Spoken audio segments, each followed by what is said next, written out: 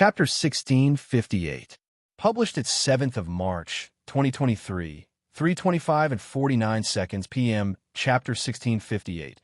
Reset if audio player doesn't work. Press stop, then play button again. Lionel took a breath and exhaled. It seemed that things would be more annoying now. He didn't think that after consuming hundreds of thousands of years of passed-down laws, that just 20 or so years would be enough to change so much. But if what this overseer was saying was correct, these laws didn't even appear alongside the other ones. Due to the suddenness of the change, it had become a loose law of the jungle-type situation. Lionel didn't believe that if he checked the laws now, that there would be something that allowed the monopolization of missions. So it could only be said that this was being tacitly allowed for the moment due to extenuating circumstances. After a moment of thought, Lionel turned to Aina. Check to see how many void merits you have. Aina nodded and brought out her own disciple badge, but when she did so, the overseer was startled. Void merits? Did these two confuse void merits with void points? Due to the changes, void merits have become even more of a rarity than they had in the past. With the most difficult missions being monopolized by a very small minority, the chances regular students had at earning void merits had dwindled significantly. The result of this was an already rare currency, becoming even rarer. If you weren't the pinnacle of your rank, the chances of you having void merits was almost nil. However, the overseer remained quiet and still checked, only to be shocked into silence. 24 void merits. The overseer looked toward Lionel and Aina again, suddenly understanding that he had made a mistake, a very big mistake. It had to be understood that even one void merit was extraordinarily difficult to procure. To have 100 would mean that you were in the percent of the 1%, if not even greater. He didn't even know how to categorize someone who had over 1,000. However, what confused him even more was that when he said this number, Lionel and Aina didn't look happy at all. In fact, when they looked toward each other, there was an unconcealed dissatisfaction. It was clear that they had thought of the same thing at the same time. 24 void merits? According to Lionel's calculations, Aina should have over 50,000 void merits by now. He had already done the calculations before. She received 27 void merits for her place on the current leaderboards and 150 for her place on the all-time leaderboards. At 177 void merits apiece, multiplied over the 23 years they had been gone, plus the 1 year Lionel spent training his spear, that should accumulate to over 50,000. This math was so easy for Lionel that he didn't even need a single second to finish them. The moment that he heard the numbers started with a 2, he had realized that there was an issue. 24 void merits was exactly the amount of void merits that Aina would have for 1 year. But they had been gone for over 2 decades, and the Void Palace should have been re-established long ago. With this being the case, how could Aina have so few void merits? You two. The overseer shuddered. It clicked for him in an instant. You two just returned? It finally made sense. The only way one could accumulate so many void merits was through the use of the leaderboards. At the same time, this would explain their dissatisfaction. They were definitely expecting to see more than they got. Yes, we did just return. Can you explain to us why my girlfriend's merits aren't adding up? It wasn't just the number that was lacking. If the Void Palace chose not to count the 2 or so decades, the number Aina had was actually too high. After all, Lionel and she had used some of it before the cataclysm. But this number was exactly enough for 1 year, and then it stopped. Why was that? I see. When the first batch returned from the zone, not everything snapped back into place immediately, and a lot of this was unorganized. It wasn't until a good portion of the Void Elders returned that we finally gained a semblance of order. Due to this, a lot of things had to be shuffled around and reset. For those on the leaderboard, all void merits were wiped, and everyone received exactly 1 year worth of what they should have, before you had to work for everything all over again. This was also necessary because things like the Void Tower and the previous gold and amethyst tokens rules didn't work particularly well for the Cataclysm generation. The Cataclysm generation? Lionel raised an eyebrow. Yes, that generation is the last to enter the Void Palace right before the Cataclysm struck, so that's the name they go by. As the story goes, There was a Lionel Morales who ruined a lot of things. Word said that he received an amethyst token without properly earning it, and then he entered the Void Tower and reached a floor level that didn't make any sense. In addition, that generation had a lot of talents that would have been amethyst token wielders in almost any other generation. So, because of the pressure the human domain was under, the Void Senate thought it best to provide these geniuses a fast track. Thus, a compromise was struck. On the one side, those that came before gained a year worth of resources they earned all at once, while on the other side, all those of the Cataclysm generation that proved themselves worthy through the Cataclysm event were allowed to become Galaxy-ranked disciples directly by undergoing the Void Tower trials. Due to that, the leaderboards were cleansed and everything was reset once again, and that's why we have the situation we do now. Lionel's gaze flickered with a cold light. The Void Senate, huh? Lionel's placid expression gave way to an icy smile. So the Void Tower was reset? How interesting. Chapter 1659. Published at 7th of March, 2023, 3:25 and 48 seconds p.m., Chapter 1659. Border Patrol if audio player doesn't work. Press stop, then play button again. Lionel and Aina left the Senate branch. Their destination all too obvious, the Void Tower. However, as though they were being led by the nose, they found yet another roadblock ahead. Lionel was already having a hard time not being visibly annoyed. The surroundings of the Void Tower made Lionel feel as though he was asking for amnesty. It was impossible to tell that this was a core region of the Void Palace that was once frequently visited by students because it practically had a border patrol now. Judging by everything else that had happened until this point, Lionel didn't even need to make too many guesses as to what was happening. Just like all the missions before them, Lionel assumed that the spots of entry into the Void Tower were being monopolized by the so-called Cataclysm generation. In the past, people would only rarely enter the Void Tower. This was firstly because exiting meant that you had experienced something akin to death. It would feel just as real and the real thing. And secondly, there is no point in continuously entering the tower due to the fact one would usually only do so when they had a great improvement in their strength. Of course, none of this even talked about the fact that only the first entry into the tower was considered to be free, while every subsequent entry cost both void points and void merits. After all, the Void Tower was considered to be a cultivation resource.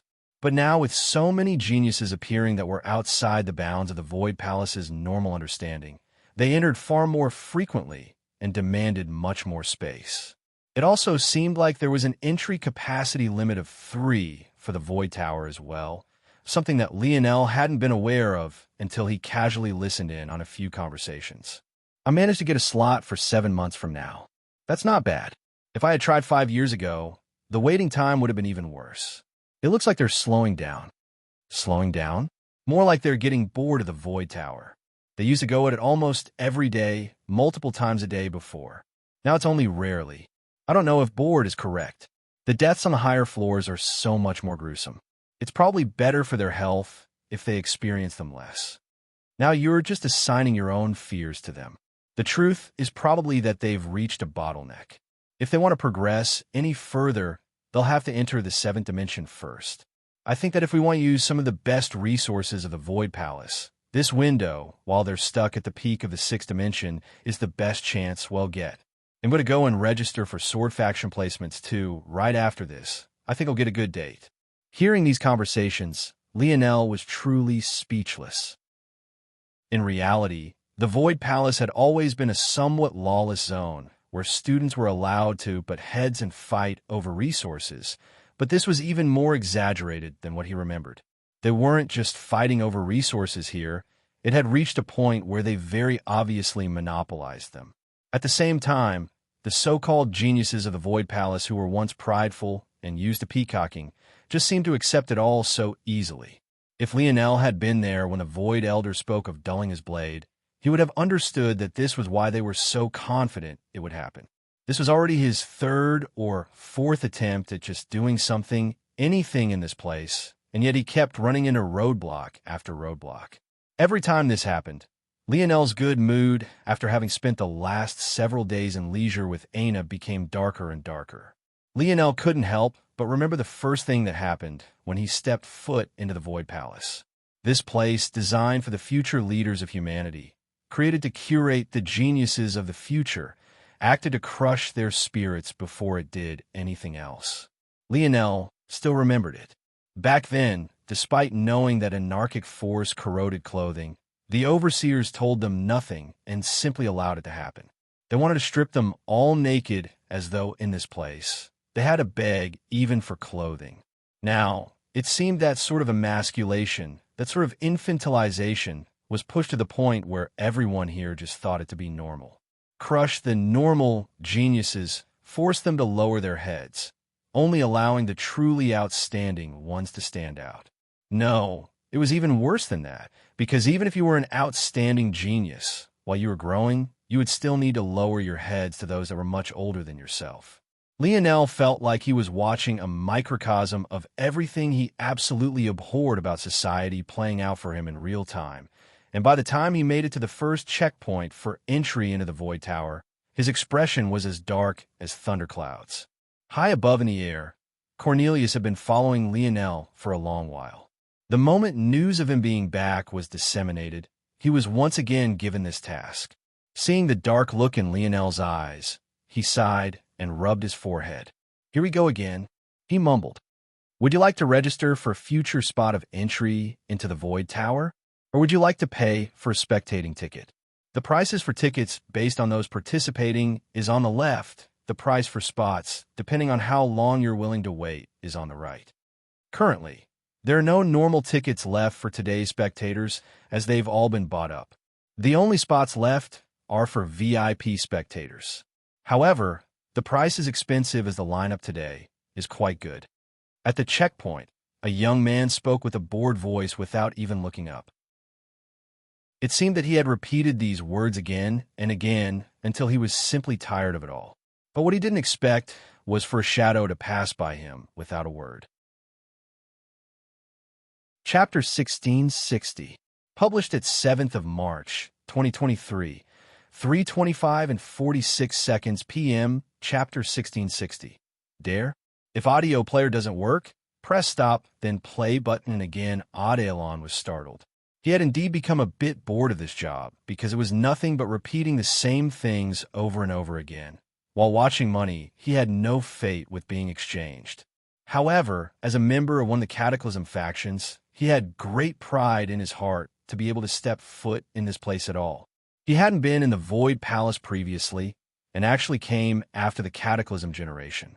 As such, this Void Palace was the only one he knew, and he most definitely didn't recognize Lionel and Aina. All he knew was that while this wasn't the first time someone had tried to disrupt the status quo, they all had the very same ending. Stop! Audelon shot to his feet, the intent in his eyes blazing. Although he could call the guards over, with how boring this job was, how could he not want to take action personally? Plus, relying on guards wasn't necessary in the slightest. Weren't they all geniuses here?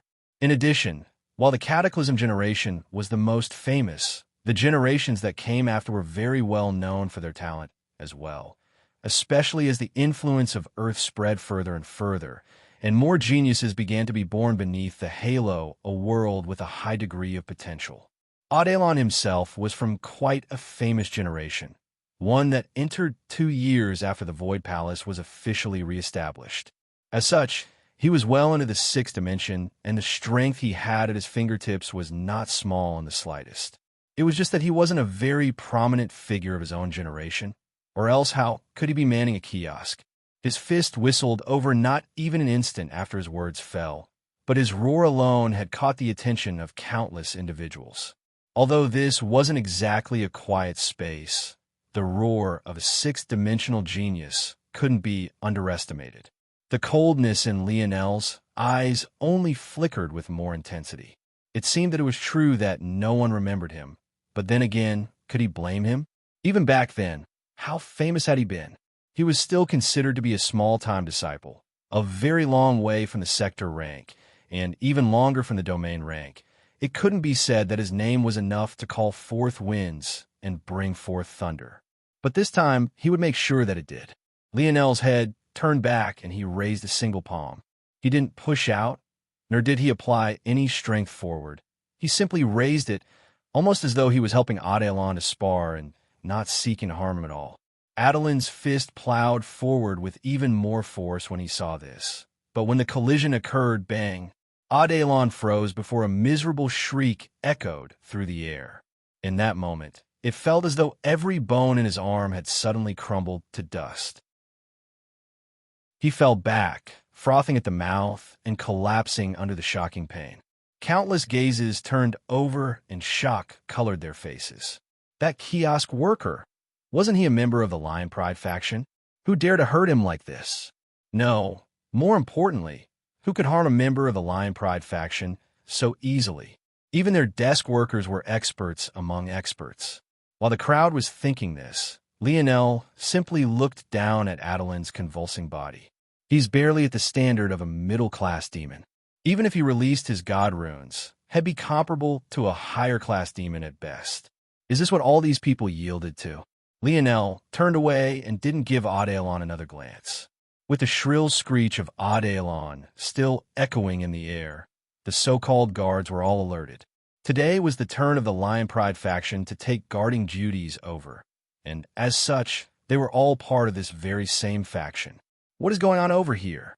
The voice rang out like a thunderous boom, but before he could even get an answer, Lionel pierced out with 2 fingers. It was as though Lionel couldn't be bothered to deal with any more nonsense. Every time he tapped at the air, blood would fly and cries would follow. His pace forward didn't pause even the slightest, but he wasn't fast either. It was like he was taking his time to ensure that this was imprinted onto the memories of all those who saw it. Members of the Lion Pride faction fell one after another. Some lost arms, some lost legs, some were punctured right through their chests, and there were even some who suffered wounds to their necks that left them in a frozen state of panic, feeling as though their lives had just flashed before their eyes. Regardless of which category they fell under, none dared to take another step, and yet the commotion only grew larger and larger to the point that even those surrounding the Void Tower in the depths were alerted by it. Lionel approached the second checkpoint. It was clear that these factions and parties had set up multiple such points to ensure that no one could sneak in. To enter, one would be verified, and then verified again, for a total of 3 checkpoints before entering the core region. Lionel's slow steps toward this second checkpoint placed a formless weight on those forming a barrier around it, a suffocating pressure threatening to squeeze all of the life out of them. A hidden purple fog danced within Lionel's eyes, and if one looked even deeper, it was possible to see it rotating about and caressing the body of a golden tablet. The presence of this purple fog seemed to project out the emotions in Lionel's chest.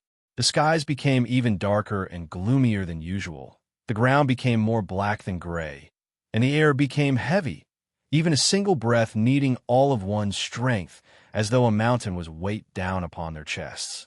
Bang! Right then, a young man with wild golden hair that almost looked like the mane of a lion bounded over with a single leap. Lionel had met people of this family before.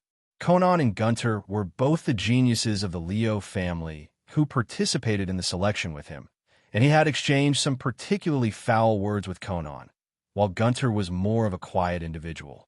This young man here was neither of those two, but he exuded the wild aura of someone in Tier 4 of the 6th dimension. And yet, the pressure he gave off was far beyond that of the likes of Triana, who had been surpassed by the generations that came after her. Who are you? There are still people who dare do such things after so long. The young man's voice rumbled like thunder. When others saw him, their blood seized. It seemed that it wasn't a lie that special characters would be participating today, or else someone like him wouldn't appear here. He was of the same generation as Adelon, but the difference between them was akin to night and day. In fact, he had already entered Tier 7 once before he learned a special technique that allowed him to compress his God Foundation and purify it. He was none other than Darien Leo, one of the few geniuses that could contend with the Cataclysm generation. Chapter 1661. Published at 7th of March, 2023, 3:25 and 44 seconds p.m., Chapter 1661. Lion's roar if audio player doesn't work. Press stop, then play button again. Darien had the robust and stout figure all the men of the Leo family seemed to share. His aura was brazen and his presence arrogant. However, between Conan and Gunter, he seemed to be far more like the latter in that his disposition was quite untalkative and uncaring. If it wasn't for the given situation and the fact he truly did not recognize Lionel, he wouldn't have even bothered to say so much. But as things stood now, Lionel wasn't in a very talkative mood. He continued to walk forward, his left hand Anna's right, and his own right hand still raised into the air. With a gentle tap, the wind rippled once again, a spiral of golden spear force manifesting like swirling rays of light that formed a vacuum in the air before speeding forward like a bullet out of a gun. Darien's eyes narrowed. When in the presence of a dense anarchic force, attacking from a distance was incredibly difficult. This was why archers were among the absolutely strongest experts the Void Palace had on hand purely due to their being better equipped than others to deal with these challenges. To attack from a distance using not bow force, but spear force, was an absolutely rare concept. Although the distance that separated the two of them was no more than 8 to 10 meters, it was still enough of a gap to be insurmountable to most. Under normal circumstances, at least 80% of the Void Palace's disciples would have to close this distance in hopes of entering a bout of close combat. So just from Lionel's actions alone, Darien had already concluded that he wasn't normal. It also had to be taken into consideration that distance was a relative matter. The higher you were in dimensions, the more even seemingly large distances were completely irrelevant. In a pinnacle 7th-dimensional world like this one, 8 to 10 meters to a 5th-dimensional existence was a large one. But to a 6th-dimensional existence, it was already worth no more than a single step. If not for anarchic force, it would be a pitiful gap. But this truth only made Darien's eyes narrow further. At that moment, a golden ray enveloped Darien's body, and he shot out a powerful punch, his thoughts not impeding the speed of his movements in the slightest. His gaze flashed with a ruthless light, the speed of his fist suddenly accelerating while it was already deployed. Bang! Fist and spear force met, the sound of the collision causing the ground to rumble. Dong! Dong! Dong! Darien's expression warped as he was forced to take 3 heavy steps backward. The echoing of his footsteps filled in the harsh silence that suffused the air, the spectators watching with their hearts trembling. Lionel had attacked with his spear force at a distance, and Darien had waited until it was in range to use his fist force in the most optimal range for himself. The former had weakened itself and hadn't even made use of a weapon, all while facing the latter, which was in its strongest state. And yet this was still the ultimate result. How is that possible? Lionel's footsteps never paused, the distance between them being increased to 15 due to Darien's retreat, only to be cut down to 10 again by Lionel's slow and deliberate approach. Darien met Lionel's gaze, but all he saw was an indifferent coldness, a depth of unfathomable air that made it feel more like he was facing a towering behemoth as opposed to a young male human. His heartbeat slowed, and his blood ran cold for a moment before a rush of golden force rushed through his veins, causing his skin to redden and his body temperature to skyrocket. Darien released a roar, veins popping across his forehead and his body growing in size as his muscles bulged. At the same time, his wild golden hair fluttered wildly, truly becoming like the man of a lion. Clang! Chink! PSSS! The sound of armor snapping into place resounded as Darien's god runes and golden force fused into one, manifesting into a radiant defense that seemed one part beast fur and another part refined white gold metal. However, regardless of which part of it was in question, all of them had god runes floating about them, exuding a tremendous aura. Lionel continued to walk forward, his palm flipping over to reveal a spear that was an even more radiant white gold. Just the harpoon-like blade alone shimmered as bright as stars, radiating out with a light so blinding that it seemed to split the natural gloominess of the Void Palace in two. Darien slammed his gauntlet-covered fists together, a rippling force of gold spreading out into the surroundings with a mighty and unrestrained air. He stomped the ground hard. His hair rose into the skies, and the roar of a beast left his lips. With a twist of his torso and hips, he unleashed one of his absolute strongest fists. In the surroundings, the weak fainted one after another, unable to withstand the roar. It felt as though consciousnesses had been gripped by the jaws of a lion and crushed with a single bite, their gazes falling into darkness.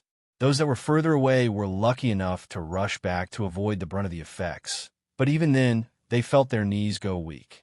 They knew all too well that this was one of the most basic abilities of the Leo family's famous lion pride lineage factor. However, at that moment, Lionel only casually pierced out with his spear. It looked as though he had done nothing more than tap at the air. Despite the fact he was using a spear now, the feeling was just as casual, just as unbothered, just as unhurried. And yet, the entire world seemed to fall into silence beneath the presence of that spear strike. The wind grinded to a halt. The churning black clouds above stopped moving. Darien's roar was silenced.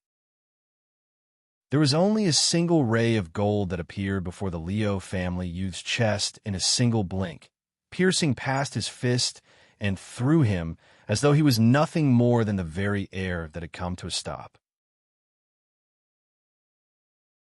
Chapter 1662, published at 7th of March, 2023, 3:25 and 28 seconds p.m. Chapter 1662. Timeless relics of the past. If audio player doesn't work, press stop, then play button. Again, Darien froze, his fist still hanging out in a punching position, but its momentum having already been stripped away. He looked down at his chest, his body quivering once before he fell to his knees. He coughed, blood flowing from his mouth like a waterfall as his radiant armor dimmed and lost its corporeal air. And then it vanished entirely, his consciousness wavering under the intense pain. Shockingly enough, though, this pain didn't come from his wound. Lionel's spear force was so concentrated, so fast, so swift, that it made it feel as though he was poked through by a needle. He probably wouldn't even notice the problem until several more seconds passed by. No, what was truly the intense pain was that he had lost in a single strike to someone who was 3 tiers beneath him in strength. This wasn't something he could even fathom. He had always thought that the only reason the Cataclysm generation could suppress him was because they were older and of higher tiers than him. He thought that there was no one who could match him at the same level, even them. But today, that dream came crashing down harshly. The worst part was that Lionel's steps still hadn't paused. He took Aina's hand, not sparing Darien another glance as he crossed the second checkpoint, his spear having already disappeared as though he had regretted taking it out in the first place. Darien could be considered a decent talent. However, he was still someone that Lionel felt that he could have defeated back when he was in Tier 9 of the 5th dimension, so long as he went all out and used his Scarlet Star Force. At best, he was firmly within the standard of higher-class demon and wasn't nearly enough for the current Lionel to take with any sort of seriousness. The more he saw of these geniuses that could suppress the rest of the Void Palace, the more Lionel realized just how large the gap between the human domain and that zone was. Lionel and Aina approached the 3rd checkpoint, but by this point, no one dared to casually block their way. Even the so-called guards didn't make a move, their eyes still locked onto the sorry state of Darien. If Darien couldn't last even a single move, what good were their numbers exactly? They would just find themselves crushed. If someone was going to stop Lionel, it would have to be those VIP guests that had already entered the core region, or maybe even one of the participants for today's events. If they got injured, who was going to help them? Their faction would help a bit, but it would still mostly rely on themselves. The most dangerous state any disciple could be in when within these mountains was injured. The Void Palace was a dog-eat-dog world. How could they put themselves at risk in a battle they knew for certain that they would lose?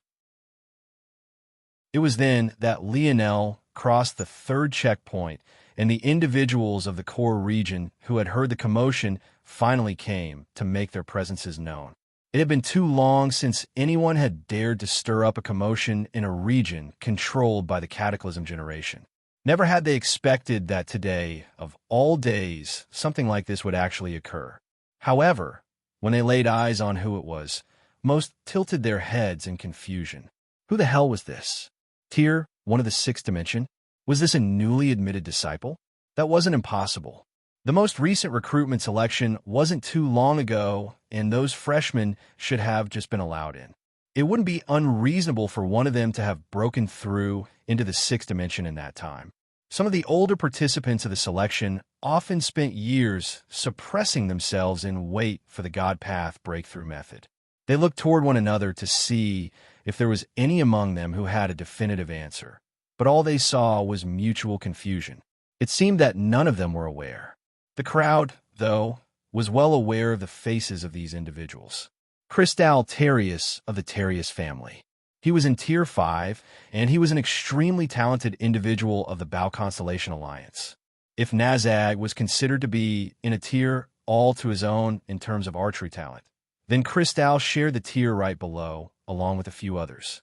Quaner Pius of the Pius family. She was in Tier 6, and if Simona was considered to be in a tier all to her own, Quaner could also be considered to be a tier right below. Wimlin Taurus of the Taurus family. He was by far the tallest of them all, and standing at a height that approached 2.5 meters tall. His arms and legs were impossibly thick, and he had an odd pair of shin guards that were actually a pair of radiant brass battle axes.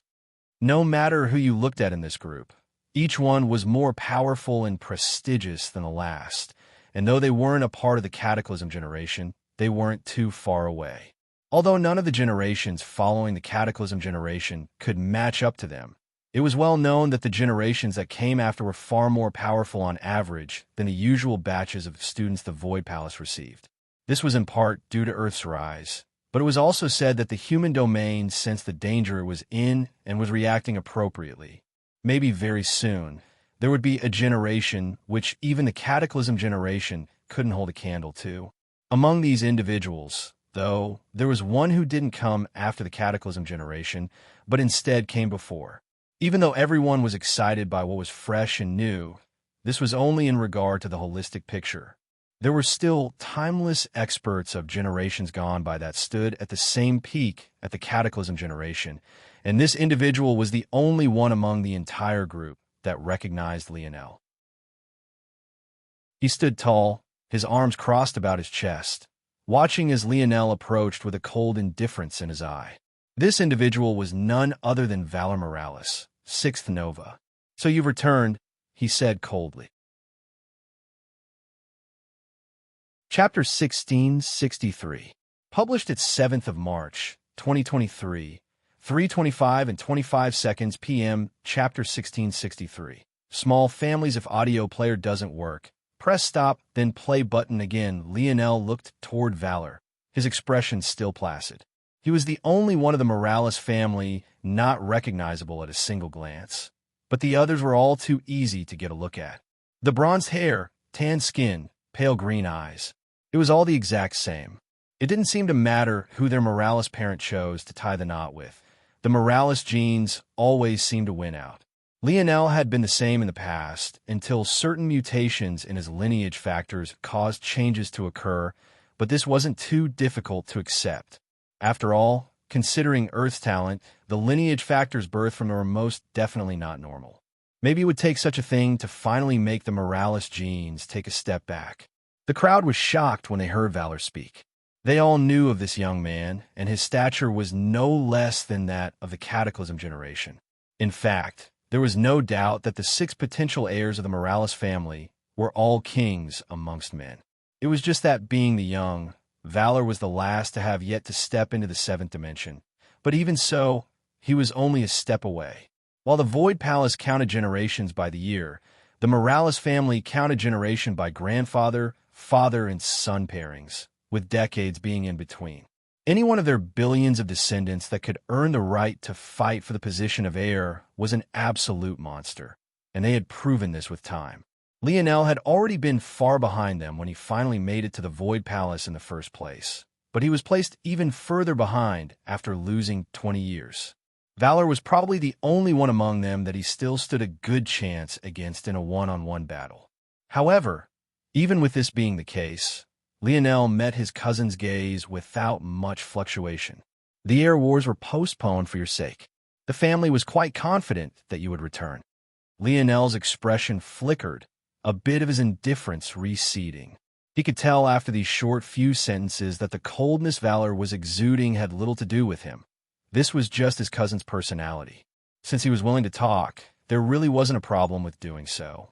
The Morales air wars had been postponed due to the events of the Cataclysm. Usually, they would ensure that the heirs' wars would occur while all of the heirs were still in the sixth dimension, but this time, it had been impossible to allow this. The current plan is to wait until we all enter the seventh dimension, or else it won't be very fair. So we will all be waiting for you. Lionel paused before nodding lightly. He hadn't expected this. He had entered into this matter assuming that it would all be unfair, and he was prepared for that outcome. But it seemed that the Morales family had no intention of allowing things to be so skewed. Valor nodded back. You want to enter the Void Tower? Yes, that was my intention. Lionel responded. Okay, then enter. No one will block you. The expressions of the others had been a mix between shock and interest while they were listening to the two speak. But when they heard Valor's final words, their expressions changed. Valor, you can't just do what you want. The spots today are already claimed. What exactly do you mean by this? Wimlin spoke immediately. With Wimlin's size, despite the fact he only felt that he was talking with a normal amount of sternness, his voice came out in a thunderous boom that caused vibrations in the air. Valor turned an indifferent glance toward Wimlin, but didn't say a single word. Rules? Spots? Did he ever have to pay attention to such stupid things? He had strolled in here, just like Lionel had, because he happened to have some time on his hands today. The only difference was that no one had dared to stop him because they all recognized his face. It was unfortunate for Lionel that he had just returned, or else most would probably give him the same amount of face. Unfortunately, even if people recognized him now, it was unlikely that they'd do so. He hadn't built up enough of a legend before the Cataclysm, and now he had lost 20 years compared to the others. Seeing that he was so blatantly ignored, Wimlin's temper flared, his battle-axe shin guard shining with a radiant light as they seemed to want to unsheath themselves. However, the moment they did, a raging tempest of spear force surged around Valor. Even with his arms crossed about his chest, it seemed that he could pierce Wimlin through with a single look. Right then, it felt like the very light of Wimlin's battle axes dimmed considerably. Wimlin's expression along with the others turned incomparably ugly. Valor was in Tier 9, while the strongest of them was still in Tier 7. But even if they had been at the same level, they wouldn't have dared to casually take Valor on. At that moment, Quaner, one of the few women among them, spoke. Her approach was much different than the brutish Wimlin. I see. So in that case, this must be 7th Nova and your younger cousin. HM? I've heard that he's very famous, but little of it actually has anything to do with him. The first thing you think of when you think 7th Nova is his father and the latter's tyrannical ways, even chopping off the arm of Senate Party leader. How valiant. The second thing you think of is his mother, a goddess for sure, but also a woman who let her son earn an amethyst token through some backdoor methods. The third thing you think of is his uncle, a war god amongst men, and aunt, yet another goddess, who both also happened to let him use the Spear faction's facilities for absolutely free for an entire year. And now it seems that he wants to rely on another family member again. You could do as you please, Valor. We all know that we aren't strong enough to stop you. But your Morales family seems to be getting more and more tyrannical every day, flouting the laws of the Void Palace and acting as you please. Now, you know very well who's quartered the Void Tower for use today, but you're still choosing to do this. It seems that the Morales family cares very little for the opinions of us small families. HM? Lionel's eyes narrowed. He could care less about Quaner's words. He was a person who could easily get infuriated for the sake of those he cared about, but when someone was being debasing toward himself, he didn't even find it difficult to remain completely indifferent or even entirely ignore it. The trouble was that Quaner's words seemed to be hinting at something far deeper than just a bit of nepotism, and the frightening chill in Valor's eyes, even more frigid than normal, spoke volumes toward that effect. Chapter 1664. Published at 7th of March, 2023, 3:25 and 23 seconds p.m. Chapter 1664. Buried history. If audio player doesn't work, press stop, then play button again. The coldness in Valor's eyes reached a tipping point.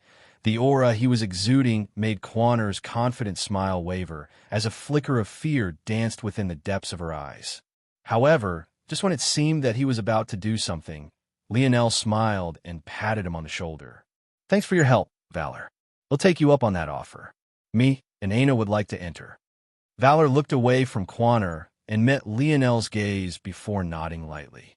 Without another word, Lionel walked into and through the group of young geniuses, his expression not very hurried at all.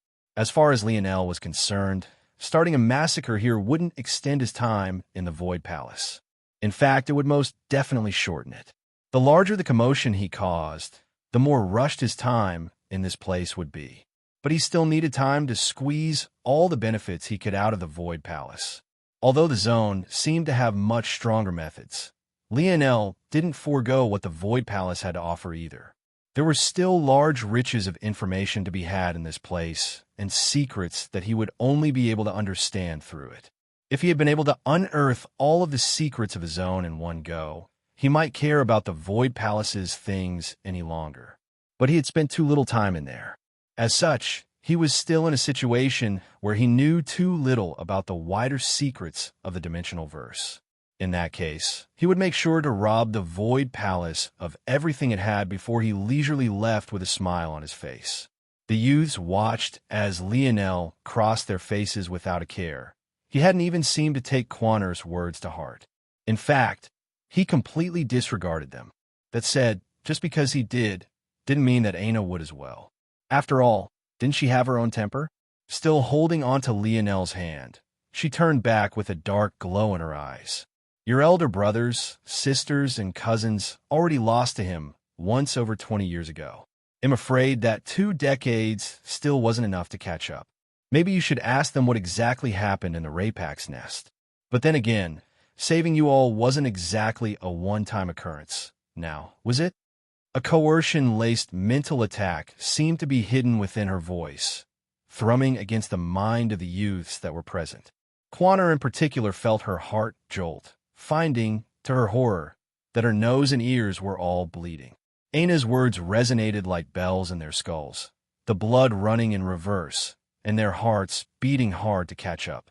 It felt as though if they were the slightest bit careless, their chests would implode, forming blood flowers that marked the place of their deaths. Information about exactly what had happened in the Rapak's nest had been overshadowed by the actions of Lionel's father that day and the position the Cataclysm generation had taken afterward.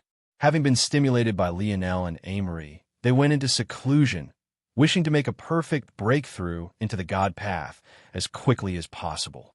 Back then, Conan had claimed that breaking into the God path would close the gap between themselves and Lionel's innate node, and it seemed that many of them had agreed with this sentiment. Being spurred on by the fire of competition, they all went into hiding soon after. It was because of this that even after a year in the Void Palace, Lionel hadn't heard anything about the members of his generation, and that included even Amory, who had placed all of his focus toward the Sword Domain's tribulation. At the same time, the Sword faction of the Void Palace didn't want to reveal the details of what caused all of this to happen, or else the Sword family might have to face the ire of many families for putting their children at risk, all for the sake of allowing Amory a chance to gain a second ability index. And, of course, the second mastermind of the matter, Third Novozavnik, obviously didn't want to make his involvement clear either, or else the truth about him betraying the Spear faction to help the Sword faction toward his own ends would have also been exposed. Then, this ultimately came to a head when the Cataclysm descended, and such small details simply didn't seem to matter at all. Due to this, The one of the Cataclysm generation whose name should have held the most weight, Lionel Morales, was overshadowed. It also didn't help that speculations of nepotism were rampant. However, right this moment, Aina's words seemed to have jolted them all awake. She had, of course, been there. Could it be that their understanding of the situation was flawed? By the time they recovered themselves, Lionel and Aina had already appeared before the disciple manning the Void Tower and handed over their badges. "This will be our first entry," Lionel said lightly.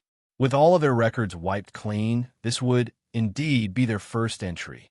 Since the Void Palace wanted play, he would happily play along with them. The disciple hesitated, but sensing the gaze of Valor, he could only shiver and accept the badges, inputting them into the system and allowing Lionel and Aina to enter. Not even a half-minute after Lionel and Aina had entered, a commotion arose in the Void Tower region once again. "Simona, there's still time to back down. I'm not a fan of crushing women outside the bedroom. Of course, if you want a taste of me, I can lay my pride down and give you a night."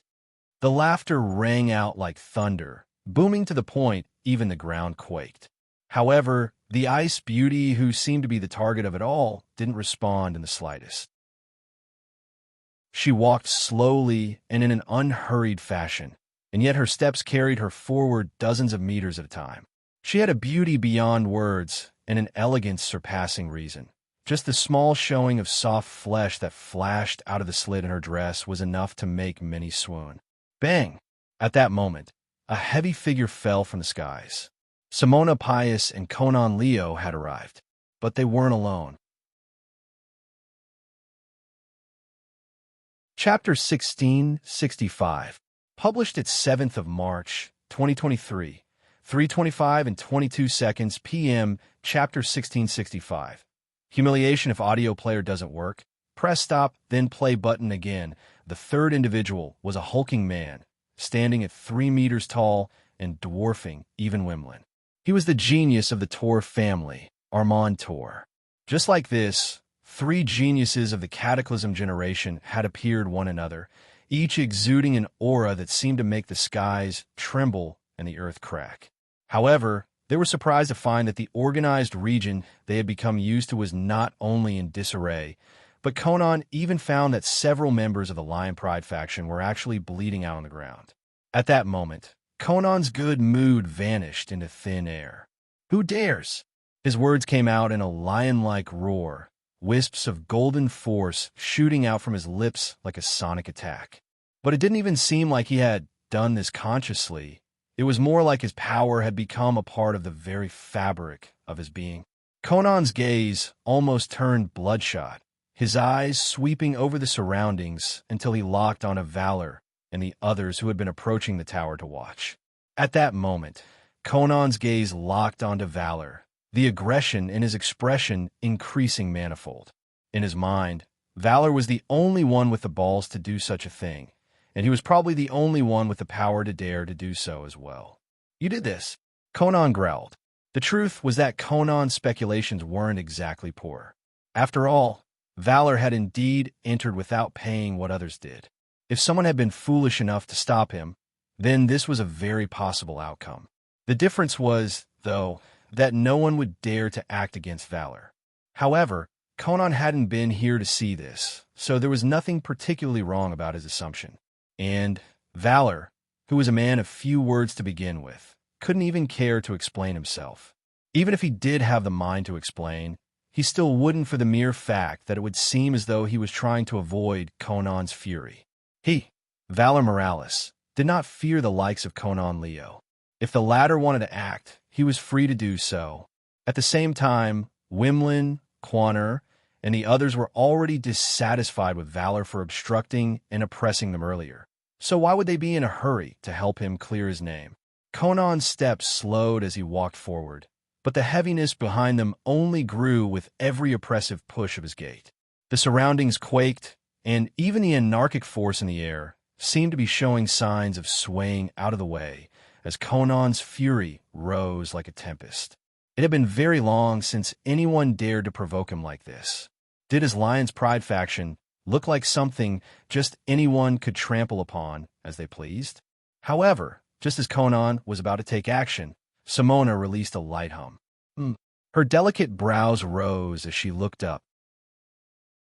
Right then, two large projections manifested themselves, one showing the form of Lionel outfitted in a familiar skin-tight black suit, and another showing Aina, wearing the very same thing.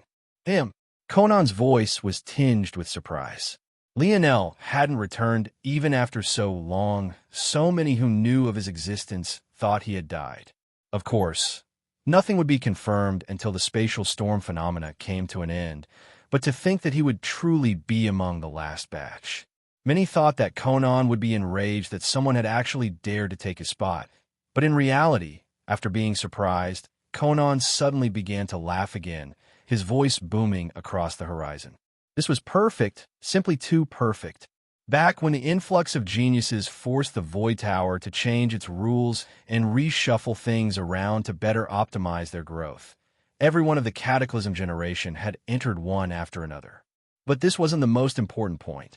What made Conan laugh like he was laughing now was that they had also all entered at Tier 1 of the 6th dimension. If Lionel had just returned like Conan believed he did, this would mean that it had been only a year since he had met Conan, at least from Lionel's perspective. In such a case, Lionel would also, at most, be in Tier 1 of the 6th dimension. This would be an absolutely perfect one-to-one comparison. Conan himself, on that day, had managed to climb to the 42nd floor in one go, a feat that was enough to shock the whole of the Void Palace. For context, the strength of the 7th dimension began at the 50th floor, making his accomplishment at the mere first tier absolutely ridiculous.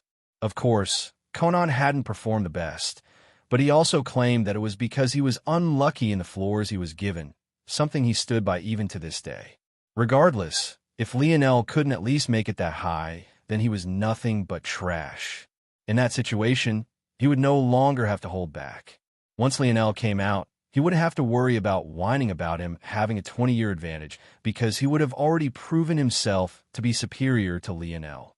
Conan remembered what happened that day in the Raypack's nest all too well, not to mention those arrogant words that Lionel had spoken. Back then, Conan had claimed that humans couldn't coexist with powerful innate nodes, and that Lionel would eventually be swallowed up by his own talent in the future. However, in response, he only received Lionel's sneers and derision. In his entire life, Conan had never experienced such humiliation, especially not for an individual of his own generations. "Don't assign limits you do to yourself to me." Those words and Lionel's brazen smirk were branded into his mind. When he came out, Conan would be sure to grind all of his bones to dust. Chapter 1666. Published at 7th of March, 2023, 3:25 and 21 seconds p.m., Chapter 1666. For categories if audio player doesn't work, press stop then play button again. Lionel had no idea what was going on outside, nor did he particularly care. If he had known about Conan's thoughts, he would have done nothing more than laugh. Back then, he was aware of Conan's true thoughts. If Conan had been the one born with a Scarlet Star Force innate node, he would have had all the confidence in himself in the world. In such a situation, he wouldn't be talking about humans and spirituals and their gaps. It was only because he felt that Lionel was unworthy that he had said such things. However, didn't Lionel have just as much confidence in himself? Conan could just sit tightly and watch. Lionel sent a gaze toward the weapon racks that manifested around him. He remembered what happened the last time he was here. His arm was broken, so he had no choice but to rely on throwing weapons and shields. For the first time, though, he was completely healthy, and he chose nothing. Under the astonished gazes of the spectators, Lionel didn't choose any weapon whatsoever and directly allowed the sequence to begin. His vision spun, and when he appeared once more, he realized that he had stepped into what could only be called the land of the dead. Lionel recognized this place almost immediately. It was because of this region that Aina hadn't been able to continue past the 12th floor during her original run. Because these enemies had no blood force to use, she ended up dying in the end. Now it seemed that it would be Lionel's first batch of 9 floors. The ground splintered and bony hands reached up. However, Lionel only sent a casual glance through the surroundings. People had forgotten his name. It was probably time that they remember. He lightly raised a foot and stamped downward. In that moment, a surge of radiant earth force compressed the ground, forcing it into submission. Silence fell over the spectators on the outside of the void tower. Usually, the surroundings would be filled with lively discussion no different from a sporting event on Earth. After all of these people had paid good money to witness the events of this day, but they hadn't thought that they would see such a thing. Usually, when records were set, they would only appear on the first-time rankings. It had to be remembered that there were two batches of rankings, each with two categories of their own. There were current rankings and all-time rankings. In addition, both of these categories were separated into first entries and cumulative rankings. Normally, the cumulative rankings were hardly ever touched. This was because those monstrous domain-ranked disciples with seventh-dimensional strength also entered the tower, and their speed would be far beyond what those of the sixth dimension could compare to. As a result, most only hoped to earn a name on the first entry rankings. Who would have thought, though, that in one sweep, not even taking half a minute, Lionel would lay claim to 9 of these rankings all at once? The ignorant might say that he had gotten floors that he could easily counter. But how often did such a thing happen? Why didn't others also capitalize like he had? In addition, controlling Earth force in higher dimensional worlds was among the hardest things to do. And yet Lionel had just casually stomped a foot and compressed the Earth in a radius of almost 100 meters to the point of being able to crush sixth-dimensional skeletons known for their hardness to death. Just what kind of feat was this? The 3 of the Cataclysm generation fell into silence, their casual expression becoming solemn. Lionel's vision swam as he entered the 10th floor. He remembered this floor all too well. The last time he came to this floor, he lost consciousness, and when he woke up, the Spear Domain heirloom was in disarray and the segmented cube was gone. But at the same time, his mage core had undergone earth-shattering changes and his starry-tailed fox lineage factor had reached completion. Even now, he didn't quite know whether to see it as a blessing or a curse. Regardless of which it was, though, this particular boss floor wasn't the same as what Lionel had experienced in the past. At the very least, it wasn't a member of the spirituals race, but was instead a member of the Rapax. Oh, so, is this how it works? You face a member of the powerful races every 10 floors? That could be interesting. Lionel smiled lightly and threw out a fist. It seemed all too casual, and yet all the sounds of the world seemed to be sucked away, leaving behind nothing more than the image of a flying fist. Bang! Lionel's fist stopped in the air, a full 20 meters away from the Rapax, and yet it sounded as though it had collided with it perfectly. The air had compressed before his fist to the extent that when it came to a stop, it felt like he had collided against solid steel. In the distance, the Rapax exploded on impact, a shower of greenish-violet blood drizzling down in a fine, misty rain as Lionel stepped into the 11th floor. This time, Lionel didn't beat the all-time record, but the impact of his win was still no less horrifying. Everyone knew that the Morales family didn't specialize in fist techniques, and neither did Lionel. That much they knew. This meant that Lionel had only casually decided to use a fist this time, and yet the result was the death of a Rapax at his level from over 20 meters away. Just what was going on here exactly? Lionel stepped in the 11th floor to find a familiar challenge. It was the heavy gravity floors. Ironically, this had also been his 11th floor challenge back then, but he hadn't been conscious to experience it. This time, however, he would be. His lips curled into a smile. Chapter 1667. Published at 7th of March, 2023, 3:25 and 18 seconds p.m., Chapter 1667. Sure, if audio player doesn't work, press stop, then play button again. The heavy gravity floors were one of the few that didn't actually require any battle. The first layer of difficulty was obviously the heavy gravity. The second layer of difficulty was in the so-called pillars of gravity. These pillars of gravity were regions of this seemingly blank and wide space where the gravity would suddenly multiply by thousands of times and crush you to death in an instant. In order to pass these floors, one had to cross this spacious room without dying, and of course, while withstanding the generally higher gravity as well. It was safe to say, then, that this was another exceptionally lucky draw for Lionel. Even if he had been in the fifth dimension again, he could have crossed this room easily. He rose his foot and his figure flickered, taking an approach most saw as suicide on the heavy gravity floors. And yet, he did it without even thinking twice. Gravity? Why would a member of the Morales family have to fear it? Lionel appeared on the 20th floor, his mood still quite casual. From what he could tell, in 10-floor increments, the Void Tower seemed to jump through 2 tiers of strength at a time. The boss of the 10th floor had been a Tier 2 existence, so it was likely that the boss of the 20th floor would be at Tier 4, which meant that the boss of the 50th floor would be quasi-7th dimensional. However, this standard was set to the average student of the Void Tower. While average to the Void Tower was considered to be genius level to the greater human domain, to the likes of Lionel and the Cataclysm generation, it was child's play and actually quite weak. Of course, things actually weren't quite so simple since the non-boss floors had many enemies of that level to face, while the boss floors themselves faced them off against more concentrated talent. But this was the general gift nonetheless.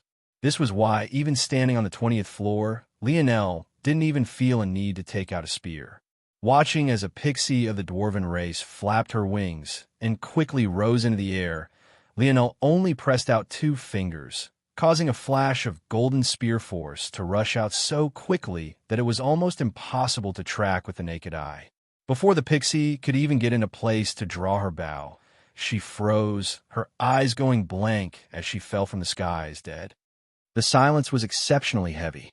It seemed that whether it was Lionel or Aina, both of them had no intention of allowing these matters to settle down quietly. Although Lionel had failed to break into the all-time rankings again after the first 9 floors, he didn't waste any time crushing the first-time rankings one after another. The worst part was that he didn't even seem to be putting in his full effort. Even after crossing the 30th floor and beginning to face enemies at Tier 7 and even Tier 8, they didn't seem to be putting in much effort at all. They crushed them one after another, their time still being absolutely ridiculous. By the time Lionel and Aina entered the 40th floor, any smiling and jeering that had been present had become a solemn silence. Back then, when the Cataclysm generation had first entered, the fact that Tier 1 existences could battle against Tier 7 and above existences was hard for most to fathom, but they had slowly come to accept it over time. This was just the new standard for absolute genius. Seeing a new pair of individuals accomplish the same thing, but seemingly with even greater ease, was absolutely shocking, and they weren't sure how to wrap their heads around it. The likes of Wimlin and Quoron had on exceptionally ugly expressions, although they could climb to these floors as well, and even make it look quite easy too. They were in Tier 6 already. When they were in Tier 1, they couldn't have hoped to be so casual. By the time one entered the 6th dimension, taking even one step forward was incredibly difficult.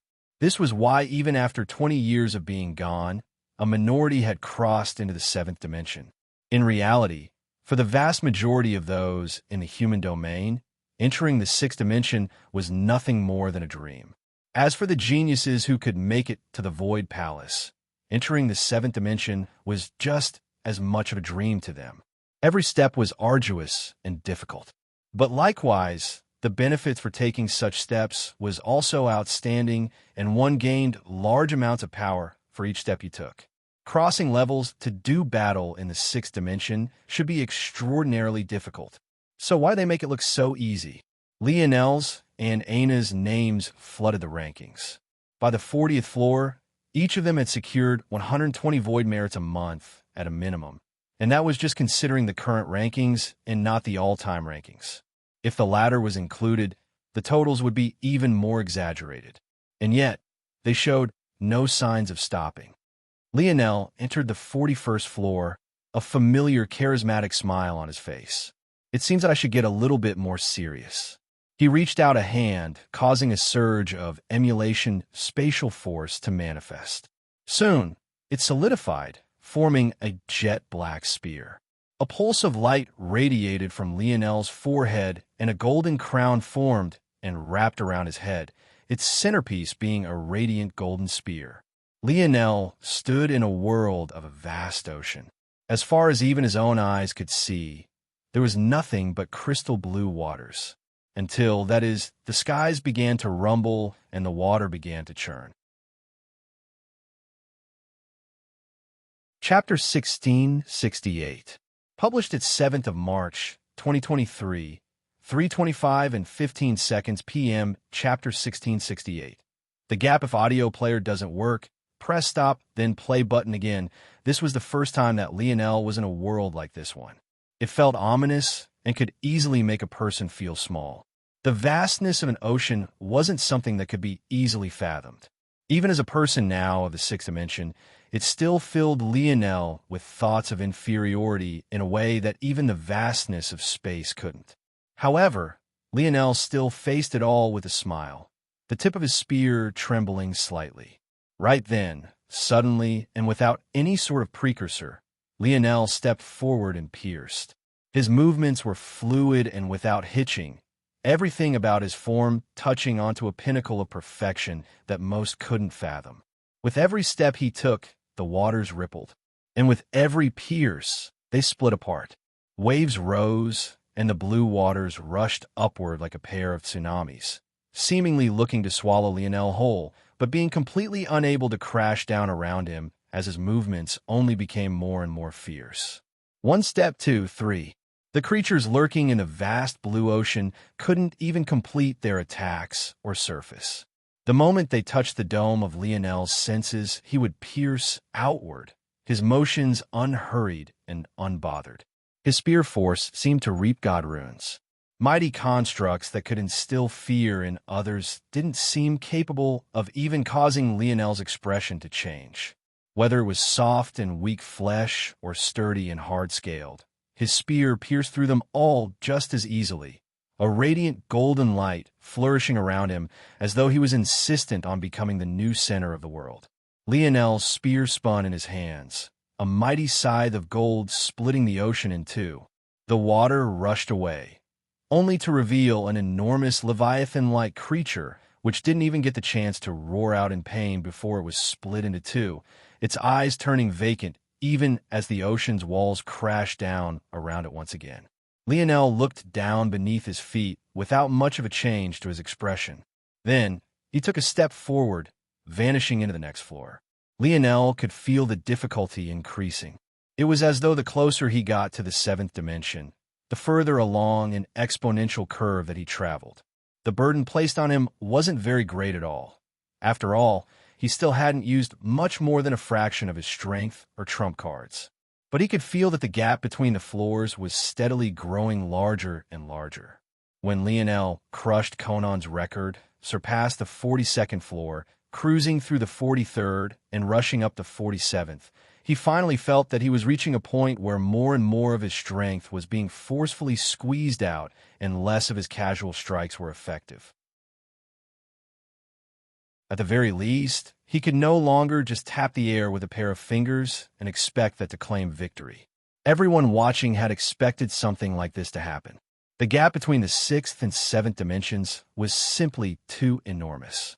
Even the likes of the Cataclysm generation, despite having reached the peak of the sixth dimension, wouldn't dare to say that they could face off against even the weakest individual of the seventh dimension, and that was fundamentally because such a saying was an oxymoron. There were no weak individuals who could enter the seventh dimension. They didn't exist.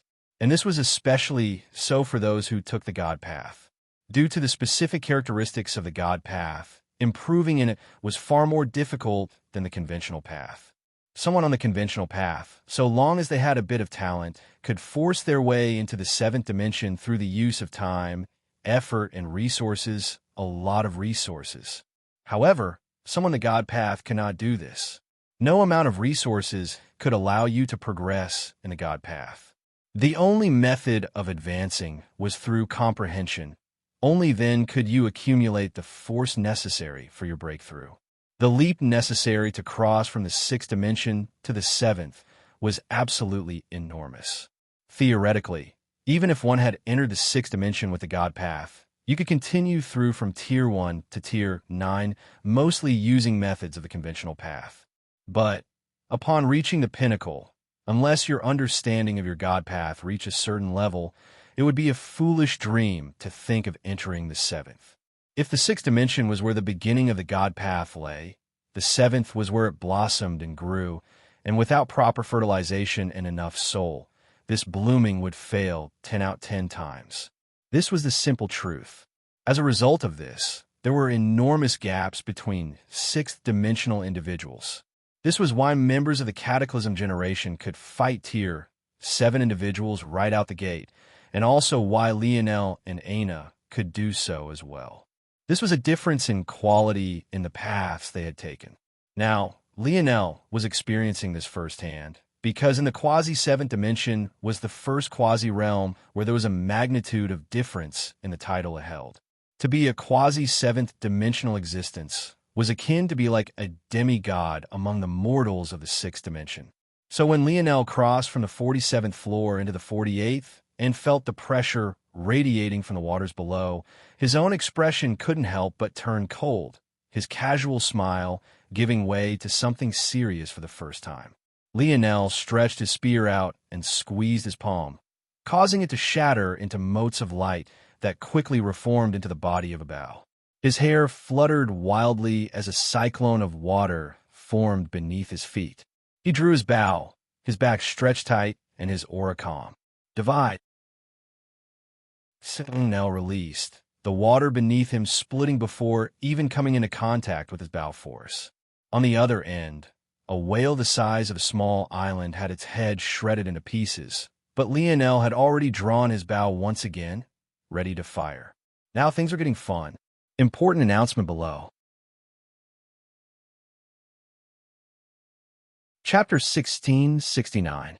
Published at 7th of March, 2023, 3:25 and 12 seconds, p.m., Chapter 1669. Not again if audio player doesn't work. Press stop, then play button again. Lionel's battle intent blazed. Everything within the surrounding several-kilometer range seemed to be in the palm of his hands. Even the water was completely incapable of impeding his forward progress. It was an all-out slaughter. The moment Lionel grew the least bit serious, nothing seemed capable of withstanding even a single strike. He stood tall and straight, the speed of his aiming and drawing reaching an unconscious level. Those that were watching had already felt that his spearmanship was near untouchable compared to his peers, but it was only now that they came to understand that compared to his archery, all other things fell by the wayside. It was like Lionel's spear was nothing more than scrap paper he used to test out and refine the ideas he had for his bow. All of his abilities seemed to be amplified by a factor of tenfold at a minimum in the presence of his bow. If it wasn't for the fact his emulation bow force wasn't quite as good at emulating bowstrings, his lethality would be on a completely different level. Even with this being the case, with every pluck of his bowstring, Lionel found another flaw and tweaked it. What those on the outside couldn't see was that only a small part of his attention was placed on aiming and firing, with a much larger portion being focused on refining his control over his emulation spatial force. Lionel knew that he was still greatly lacking in comparison to Thela despite his far superior dream force affinity.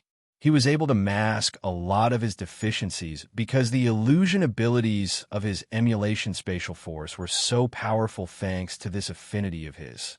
However, when it came to manipulating the underlying spatial force, he still needed a lot of work. When creating something like a spear, which was in line with the inherent rigidity of emulation spatial force, it was relatively easier, but it was difficult to emulate the tension and flexibility of a bowstring. He even struggled quite a bit with the bow's body as well. While others saw a bow that looked perfect in form, only Lionel, who was actually using the bow, knew that it was actually handicapping his abilities. He would face the same problems if he needed to form a more flexible spear as well. It was possible to circumvent this entirely by using his Aurora domain, but he felt no need to go so far, just for a mere void tower. While Lionel planned on absolutely crushing the records of those in his generation, he had no plans of going so far as to expose the true depths of his strength. He had also told Aina to hold back as well. There were definitely individuals watching them from the dark right this moment, but they would never be able to guess at the true depth of strength they possessed, and they would be even more hard-pressed to guess at what kind of strength he and Aina could display when they fought together. That said, Lionel really wanted to experience just what kind of power someone of the seventh dimension. Or, more accurately, he wanted to know what someone who had entered the seventh dimension with the God Path could do. Bang! The ocean churned and roared. For a moment, it looked as though the entirety of its volume was rushing into the air. Lionel stood indifferently amidst it all, a heavy rain falling from above. But at a glance, it was hard to differentiate the drops of blue from the drops of violet, making it impossible to tell the difference between the ocean's waters and the rain of oceanic beast blood. Lionel took a step forward, leaving the depths of the 49th floor and entering the 50th. The outside of the void tower was still shrouded by a deathly silence. Valor watched with the same cold expression. It was difficult to tell exactly what was going on in his mind. However, when it came to Conan, his heart was always worn on his sleeve. The latter's expression was so dark and gloomy that even his golden aura seemed to dim into a dark gold. There was simply no excuse. The oceanic war beast floors were among the most dangerous for those without water force affinity. In fact, although it wasn't classified as one of the drawing dead floors, it was very close to that for many. And yet, Lionel had made it look easy. Even if he had a water force affinity, he clearly didn't rely on it. Never mind the fact that most assumed that his greatest reliance was his earth force due to his identity as a Moralis. For those of the Moralis, this was the absolute worst floor to be given. But he had actually set a new record. Quaron's own expression was quite ugly.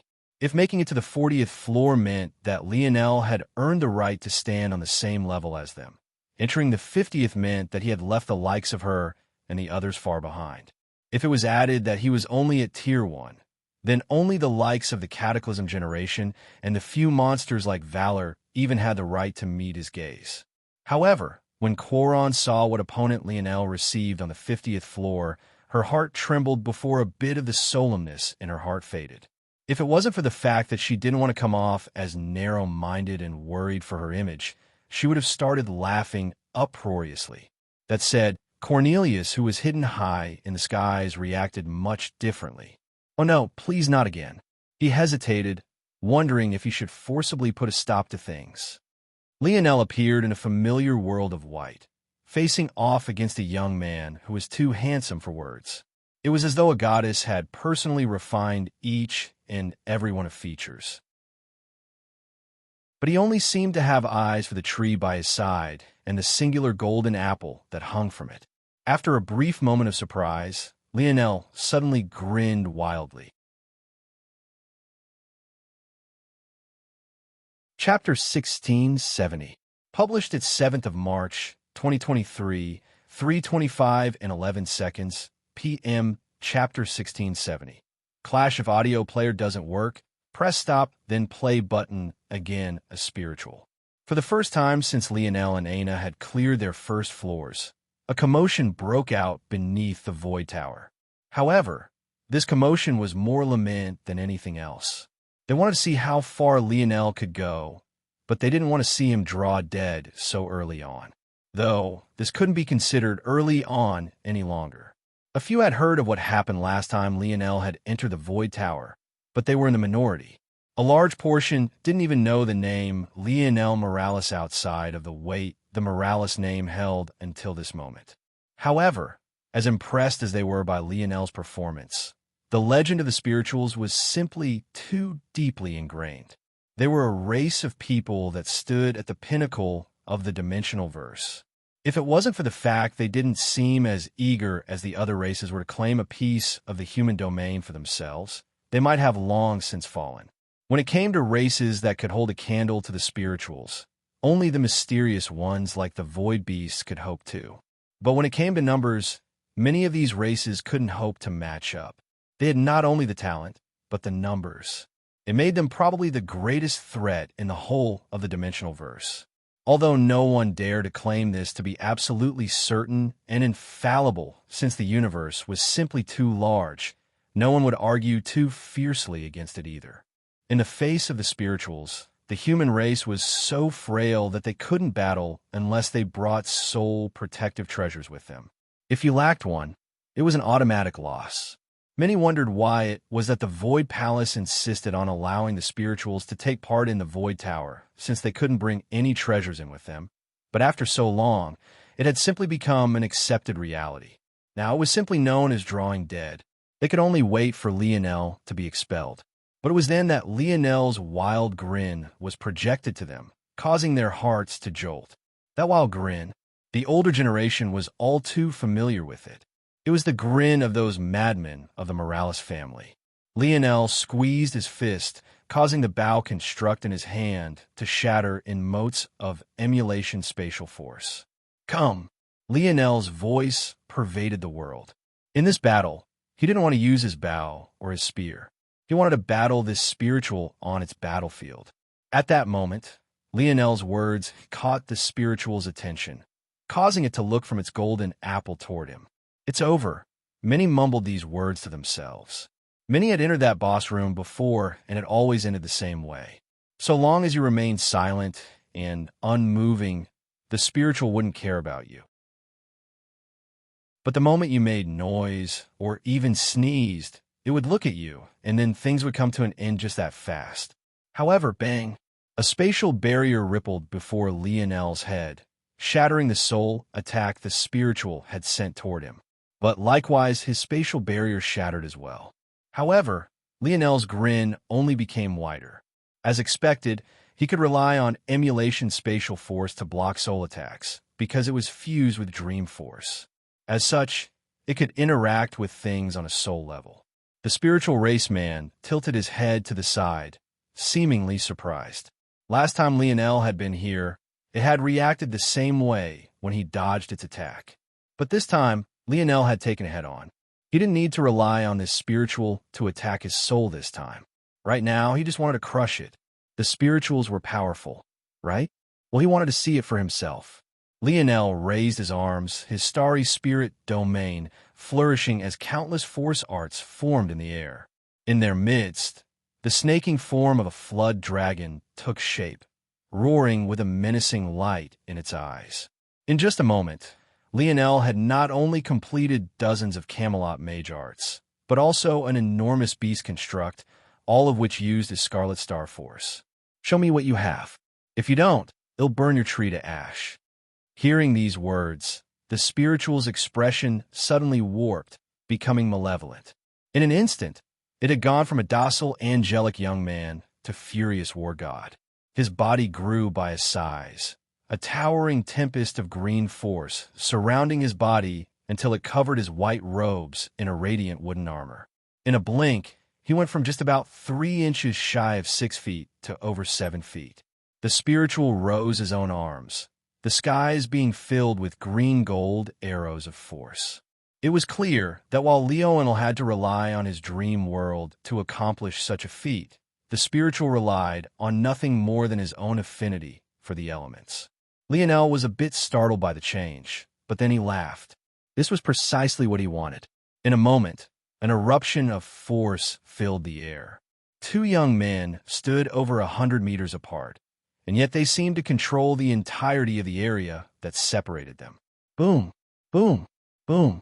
Fire and wood clashed, and yet Lionel seemed to have no ability to burn the young man's attempts at countering him to ash. He should have had a suppressive ability just due to his elemental advantage, or so he thought, but things simply didn't work out that way. And yet, Lionel's eyes only glowed fiercer and fiercer, his mage arts becoming swifter. With the point of his fingers, several spatial arrows hid under the blasts of his flames, converging toward the spiritual from all sides. Another silence fell over the surroundings of the Void Tower. Watching the fireworks of force, they found it hard to believe that just 2 people could even output so much force. Were they even human? Well, one of them definitely wasn't. As for the other one, They weren't entirely sure anymore. Lionel flipped his palms to the skies, causing two balls of fire to appear. In a second, they pulsed to over a foot wide. In another second, they pulsed to over a meter wide. However, with a slight fluctuation and a flicker of his irises, they vanished into thin air. He really wanted to see how far this spiritual could go while wasting half of its power protecting its precious tree. If it didn't go all out, he didn't mind crushing it to dust in the name of all the human youths it had unceremoniously slaughtered until this point. Chapter 1671, published at 7th of March, 2023, 3:25 and 11 seconds, p.m., Chapter 1671. Wager if audio player doesn't work. Press stop, then play button. Again, the gaze of the spiritual race youth flashed, a shuddering sense of danger overwhelming him. It felt like a cataclysm was descending, but he couldn't see where it was coming from. However, when Lionel's two enormous balls of fire entered a certain range of him, the fluctuations of force made the spiritual's brows twitch. He released a roar, his hands pressing out as the green-gold force around him changed toward a much more resplendent gold. Vines of gold manifested from the countless arrows in the sky like fine filaments. They quickly wrapped around the floating arrows like a skeletal armor before shooting forward. Bang! Bang! Bang! The emulation spatial force Lionel had used to hide his twin pair of fireballs trembled like rippling waters. Although they didn't entirely collapse, the wild ripples made it look like reality itself was distorting, making their forms all too obvious to the naked eye. Even the likes of Lionel couldn't account for the speedy changes fast enough to continue to hide them beneath the illusion. But they had already approached close enough. Lionel hadn't tried very hard to hide their approach in the place. Lionel's fingers moved, and the shell of emulation spatial force collapsed, and the fireballs within exploded, a huge torrent of flames surging forward, enveloping the spiritual youth from all sides. The heat was blistering. The air crackled and popped, the last dregs of moisture seemingly being suffocated toward a bitter end. The spiritual race youth clapped his hands, the vibrant golden threads taking form again and forming an enormous cocoon. Flickers of fury danced in his gaze as he enveloped both himself and his precious tree, treating Lionel like the worst enemy of his life. With a stomp of his feet, green force manifested out from the ground and shredded the picturesque white scene to pieces. In one moment, it was a land of white, and in the next, it became like a forest of death, vines that wanted nothing more than to squeeze the life out of Lionel converging from all sides. Lionel's gaze flickered. He had realized by now that the spiritual youth's force was actually a combination of wood force and metal force. The former carried characteristics of life and water, while the latter also carried characteristics of life, but its secondary characteristic was quite defensive and powerful. It wasn't accurate to call it wood force. Wood force was similar to ice force in that it didn't truly exist. It was rather a fusion of earth force, life force, and water force. But that was what made the young man's force so shocking. If Lionel counted correctly, this singular force was a fusion of at least 5 or 6 forces, making its characteristics incredibly difficult to pin down, and this was even more so for its weaknesses. At the same time, the spiritual race youth seemed to be capable of amplifying and retracting these characteristics one by one at his own wishes. When he faced Lionel Fire Force, he amplified the water force characteristics of his wood force. When he wanted more offensive power, he leaned into the more offensive nature of his force's metal characteristics. When he wanted to defend, he would tap into the defensive characteristics of his force. He switched between them so unimaginably smoothly that there wasn't the slightest hint of delay between them, and Lionel couldn't even seem to find an opening. Lionel was completely fascinated. Was this a version of force manipulation? Was it precisely force manipulation? Or could it be considered to be one of the many steps along the journey of improving one's force manipulation? Bang, bang, bang, bang. The battle raged on. Half an hour, 1 hour. 2. By this point, the number of individuals who had heard of what was going on were too numerous. Many rushed over to see exactly what was happening, only to be shocked by the fact that the rumors truly weren't exaggerated. There really was a human among them who was fighting a spiritual in head-to-head combat. At that moment, Aina calmly exited the Void Tower. She looked up toward the image everyone was so enraptured by, with a light smile on her face. Maybe only she could tell that Lionel wasn't really trying to win this battle.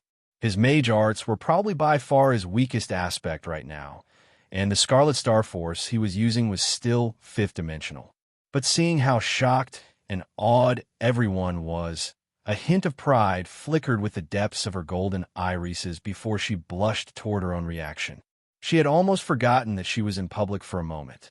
Aina turned her head away, and her brows rose when her gaze landed on Simona. She remembered this beauty quite well. The two of them had fought during the selection, and she had lost to Aina by a few moves. Right now, Aina could see the battle intent radiating from Simona's eyes, and she matched it with a smile of her own. She had just remembered that Lionel was quite behind in terms of recruiting right now, and she had promised to bring Simona over to their side. "Do you want to fight?" Aina asked with a sweet smile that seemed to pull the attention of everyone, even given the current circumstances. Simona's gaze flickered, her radiant purple irises growing a shade brighter under Aina's clear provocation. "We can fight, I don't mind. But isn't it only fun to fight if there are stakes?" Simona's brows furrowed. By this point, even more attention was taken away from Lionel. Was the last member of the Cataclysm generation to return about to challenge the current seats already? "What do you want?" "It's nothing too important," Aina said with a smile.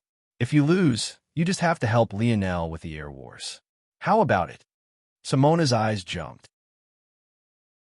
A member of the Constellation families aiding a Morales in their Air Wars?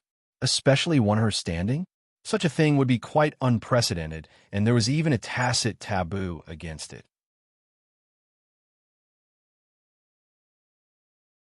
Chapter 1672, published at 7th of March, 2023, 3:25 and 8 seconds p.m. Chapter 1672.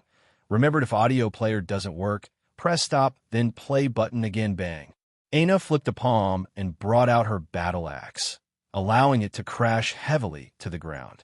She stood valiantly behind it, her long, cascading black hair dancing in the wind. They had just witnessed her clear the 50th floor. She should have been mentally fatigued, even if she wasn't physically so. And yet, she seemed all too eager to battle once more. No, battle might very well not be the right word. She looked like she was eager to crush everything in her path. Many watching couldn't help but feel their hearts flutter. Aina was truly too beautiful, the kind of beauty that could only be matched by the likes of Simona and the other beauties on the Queen rankings. If it wasn't for the fact that Aina had vanished for over 2 decades, there was no doubt in their minds that she would have been one of the top queens, if not the top queen by now. Several gulps rang out in the crowd, their hearts beating wildly. Aina's beauty wasn't a complete unknown. Some had heard of her in the past. But whatever lust they had had could only be controlled due to Lionel's background. The fact that Aina and him were so close likely meant that she was an already acknowledged daughter-in-law of the Morales family. Due to this halo, there were certain things that males most definitely could not do and only women could get away with. For example, Triana's cruelty. There were certain tacit understandings that had been accepted through the ages. Bottom lines like death, castration, and rape were not allowed. Things that could harm the prestige or foundation of powerful families of the human domain were not allowed. So for a beauty like Aina, they could only watch from afar, their hearts thrumming from within their chests. Simona's frown deepened. She did want to fight Aina, and her impression of Lionel wasn't bad since he had indeed saved her back then. But this Aina clearly didn't understand the underlying rules the nobles of the human domain played by. "I cannot accept this kind of bet," Simona finally responded, her voice tinged with the usual hints of ice. "Oh, is that so? Unfortunate." Aina seemed to be bored after hearing this response. With a flip of her palm, her battle axe vanished, and she turned her attention back to Lionel. By this point, both Lionel and the spiritual race youth were covered in wounds.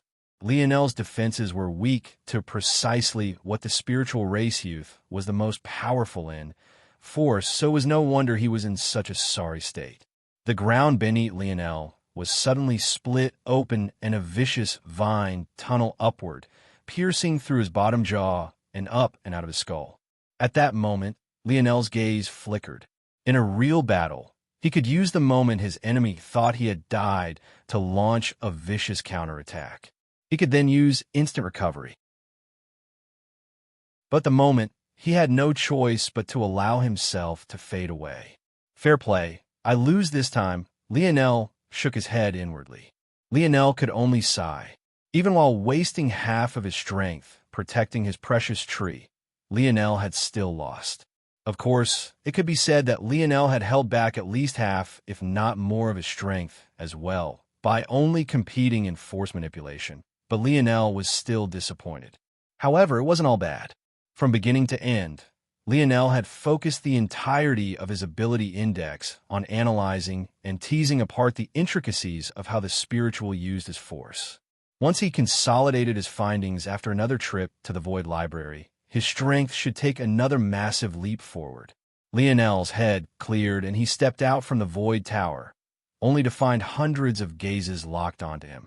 Lionel had never been a shy person, so he only smiled lightly, his cheery grin making those in the surroundings feel like a spring breeze had just passed by. "You lost."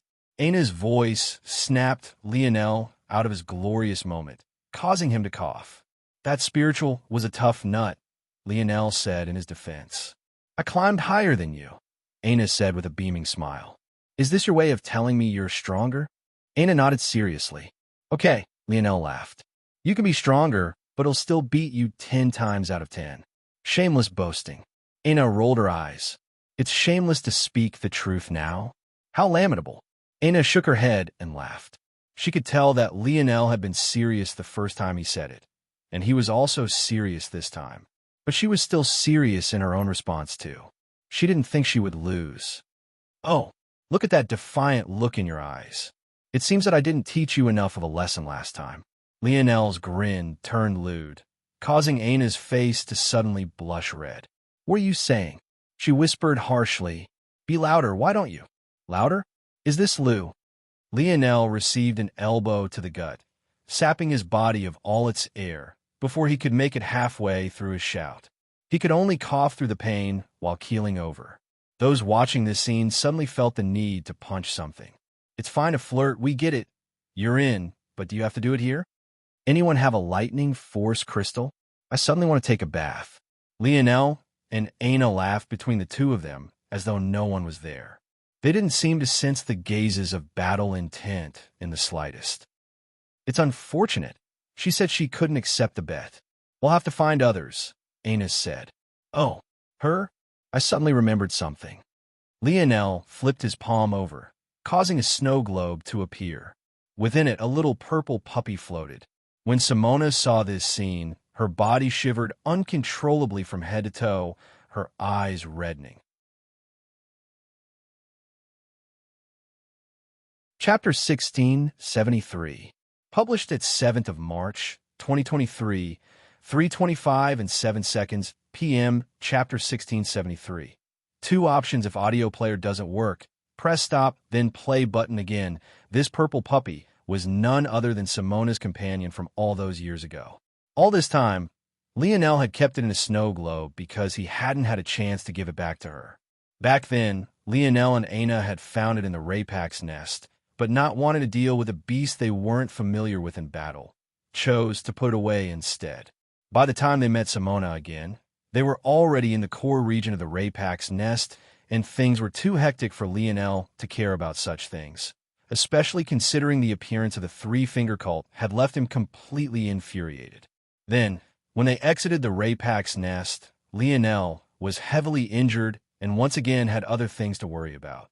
Not long after returning, not only had Simona and the others of the Cataclysm generation disappeared, But Lionel was then thrust into the Void Tower with a shocking event that sealed his segmented cube away and brought forward the date of his spear domain tribulation would occur. With all of those things happening, Lionel couldn't possibly think to care about a little puppy he had no relation with. But when he saw the tears in Simona's eyes, he felt quite bad. If he had tried a bit harder, it wouldn't have been a problem to get the little one back to her. But the honest truth was that he hadn't tried very hard at all. To him, it was a meaningless thing, but to Simona, she thought that she had lost her best friend for over 20 years. Her relationship with the little purple puppy was no less than Lionel's own relationship with little Black Star. Lionel walked forward with Aina and released the little puppy from the snow globe. The little guy looked around in confusion, but when it saw Simona, it yipped with happiness, diving into her arms completely oblivious to how long had passed. Simona, the ice beauty that everyone had come to know, couldn't help it anymore and broke down in tears. Lionel scratched the back of his head.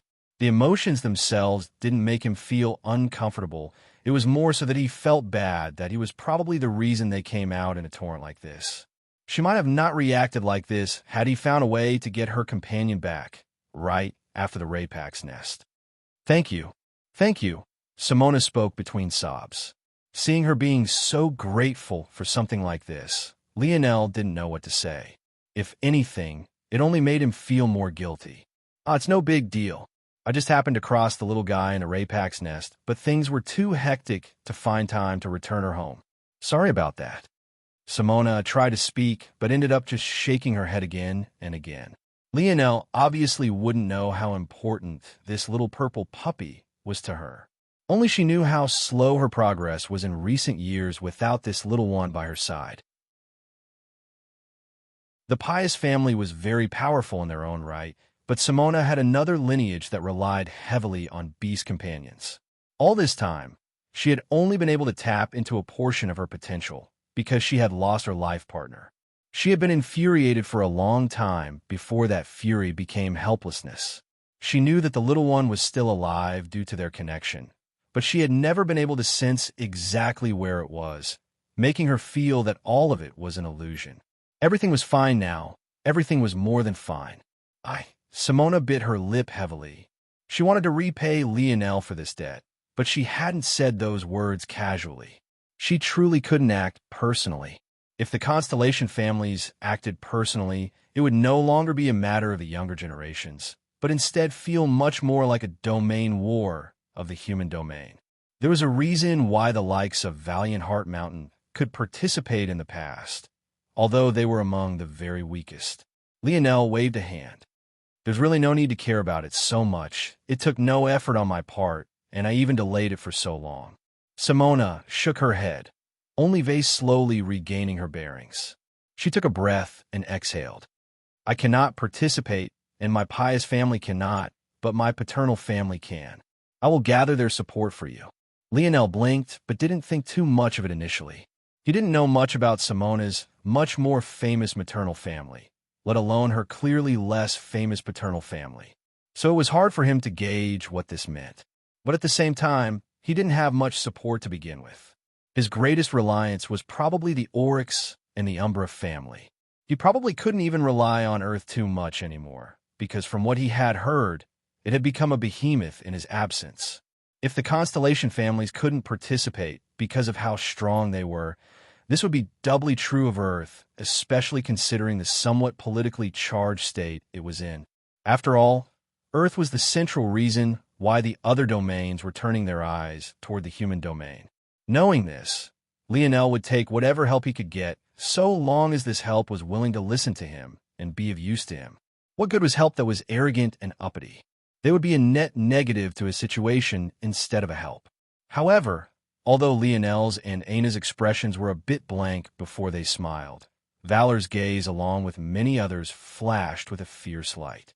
If one had to rank which families would have the largest impact on the Air Wars, there would be many that could be placed within a tier of their own in terms of usefulness. These were families a step beneath the likes of the Constellation Alliances, the Morales, and Seward, but had strength of their own that could still be considered strong, where they had special abilities and resources that were of great help. These could be special abilities like weapon forging, force pill concocting, or beast taming. This was truly a nice pie that had fallen into Lionel's lap from above. That family was quite known for their stubbornness, and they liked to stay out of worldly affairs, preferring to worship their god and be one with nature. But if it was Simona speaking on behalf of them, Valor already knew that things might very well change this time around. Lionel smiled.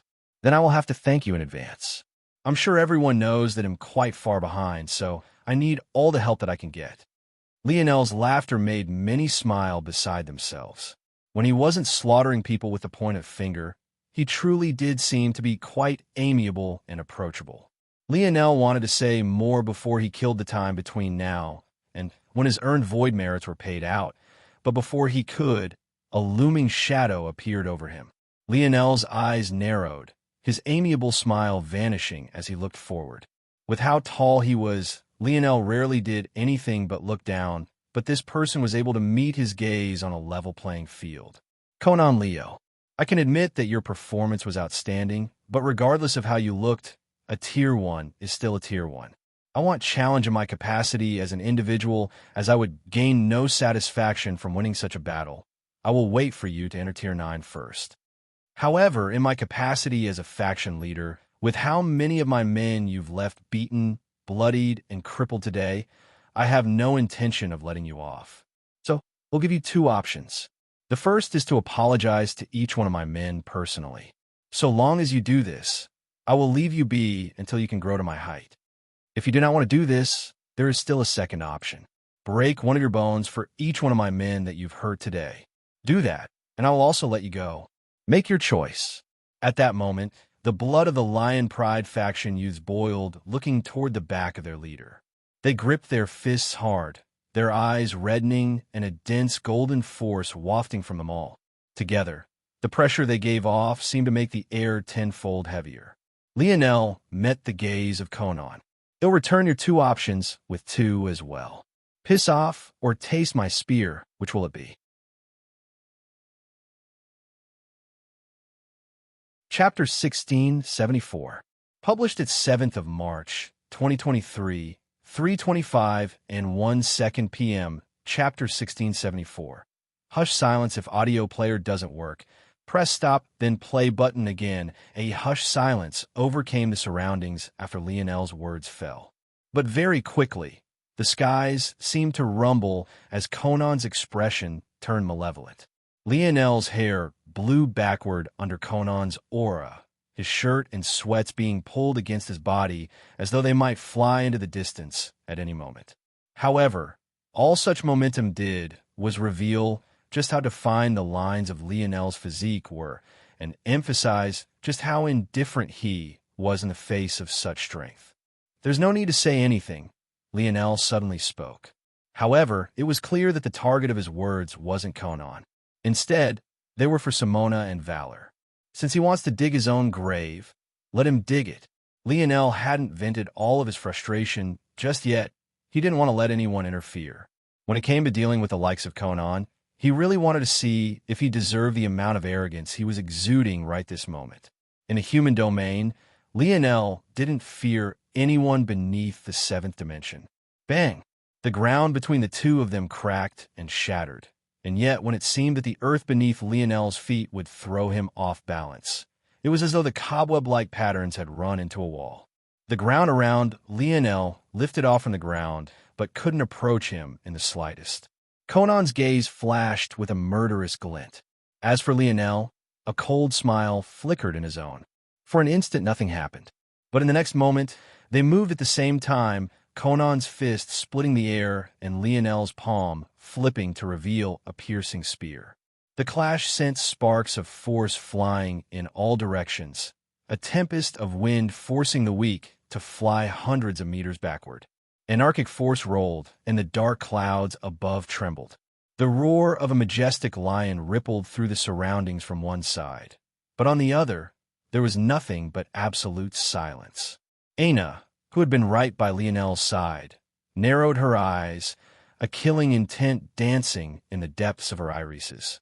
But realizing that she probably shouldn't interfere, she took a light step backward, crossing dozens of meters at once and crossing her arms about her chest. Bang! The ground beneath Lionel's feet finally shattered as a bronze aura erupted around his body, dispersing all of Conan's power away from himself.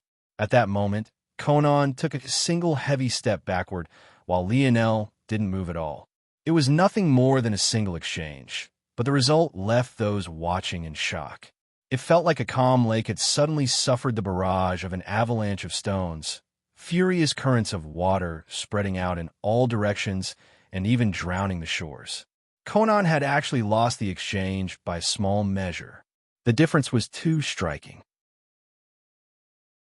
Conan was adorned in valiant beast cloth formed by the furs of some of the strongest beasts to exist in the human domain. He looked ready for battle, the picture of manliness and the ideal archetype of a general of war. However, on the other side, there was Lionel.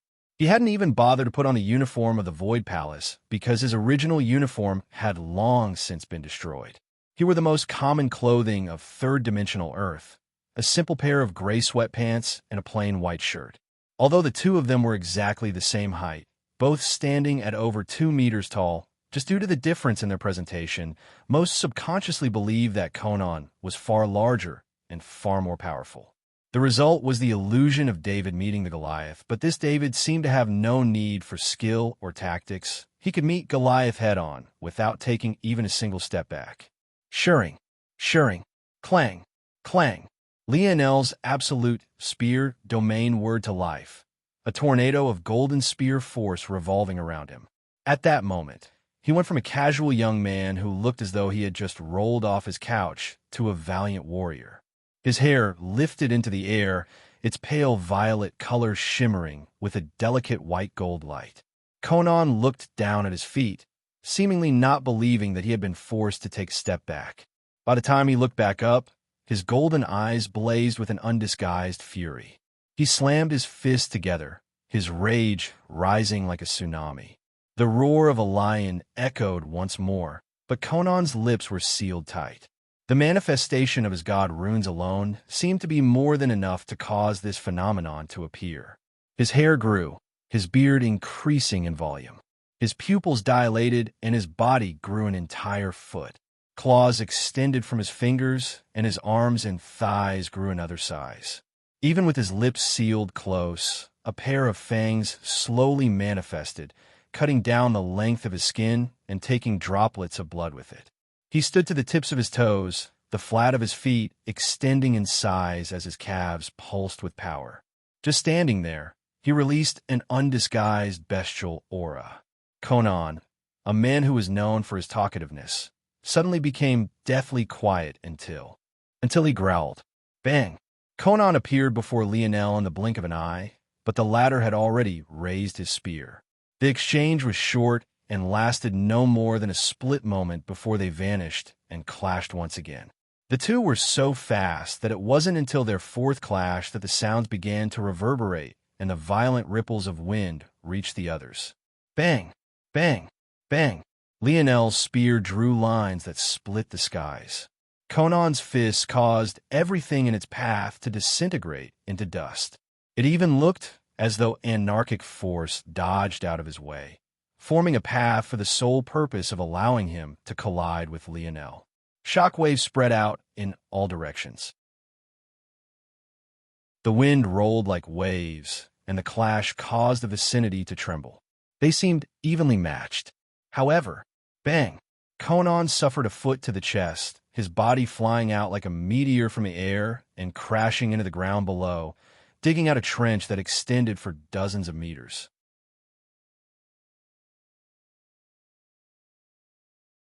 Chapter 1675, published at 7th of March, 2023, 3:25 p.m., Chapter 1675.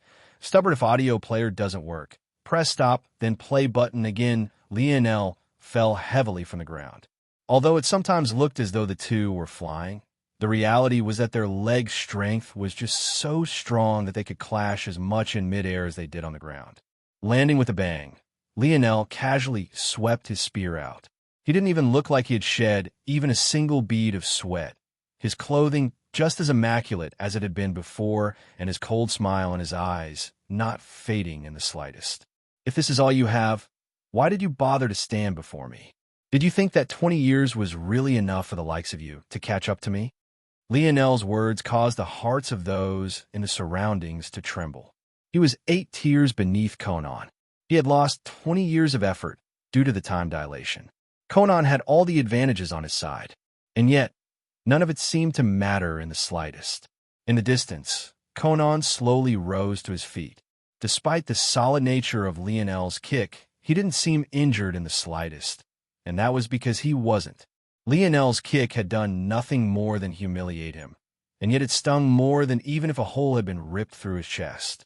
Standing to his full height, Conan's eyes locked onto Lionel, who was slowly walking toward him. "All right, if that's what you want, let's do it." The sound of clanging armor resounded, and golden force solidified all around Conan. Piece by piece, they connected to one another, forming a radiant armor that alternated between bestial furs and metal. Conan's arms flared outward as his gaze became even more dull. At that moment, the hairs on the back of Lionel's neck rose to attention. It didn't feel like he was being looked at by a human any longer. It was as though the Conan he knew had vanished, only to be replaced by an apex predator. Conan vanished, appearing before Lionel with a fist that could collapse mountains. The golden force around his knuckles took the shape of a roaring lion. The imprint shattering the ground, it glided above as it appeared before Lionel's face. Lionel's eyes narrowed, raising his spear. Bang! Lionel's arms jolted before he dispersed the force behind the blow, and yet he was still forced to take 3 steps backward. Conan's leg rose into the air, lashing out like a whip. Lionel blocked once more, but Conan's next attack already appeared like a relentless avalanche. Fist, legs, elbows, knees, he flowed from one style to the next seamlessly. He didn't seem like he cared about what parts of his body he used, even once using his forehead to meet the tip of Lionel's spear without the slightest fluctuation in his eyes. Lionel found that predicting his next movement was almost impossible precisely because there was nothing to predict. This style, Lionel retreated again and again, his expression cold. The defense of his spear was airtight. His previous lack of skill was nowhere to be seen. He looked like a refined expert. Even facing an enemy with a relentless, tireless assault, he didn't seem to be suffering too quickly. Lionel's spear spun in his hands. Swift. In that moment, the skies seemed to be filled with the shadows of Lionel's spear, his movements so fast that it was almost impossible to track with the naked eye. He seemed to embody more than just the word. The world resonated, fusing with his movements to bolster his speed further, a melody that caused the heart to race, replaying in the ears of all those that laid eyes on him. Bang! Bang! Bang! Bang! Lionel's movements became even faster, sometimes switching out swift for forceful, and sometimes forceful for subtle. The elegance of his spear technique touched upon a new level, one that made Valor and the other spearmen in the crowd watch on with heavy breaths. They could feel their spears trembling within their rings, wanting to make their ways out if, for nothing other than to experience the beauty for themselves. 2 clashing shadows of gold danced around the Void Palace, each entering a state of absolute oneness with their martial arts.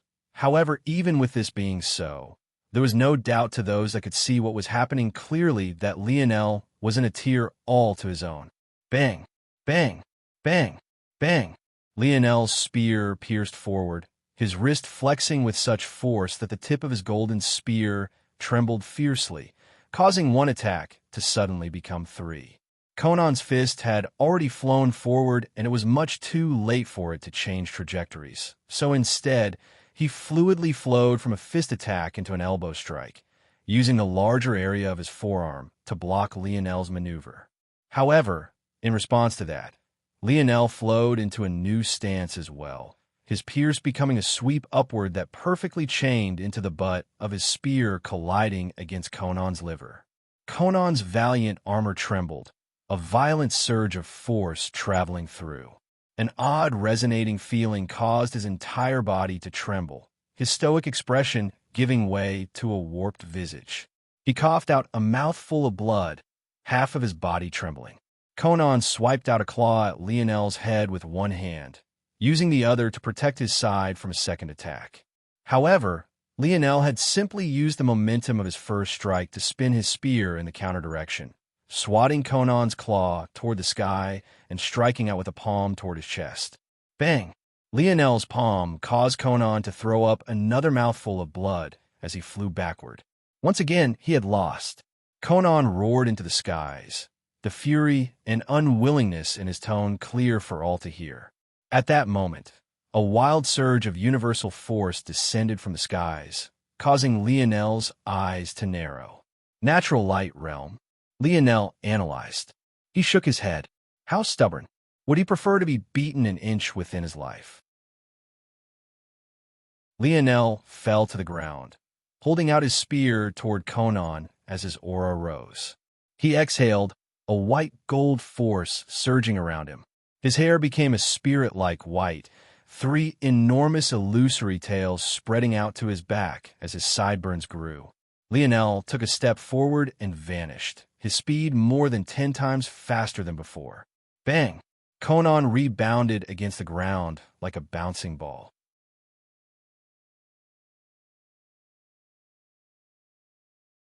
Chapter 1676. Published its 7th of March, 2023, 3:24 and 58 seconds p.m. Chapter 1676. Where to?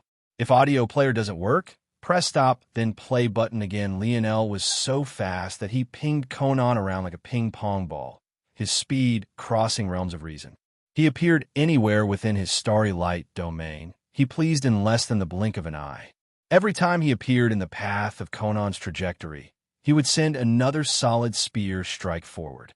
If not for the robustness of Conan's armor and radiant force, he would have found himself full of holes. However, even though this hadn't happened, cracks began to appear all across his body. Conan found his head rattling around in his skull, so much that he couldn't even gather up his universal force properly. Before Lionel's speed, he was absolutely helpless. A hushed silence fell over the surroundings. This was a member of the Cataclysm generation, a man that they could only look up to, and yet he was being treated like a toy. Lionel didn't even seem to have been putting in that much effort. Every time Conan brought out more strength, he would counter it with even more. It was clear to many that Lionel didn't want to give Conan the time to gather up universal force. But who cared? If you couldn't use your strength in battle, that was your fault. It wasn't the job of your enemy to allow you the time you would need. As for Lionel, he didn't fear Conan's natural light realm. He just felt that it would be too inconvenient to face right at this moment. Even if the natural light realm of this world couldn't compare to the zone, it was still considered to be a 7th-dimensional boost to one's strength here. It had to be remembered that universal force was what could help one to bridge the gap between dimensions, and this was especially true the higher in the dimensions you went. Lionel didn't want to expose the cards he would have to if Conan was allowed to bring out such an ability, so he simply reacted quicker than Conan could. Bang! Lionel landed heavily on the ground, his foot pressed firmly against Conan's chest. With a burst, the latter's valiant armor finally reached the end of its resistance, combusting into a rain of motes of light. Lionel looked down, pointing his spear to Conan's head with a single arm. His white hair faded back to its usual pale violet, and his tails retracted. Leader, release him. A surge of experts of the Lion's Pride faction tried to rush forward. They had wanted to interfere previously, but they simply couldn't. The level of the battle had been too far beyond them. If they tried to rashly interfere, they would have only made things worse. But now that things had reached this point, how could they continue to remain indifferent? The eyes of Simona and Armand flickered as they looked toward Lionel. They still found it hard to believe that what they were seeing was real. Armand, especially, had once thought less of Lionel because his lineage factor suppressed Lionel's own. Back then, Lionel wasn't ready for the phenomena, causing him to be shocked and taking a small loss in their exchange of gazes. But Armand was shocked by Lionel's performance in the Rapak's nest and was further shocked by what he was seeing now. Although only Conan had spoken back then, they had all agreed with him. The large gap between them and Lionel came down to his Scarlet Star Force, a gap that they would be able to close in the future. In fact, the fact that Lionel started with this leg up would only harm him in the future due to the weakness of humans when it came to the manipulation of high-level forces. However, never did he think that Lionel would be able to defeat them with a 20-year disadvantage without using anything other than Spear Force. Even toward the end, he didn't use Scarlet Star Force, but rather used Ethereal Star Force to boost his speed. He clearly hadn't gone all out at all. What these geniuses of the Cataclysm generation didn't know was that the Lionel they met was almost entirely ignorant of the ways of the dimensional verse. His spear technique was weak, his usage of his lineage factors was poor, his paths were unrefined and diverging.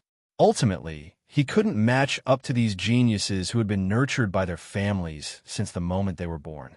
However, now, things had changed a great deal. He had learned far more about himself, and having taken a glimpse at what the true pinnacle was, he found these geniuses to be playing no more than a child's game. Conan, the mighty member of the Cataclysm generation, he wasn't even at the standard of a lower fiend-class demon without using universal force. Lionel raised his head, looking toward the charging youths. At that moment, a swirl of black appeared by Lionel's head, an adorable mink appearing with sparkling black eyes. Yip, yip. Little Black Star vanished. Bang, bang, bang, bang. Numerous geniuses went flying one after another, unable to withstand even a single hit. They ended up in a more miserable state than even the one Lionel had put them in. Beneath his feet, Conan coughed, bits of flesh and blood coming out from his mouth. Lionel looked down indifferently. If this wasn't the Void Palace, you would be a single stroke away from death. You should learn to rein in your arrogance. Of course, do as I say, not as I do. Lionel laughed, removing his foot from Conan's chest, flipping his palm, and allowing his spear to vanish. With a step, he appeared by Aina's side with a beaming smile, as though he hadn't just been in a battle that shook the Void Palace. Little Black appeared on Lionel's shoulder, his long whiskers tickling against Lionel's cheek. All right, this place is a bit boring, don't you think? Let's go elsewhere to kill some time. Aina raised an eyebrow. Where? Well, I originally wanted to go to the Senate to claim the missions they've been monopolizing, but there's really no point in doing that now that the Void Tower will cover it. I've been curious about the archery faction. I think that it'll swing by and give them a visit. Up above, Cornelius' lips twitched. The Void Elders were so wise, but it seemed they had made a mistake this time. Important announcement below.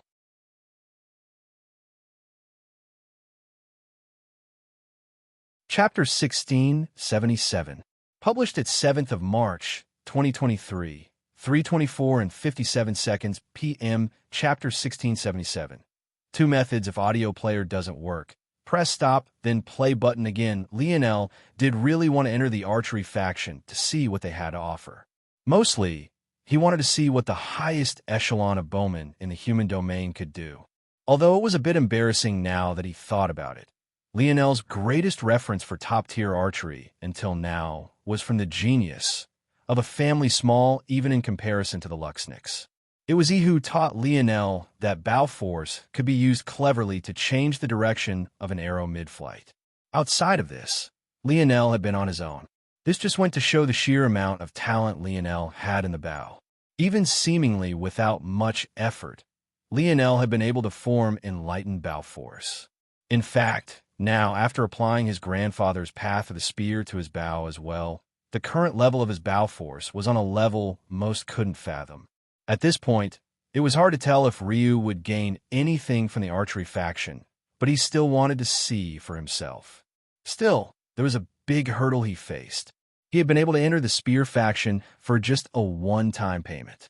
Apparently, this had spread since he was still in debt. However, he obviously wouldn't be able to do the same thing with the archery faction. In the end, he had to do something that most would rather die than do. Exchange void merits for void points. Although such an exchange existed, Hardly anyone ever used it due to how difficult it was to gather void merits. However, Lionel couldn't be bothered to care very much, and though he was using Aina's void merits to accomplish it, she didn't seem to care very much either. Unlike others, the two felt that they had almost too many void merits. It would be hard to spend them all if they didn't use them like this. Once they had waded through the weird looks of the Senate branch overseer, they began to make the journey toward the archery faction. This region of the Void Palace wasn't one that Lionel had been in before. It made him realize just how much of this place he hadn't had the opportunity to see. Being the size of several planets put together, there was no doubting the vastness of the Void Palace. As Lionel and Aina moved at a leisurely pace, news of what happened just hours ago spread with the swiftness of the wind. But even so, it could only move about so quickly, especially after it was quickly monopolized by the information factions of the Void Palace. Once these powerful factions in the dark got their hands on such a thing, it was immediately placed at the top of their priority list and classified as top-shelf information. This state wouldn't last long, but they didn't need it to. They only needed to suppress it for a few days and rake in the profits. Once the time period passed, it would no longer be as valuable. This led to a weird situation where the information spread swiftly for the first few minutes, but was quickly stifled soon after. It seemed quite clear that the job of gathering information was only part of the duties of this information network. Just as important was the job of controlling the flow of information as well. Unless they could maximize their own benefits, what good was it to them if everyone else was well informed? As for their targets with this information, of course they only wanted the patronage of the most prominent figures of the Void Palace, as only they would be able to afford the exorbitant prices. The untouchable ranks of the sector-ranked disciples, the rest of the Cataclysm generation, the Morales family heirs, and, of course, the two lofty existences that seemed to stand alone within the Cataclysm generation, the Sword Deity, Amory Suyard, the Bow Deity, Nazag Terius. Lionel and Aina finally made it to the archery faction. As expected, this region was no less beautiful than the spear faction had been. In fact, the archery faction seemed to be even better than Lionel remembered the spear faction to be.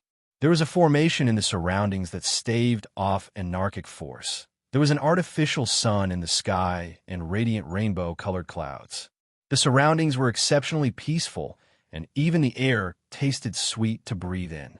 Lionel and Aina didn't gather much attention upon entering, as there were many individuals going about their business. The price for just one day of entry was incredibly steep. Almost no one had the time to waste the precious hours on people watching, and those that could afford to do such a thing wouldn't be interested in two Tier 1 youths like Lionel and Aina. With a quick scan, Lionel saw many familiar buildings.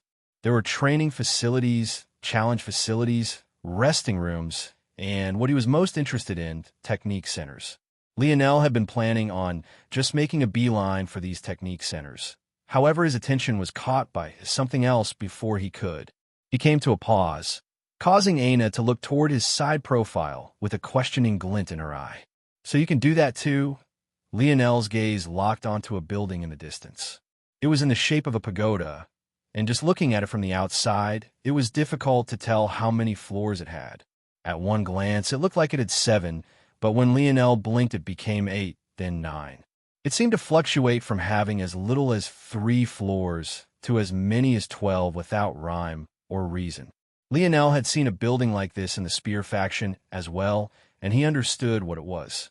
There were 2 methods of learning techniques in a weapon faction. The first was the conventional way. Go to the technique centers, find a description you liked, and exchange for it with money and points. The second method, however, didn't require the use of the money, but it was likewise far more troublesome to deal with. Lionel took Aina's hand and walked forward, an amused glint dancing in his eyes.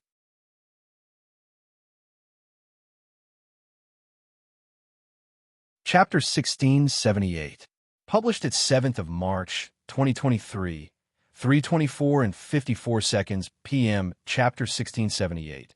Truly unmatched. If audio player doesn't work, press stop then play button again. Lionel appeared beneath the pagoda, to find quite a group. In a space where no one wanted to waste even a single moment, it seemed to be completely the opposite in this region. Not only were they lingering, no one seemed to be in a rush to do anything. Seeing such a scene, Lionel had a feeling that he would see a repeat of what happened around the Void Tower again. But this time, it was even sadder than before. It could be said that the group around the Void Tower were mostly the lowest rung of the Void Tower. But anyone who could scrounge up the void points and merits needed to enter this region was most definitely above average. And yet, here they were, idly wasting their time. Lionel shook his head and stepped forward. "You can wait here. I'm not sure how long it'll take, but it probably won't be too long." Aina smiled and nodded. She didn't mind waiting.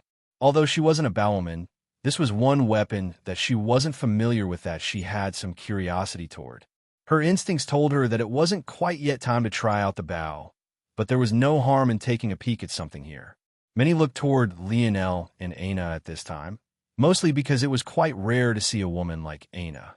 However, after Lionel began to walk forward, their reasons drastically changed. "Stop!" a commanding voice called out, but Lionel's attention was entirely focused on the pagoda ahead, a light smile on his face as he looked almost straight up. He was really curious about the illusion of this pagoda and what secrets were inside. His trigger finger was itching. "I said stop."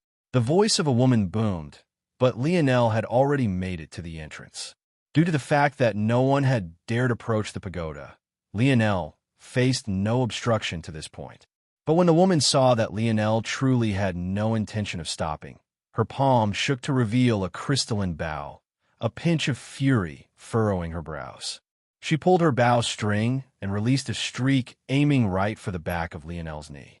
Such an injury would leave him crippled for at least a few months without extraordinarily expensive treatment methods or rare healing lineage factors. However, just when the arrow was about to cripple Lionel's mobility, the bow force around it vanished when it entered a certain radius. Clang! The arrow hit against the back of Lionel's knee, rebounding into the hair, without even the slightest result to show for it. Lionel's steps paused, and he looked back, his gaze locking onto the woman who had pulled the bowstring. Considering they were all in a fairly confined area, the young woman was no more than 30 or so meters away from Lionel.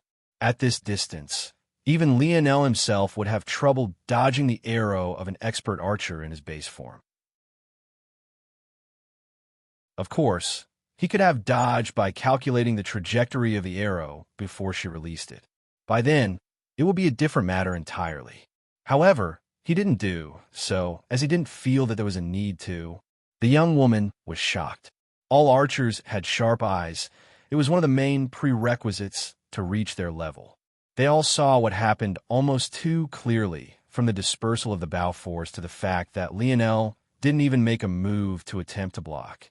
His innate defenses were more than enough to deal with the remaining momentum of the arrow. The young woman's heart couldn't help but beat wildly. Was that the Force Negation Ability Index?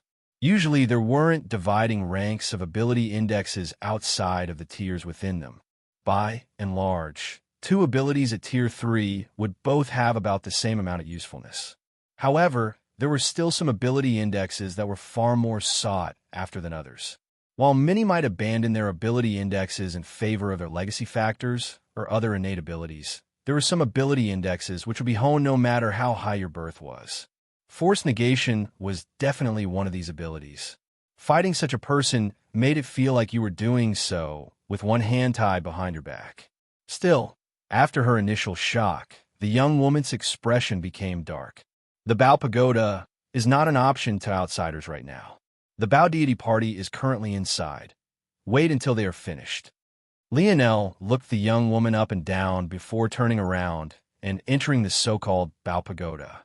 His actions left everyone absolutely stunned. Did he not know what the Bow Deity Party was and what power they held? Wait, it's actually him.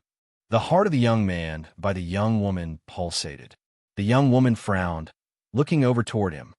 "You know him?" she asked. No, I don't know him, but I saw him in the Void Senate just yesterday. He was the one who heavily injured Triana and Joey before somehow escaping punishment from Majority Leader Sweared." The young woman, a member of the Terrius family who went by Lyra, felt her heart skip a beat when she heard this. Triana? Joey? Regardless of which of them it was, both were strong enough to crush her with a single finger, but he had heavily injured them both. News of what had happened in the Void Senate also flowed out in a very slow and controlled fashion, but the members of the Bao Deity Party were hyper-aware of what had happened since it involved a member of their own faction. Now, this person had actually come to their archery faction so boldly and openly. A flash of rage flashed within the young woman's eyes. Report this. We need to report this now. Aina was easily able to hear all of these conversations, inwardly shaking her head. Lionel was truly very good at getting into trouble. In this aspect, he was truly unmatched.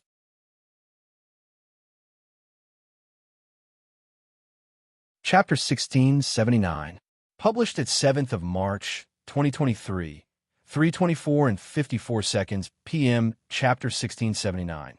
Bao Pagoda. If audio player doesn't work, press stop, then play button again. Lionel's vision spun. When it cleared once again, he felt as though he was standing in the depths of space. There was a sea of vast stars as far as his eyes could see, and beneath his feet, there was nothing but a small black platform. However, Lionel wasn't alone. By his side, there were 3 others, all 3 of whom were young men and surprised to see him. Soon, though, their surprise turned into a frown. They didn't recognize Lionel, so they also couldn't understand how this person could possibly be bold enough to ignore the restrictions of the Bao Deity Party. They hadn't even bothered to leave anyone stationed outside, because this had already become the norm for long enough. "Who are you?" One of them asked this with a deep frown. It was impossible to directly attack anyone while in the Bao Pagoda, so word was all they could use until the event began. Lionel swept gaze over these people and smiled. Lionel Morales. The brows of the 3 young men jumped. Morales? That was a last name anyone who was anyone in the human domain would know. However, soon they calmed. The Morales family had many members in the Void Palace. The number was great. After all, it wasn't just the 7 Novas who carried the Morales name here. Not all Morales could instill fear in others like the 7 Novas could, or rather, the 6 Novas, as very few knew of Lionel. That said, most Morales were under the protection of one of the 6 Novas, so the 3 of them didn't dare to be too hostile with Lionel. Even so, that didn't mean that they would be welcoming. Morales? A spearman wants to dip his toes into something that has little to do with him? The young man, who went by Craze, snorted. He knew that it was already too late to kick Lionel out, so he was unhappy. Don't be upset, Craze. The Bao Pagoda is usually worth a few days of torture. At least like this we'll have some entertainment. The 3 young men laughed, but Lionel's smile didn't fade. With a stretch and yawn, Lionel loosened up his limbs before waving at the air and forming a bow out of emulation spatial force. Seeing this, the eyes of 3 flickered, but they still shook their heads in the end as they pulled out their own bows. Although the force Lionel had just used was one they had never personally seen before, what good was it if his skill wasn't good? Keep talking about entertainment, Kaisen, and it'll crush you even worse than last time. The 3rd boy, Mal, sneered. You 2 talk too much for 2nd and 3rd place. You get 1 first place, and suddenly you're talking so big, Craze sneered back. 1. Mal laughed, holding his bow up. Your face is pretty thick. If my calculations are correct, this will be my 14th first place in a row. The faces of Craze and Kaisen darkened as they brandished their own bows. Lionel suddenly chuckled, causing the 3 to look over. But by this point, he had already stopped paying attention to them. At that moment, the surrounding space began to warp. As though they had entered hyperdrive, the stars whipped by at blazing speeds. Twang! Twang! Lionel lightly tested his bowstring, not paying attention to the changes. The Bao Pagoda didn't have a fixed challenge much like the Void Tower. However, in comparison to the Void Tower, it was even more complex because it was prepared to provide a test to just 1 person or multiple people at once. That said, it was consensus that there were more variations to be had when the pagoda tested more people at once, and as such, the rewards were potentially more lucrative as a result. Whether or not this was actually true was unknown, but due to the sheer length of time the trial lasted, it was more fun to enter with others than to not to, so it was potentially an excuse others came up with to avoid the loneliness of training alone. The speeding stars came to a halt, and the skies trembled. When their vision adjusted, they found themselves standing upon what looked like highway lanes formed by starlight. They stood about 50 meters apart, and targets in the distance moved from left to right. The closest target was 500 meters away. The second was 1 kilometer away. The third, fourth, and so on continued in 1 kilometer increments until 10 kilometers was reached, whereupon the next was 20 kilometers away. The speed of the targets were consistent and not very fast, moving at maybe 5 kilometers an arrow. All things considered, this wasn't a very elaborate test. It hardly needed to be explained. Whoever pierced through the furthest target would win. As for the more complex rules, there were some. First, one had to start with the closer targets before progressing. You would only have 3 chances to miss before you would drop out of the race. Finally, you could skip targets. However, should you miss, the 3 chances would vanish all at once, and you would be eliminated. The 3 young men, Malail, Craze, and Kaisen, all aimed at once, their arrows whizzing through the air and shattering the 500 meters target all at once. They reset themselves in the blink of an eye, pulling their bowstrings once again and shattering the kilometer target. At close distances, they could simply brute force it. Their arrows flew so fast that the movement of the target was almost irrelevant. The faster they were, the easier this trial would be. By the time they prepared to shoot down their third target, Lionel had yet to prepare to shoot at his first. The difference seemed obvious to them. However, Lionel was actually just paying attention to their movements. After all, he had come here to learn first and foremost. But seeing their brute force method, he quickly became bored.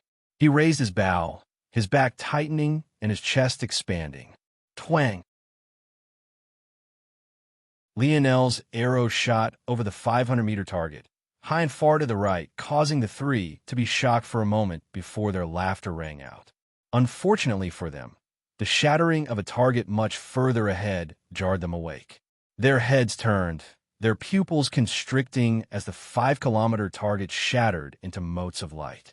Lionel pulled his bowstring again, releasing a moment later. Bang! The 10-kilometer target shattered.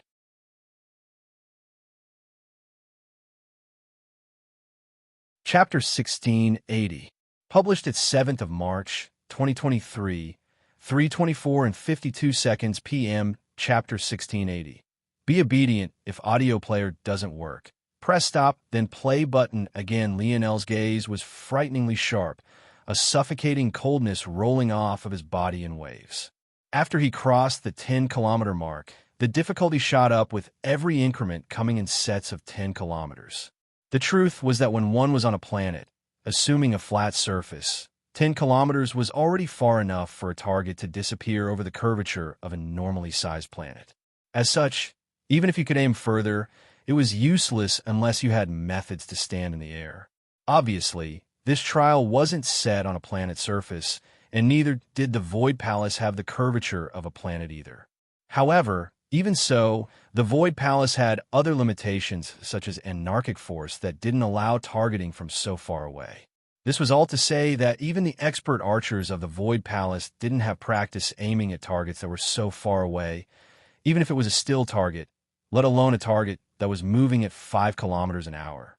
Seeing Lionel skip right to 5 kilometers and then immediately to 10 kilometers left Malil, Kraz, and Kaisen absolutely tongue-tied.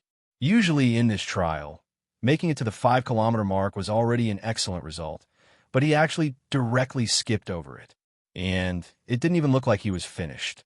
Lionel adjusted the arc of his bow, moving from a straight line and raising it into the air. With a twang, he released another arrow, allowing it to beautifully arc through the air. Bang! The 20-kilometer target shattered. Lionel's gaze blazed. At that moment, the bowstring of his bow construct became thicker as he pulled it back once again and raised his bow even higher. A gorgeous arc flew through the air once again, shattering the 30-kilometer target. Without fail, Lionel's arrow passed through the center of the target. At such a distance, the three archers by his side couldn't even see the targets clearly, but the sound was undeniable and the motes of light were blinding. Lionel strengthened his bowstring again, his forearm and back rippling as he pulled back and struck again, and then again. The 50-kilometer target shattered. Lionel's eyes narrowed. There was number 60-kilometer target. Up ahead, an extra 50 kilometers further, a 100-kilometer target lay. Even with Lionel's vision amplified by his starry-tailed fox lineage factor, he still couldn't see it clearly. At that moment, Lionel's irises glowed with a blinding white-gold light. He could use his internal sight to cover the distance, but he didn't feel that it was necessary. His pupils dilated, a hint of a bestial aura rippling off of his body in a concentrated steam. His vision was instantly magnified. The blurry target in the distance suddenly felt as though it was right in front of him. Lionel squeezed his bow construct, crushing it into motes of light. With a flip of his palm, a shimmering bow appeared in his hands, causing the eyes of the three youths to open wide. "White Lion Bow, it's you." Lionel didn't seem to hear them at all. His expression calm as he drew, inhaled, released, and exhaled. His movements were smooth and seemed to fuse into nature itself. The painting of a beautiful scenery causing the thoughts of the three young men to come to a grinding halt, albeit for just a moment. Bang! In the distance, a radiant pillar of light shot into the skies, causing the trials to ripple wildly in all directions. Lionel lowered his bow and cast a glance at it for a moment. He hadn't used the White Lion bow in a very long time, but it felt heavier now than it had in the past, which was odd. The bow should have gotten much lighter, not heavier. Interesting. You don't like the path I've taken? Lionel chuckled. How stubborn. The White Lion bow had acknowledged him the moment he touched it all those years ago, and now it seemed to be dissatisfied. But since it wasn't a true life-grade bow, and was only quasi-life grade, it couldn't make any sweeping changes after already accepting him once. If it was truly a life-grade weapon, its dissatisfaction would probably mean that Lionel wouldn't be able to use it at all. Lionel found the phenomenon to be interesting. After all, compared to his past self, his skill was on a completely different level. Although he didn't form 7th-dimensional bow force, he could whenever he wanted. The only reason he didn't was because he felt that his bow force had far more potential to unleash at its current stage. To think the White Lion bow wouldn't be happy with him. Lionel chuckled. Are you mad that I used a system designed for the spear with you? It's the same difference, don't you think? Is there a need for this tantrum? The bow vibrated, seemingly understanding what Lionel was saying. Be obedient, Lionel said lightly, his smile fading. This is just the beginning regardless. If you can't keep up, it'll leave you behind. By then, you won't have the luxury of showing your dissatisfaction at all. The bow vibrated again, clearly unhappy. But in the end, it still obediently became lighter in the end. With a flip of his palm, the White Lion bow vanished. This wasn't the first time Lionel had felt the dissatisfaction of his weapon forces. Back then, when he first formed Enlightened Bow Force, his spear domain lineage factor had tried to stop it from happening before it failed. However, with the two clashing like this, it was inevitable the head butting would end in them being weaker than they could be. If one reason Lionel hadn't truly stepped on his sovereignty with either one was because of the oddity of his king's might lineage factor, then another reason was this. However, Lionel had no intention of giving up either one. So if they couldn't learn to be obedient the nice way, he would force them. At that moment, the pillar of light in the distance descended before Lionel, forming the image of a complex network of force arts.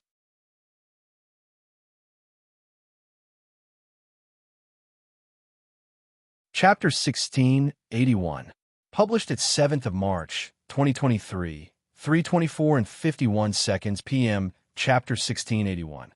Curiosity: if audio player doesn't work, press stop then play button again. Hearing Lionel speak to the White Lion bow in such a way, an undisguised fury lit in the eyes of the three young men. Discarding the White Lion bow, forcing it to be obedient, What kind of ridiculously arrogant words were these? No, it was even worse than that. It was blasphemy of the highest order, and it only seemed to confirm the speculation about the dubious methods by which Lionel gained control over the White Lion Bow. Unfortunately for them, Lionel was still not listening to them, his mind entirely focused on the force art before him. At that moment, the force art surged forward, fusing with Lionel's eyes before he could properly react to what was going on. A rush of information flooded Lionel's mind, but more importantly, he felt a rush of energy flood into his eyes, winding in a feedback loop between them and his brain again and again. Every time the energy revolved, Lionel felt that his vision became clearer. In just a few seconds, his vision was as strong as when he used the starry-tailed fox's eyes despite the fact he hadn't activated it. Lionel's gaze couldn't help but narrow.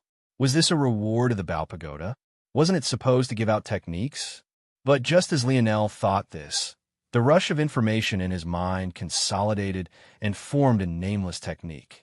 It worked by forming a force art in the irises with the use of Bao force. This force art would thus gather all the force in the surroundings and funnel it toward your eyes, making it possible to see further. Lionel raised an eyebrow. All things considered, to most people, this technique was hyper-useful. In fact, even to him, it could be considered so. Although his internal sight would probably still be more useful, this technique had its own applications. However, all things considered, he wasn't too overly excited about it. It was just all right. Still, while his own reaction was benign, the reaction of the three youths was vastly different from just this. In fact, they felt like their world were being flipped upside down.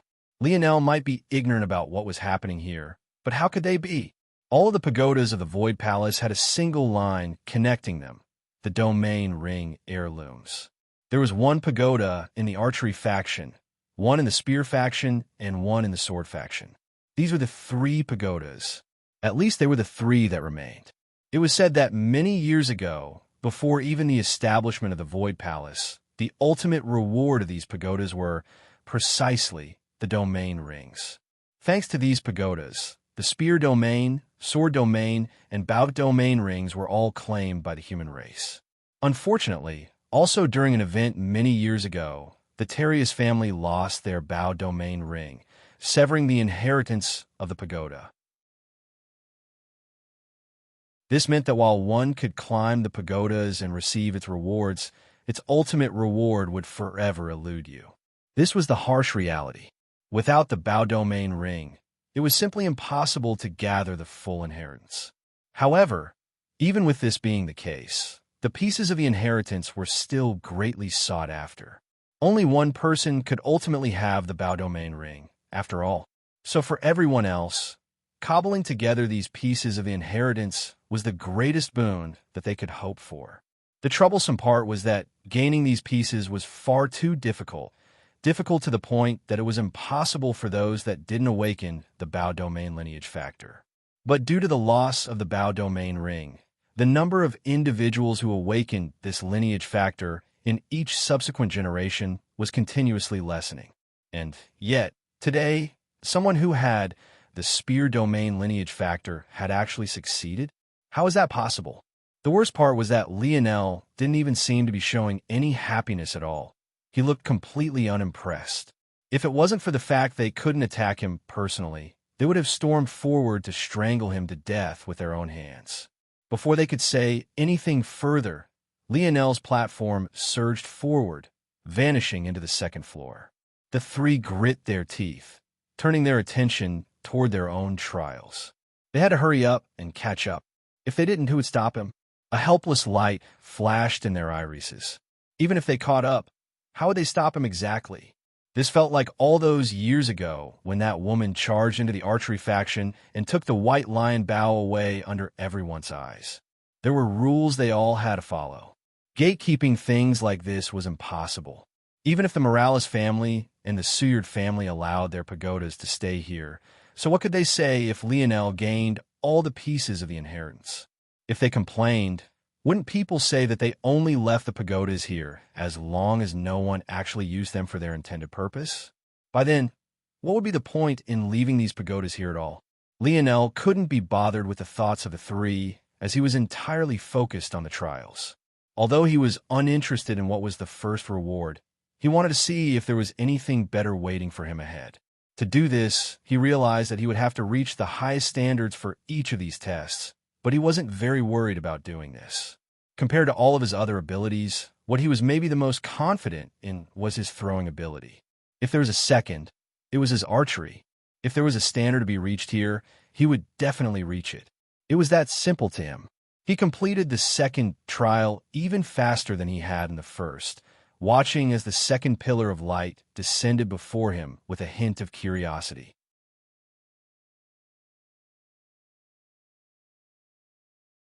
Chapter 1682, published at 7th of March, 2023, 3:24 and 49 seconds p.m. Chapter 1682.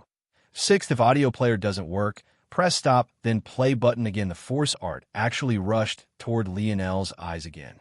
He could feel as the force ran from his eyes to his brain and back again. The process was the exact same as last time, but the results were different. The first time, Lionel felt that his vision became far sharper than it had in the past, and this time, this was somewhat what happened as well. But this wasn't all that happened. It felt as though he could suddenly see on a different wavelength. Not only could he see the visual light spectrum, but he could now also see in the infrared light spectrum. This was a step more useful to Lionel than just sharper vision would be, and there were even applications of it that would be far more useful than just internal sight would be. Still, it wasn't enough to be groundbreaking. However, the step up from the last reward made Lionel perk up. He really wanted to see just how far this would go. When he passed the third trial, he gained not just infrared vision, but something similar to X-ray vision. From what Lionel understood about light waves, X-ray vision, at least taken in the most literal sense, wouldn't work properly. X-ray waves were too rare in the world to be used like other waves of light could. This would mean that someone with X-ray vision would have to be both an X-ray wave emitter and receptor. Even if a higher dimensional individual wouldn't have to worry about the side effect of cancer, acting as both an emitter and receptor would make the ability useless. In practice, this would mean that Lionel would have to emit waves first and then rush to the other side of his enemy to see what came out of the other side. Even though he could theoretically do this if he relied on his starry light domain, it was simply too ridiculous to use in battle, especially since the best application of this vision would be to spot things he didn't know were there in the first place. How would he run to the other side of something he wasn't aware of the existence of? This was why Lionel was sure this so-called X-ray vision worked based on different principles. If he was correct, it likely relied on detecting and using higher forms of life force. Regardless of what principles it worked on, it was yet another step up. All three of the abilities worked together well, but what somewhat irked Lionel was that they didn't seem to be willing to fuse into a true whole. He felt that if this happened, there would be a qualitative change. Unfortunately, what Lionel was hoping for wouldn't happen precisely because of the fact the Bao domain ring no longer existed in the human domain. Without it, how could these abilities fuse into the true Bao domain lineage factor? Still, Lionel continued. Although he couldn't fuse these techniques, he could still somewhat force them to work in tandem using his control over his body. Together, they were far more useful to Lionel, and it was enough to bring a smile to his face. When Lionel stepped into the fourth trial, he found that the difficulty increased somewhat, and the frame of time he could use his Bao construct for was drastically lowered, but he still managed to achieve the highest honors with relative ease. When he received the reward, Lionel found that the world around him changed. Just looking around, he could see force flowing through the air. It felt quite surreal. Usually, force could only be seen in high concentrations. This was because neutral force, the most ubiquitous kind of force, and it was colorless and transparent. It was only when someone with an affinity called forward a particular kind of force and increased its concentration, or more often, expelled it from their bodies, would force be visible to the naked eye. But right now, Lionel was certain that this was what he was seeing. He didn't see in color, but it was almost as though he could feel it. It was difficult to explain. The neutral force was still colorless, and yet Lionel still felt like he could see it. Lionel rushed forward to the fifth trial, finally feeling somewhat agitated. When he passed it, his sense of neutral force became fiercer. When he looked down at his arm, he could see the flow of force flowing through him. It was like his X-ray vision had suddenly progressed to the point where he could observe the flow of force within the bodies of others. Lionel's heart skipped a bit. If the first trial's rewards were easily shrugged off by him, this was an absolute game-changer. If this ability was paired with his ability index, his predictive abilities would reach a completely different level. So long as he saw an individual circulate a technique once, he would know exactly when they would use it again. In fact, just with a glance, so long as someone used a technique that he was familiar with, he would be able to copy it. Others who might have gained this ability would have no chance at doing this. The network of nodal pathways and nodes and bodies of everyone was different. It was a complex net that was impossible to tease apart at a glance, and it only became more complex as one rose through the tiers. However, with his mind, would this be a problem for Lionel? Lionel rushed into the sixth trial and finally began feeling some pressure. Targets rotated all around him with no sense of reason or thought. It was the picture of chaos. Even after several minutes, Lionel couldn't find any patterns. Without a choice, Lionel could only use a brute force method, shooting his arrows so fast that the erratic movements of the targets didn't have a chance to dodge out of his way. For the first time, Lionel didn't manage to hit the targets exactly in their center, but he had adjusted for enough error that it didn't matter. A slight sweat fell from Lionel's brows as he faced the pillar of light once again. An even more complex force art took shape.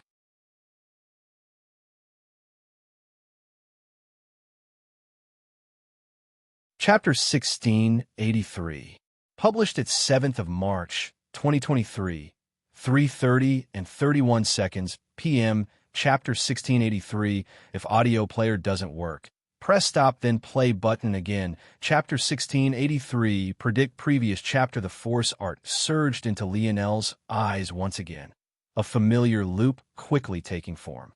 By this point, the similarities to the spear domain lineage factor were all too obvious. But the difference here was that while the changes to his brain for the spear were related to his body, reflexes, and muscles for the bow, they were entirely reliant on his eyes. When Lionel looked around this time, however, he couldn't help but be shocked. It suddenly felt as though a two-dimensional world had become three-dimensional. It was such a shocking change that Lionel had to close his eyes, only to open them up again slowly and see an even more exaggerated result. It was obvious that the world was three-dimensional. This was something that everyone accepted from the time they were young. However, just because the world was three-dimensional didn't mean that the eyes saw it this way. What was three-dimensional to the eye of an individual was just a feedback loop of lighting and shadows, when in reality, all one could ultimately see was a single flat surface. It couldn't be helped. Vision was simply always limited in this way. A person could only face a single direction at a time, and even if you had the full scan of an object in your memories, you couldn't stitch them together to form a new and more substantial representation. However, these eyes were different. Lionel could tell that it was no longer a trick of his mind, convincing him that the world was three-dimensional. For the first time, he truly felt that the world had depth, not just due to shadows and lighting, but in a more substantial reality. When Lionel looked at his hand, it was as though the photons that bounced around it curved in a way that he could see the front, back, and sides of it all at once. His mind would then process this image like a three-dimensional graphic designing software and create a perfect replica that would then become the image he saw in his mind. It wasn't just his hand that was like this either. Whether it was the platform he stood on, the bow in his hand, or the targets in the distance, all of them were like rendered images in Lionel's brain. It was a fascinating overload of information. It felt like his eyes were taking snapshots at every conceivable angle and then stitching them all together into a single global image. It was like his eyes had become internal sight. Lionel knew that this was an ability that internal sight had long ago, but somehow this felt so much different. In reality, if things were taken at face value, internal sight was even better. This was because while internal sight was called as such, it could translate the other senses to the mind of the user as well. Whether it was smell or touch or hearing, Lionel could use them all through his internal sight. However, these eyes only worked with sight and sight alone. That said, not all sight was created equal. This was proven just by the fact that Lionel's starry spirit domain was so much more powerful than his internal sight despite having a smaller range. Some things could just see better than others, and these eyes were definitely beyond his internal sight in pure sight alone. However, it was beneath his starry spirit domain in the same respect. Even so, Lionel wasn't disappointed by this for two reasons. Firstly, with the advancement in his sight, these eyes could see further than his starry spirit domain could. In addition, the stamina drain that it had was far lesser as well. It took a lot out of Lionel to use the full scale of his starry spirit domain, which was why he often only used a small portion of it. But these eyes seemed to work almost no differently from his own eyes. The only pain of these eyes was that they didn't stack well with the previous abilities he had gained. If he wanted to use them one at a time, there was no issue. But if he wanted to forcefully use them together, then the stamina consumption would increase. Lionel was even more certain that these abilities were meant to be fused into one. In fact, he was sure that if they did fuse, the stamina consumption might even be less than it currently was when he used just a single ability. That aside, the second reason he wasn't disappointed was because he had a feeling that this was just the beginning. The next ability, the seventh, would be a qualitative change. That he was absolutely certain of. When Lionel entered the seventh trial, however, he could only frown. He stood in silence for a long time before closing his eyes and taking deep breaths. This trial was even more complicated than the last. In the previous trial, the targets were erratic and impossible to predict the movement of. They didn't have the mannerisms of humans, so Lionel couldn't use his predictive abilities to guess where they would go. And because they had no mass, there was no inertia or momentum for them to care about. With these factors compounded, Lionel could only use a brute force method, tiring himself out by putting his 100% into every single release of his bowstring. One could imagine how difficult the trial had been if Lionel, even with his current strength, was tired out in doing so. But this trial here, if the last one was difficult, was absolutely impossible. Not only did it have the exact same structure, but it added a layer of complexity, changing colors. Lionel's task was to take out the red orbs. If he accidentally hit the green ones, he would lose one of his 3 lives. If he accidentally hit a blue orb, he would lose immediately. The difficulty here was that the color of the orbs was not fixed. They could randomly change their colors at any time, seemingly without rhyme or reason. It was even more difficult to predict than their flight paths.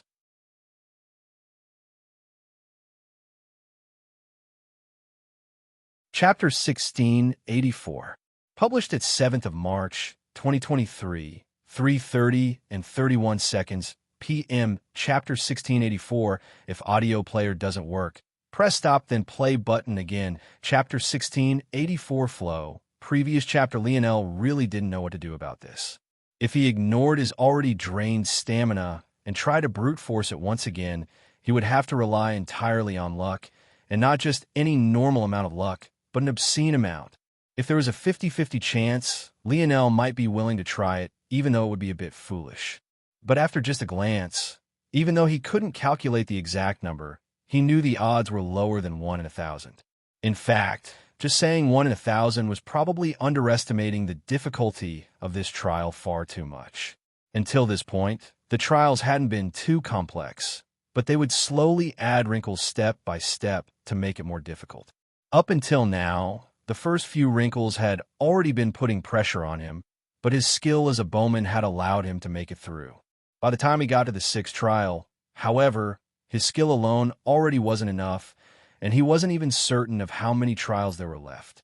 From Lionel's calculations, he would have to be at least tier 4 to brute force this trial, and there was also no guarantee that these trials didn't increase in difficulty with his own prowess. In fact, he had a feeling that the only reason he could brute force a complicated trial like the sixth at all was because he was so much more powerful in comparison to his peers of the same level. But now it was impossible. The only chance, then, was to find a different method. These trials wouldn't be designed with a chance at victory. This meant that there was a certain skill necessary to reach this point. In truth, if Lionel wanted just the normal rewards associated with these trials, he wouldn't be so tired right now.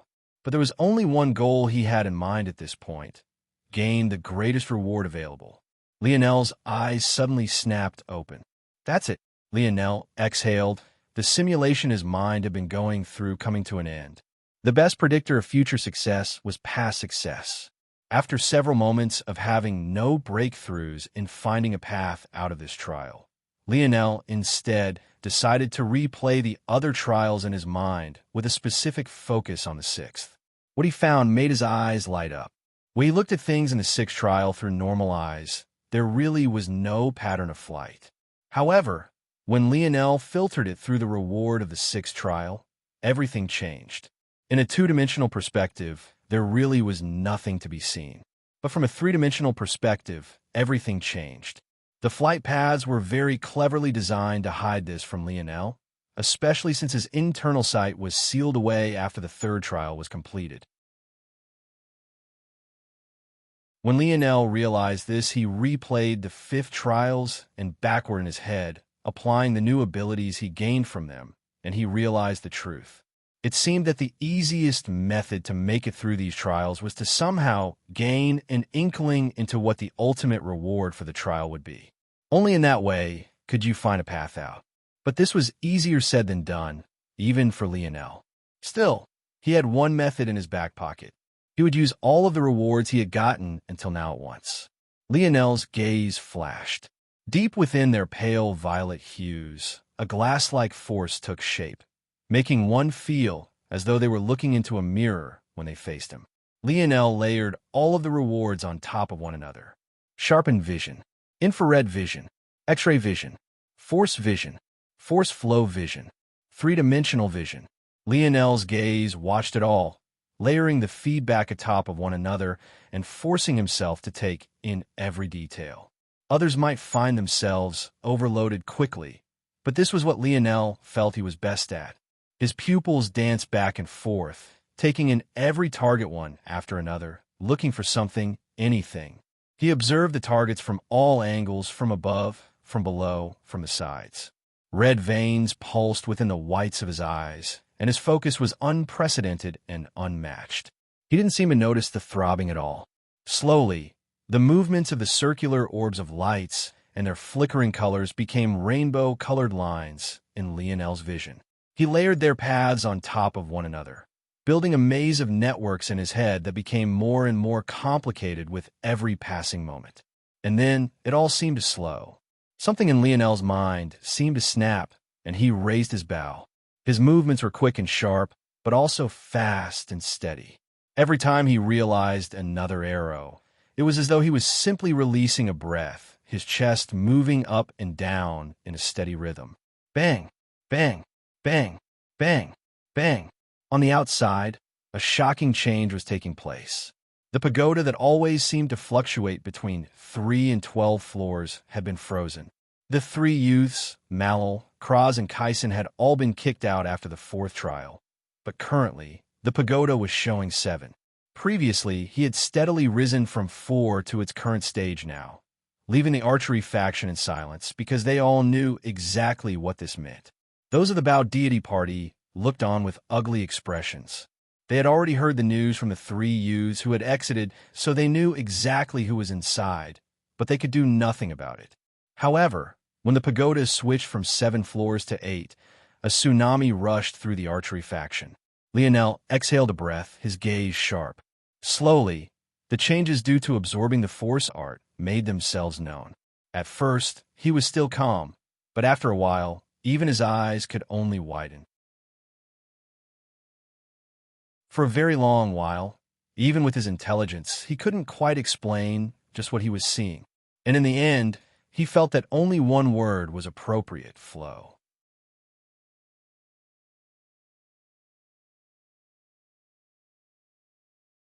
Chapter 1685. Published at 7th of March, 2023, 3:30 and 31 seconds p.m. Chapter 1685. If audio player doesn't work, press stop, then play button again. Chapter 1685. Different previous chapter. Lionel felt like he currently saw the world like a row of dominoes. He could spot a change in one location and watch the chain of results that would end in a completely random location. One that could be hundreds of meters away from the original location, or even end in the same exact spot it started. The feeling was novel. It almost felt as though he was reading a book filled with tropes, so much so that each ending was so obvious that he could predict it so long as he read a page or two. The entire world had suddenly become like the pages of a book, a feeling that ironically took the third-dimensional vision he had just gained and concentrated it back into the two-dimensional. But this time, rather than flattening the image, it just made his sight transcend to a different level entirely, a level that made reading the chains of cause and effect feel no different from reading the lines of a novel. Everything stacked together into one, layers of images being stitched together into a beautiful tapestry that read no different from a timeline of events. Every time Lionel reached the end of this timeline, his heart would hitch as though what would happen next was lingering on the tip of his tongue, as though he was just a measure away from peering into the secrets of a timeline that was beyond what he had and was experiencing, transcending into a timeline that he had yet to experience. Lionel stood in silence for a long time. It was obvious to him at this point where this was going. In fact, if this was the core of the Bao domain lineage factor, it was no wonder that his talent with the Bao was so high. When it came to reading events and predicting the most likely outcomes, there were very few in existence that could match him in this regard at the same strength level. There might be some old monsters out there with a dimensional tier far beyond his own that had far greater control over such things. But Lionel was quite certain, with all things being equal, there were probably very few people that could match him in this regard. If the evolution path of the Bao domain lineage factor was like this, then a lot of things made more sense. When it was fused with Lionel's ability index, it made it feel like he was reading the mind of the universe, watching its pages slowly turn. Lionel had a feeling that if his sight could encompass the whole of the universe, there would be nothing that he couldn't see through. But this was just a fleeting thought. Even someone in the ninth dimension wouldn't be able to do such a thing. The expanse of the universe was far too large. Even covering just a single solar system all at once was probably impossible, let alone a galaxy, and most definitely not a sector, domain, or entire universe. Still, this made Lionel wonder just how many people had made it this far. How many of them had the eyes he had right this moment? Or, more importantly, how many had awakened the Bao domain lineage factor for birth? Lionel's gaze couldn't help but flicker. This lineage factor in the hand of a true talent would be extremely fearsome. It taught him one very important thing. There were still things in the dimensional verse that he shouldn't dare to underestimate. It would be foolish of him to believe that he was the only one to have ever benefited from this pagoda. There were definitely others, and there might be many of them. He had come here blindly, but there were those who might have already benefited from understanding inklings about it ahead of time. There might even be some techniques that can replicate a portion of the abilities of his partial Bao domain lineage factor. Thinking to this point, Lionel smiled and relaxed. He was a victim of something very human just now: anxiousness and greed. He worried about others benefiting from something he would have liked to monopolize, but what good was that selfishness right now? For Lionel, this feeling was a bit new as well. He could feel himself changing ever since he made that choice to take Aina over the world. It wasn't just that, but it was a subtle difference that also resulted from the Emperor's Might tablet. That said, between the two, it was obvious that the former was more important while the latter was merely supplemental. In fact, Lionel had a feeling that had he not made that choice, he wouldn't have been able to command the tablet to come to him. Whether these changes were good or not, he didn't know. But what he did know was that he would make this choice again no matter what happened from here on. Almost nothing was worth Aina in his eyes. Now that I know your secrets, do you think you can stop my steps? A grin spread across Lionel's face. He hadn't let the weight of the world stop him once before. So how could a measly tower others had already climbed stop him? He stepped into the 8th floor, raising his bow, his eyes flashing with a glass-like light. From the 8th floor to the 12th, he didn't pause a single moment, his bowstring constantly vibrating. The twang of his bowstring and the resonating cry of his bow echoed again and again, stacking atop of one another without pause or rest. The youths on the outside could only watch as the bow pagoda slowly grew from the 8th floor to the 9th, and then the 10th, and then the 11th. The pagoda trembled wildly, a resplendent, pulsing light shooting up into the skies. This was a scene that happened all too rarely, a scene that hadn't been seen in just over a decade, a scene that happened a rare few times every century. But this time it was very different. This time, it wasn't a member of the Bow Constellation Alliance, but rather a member of the Morales family.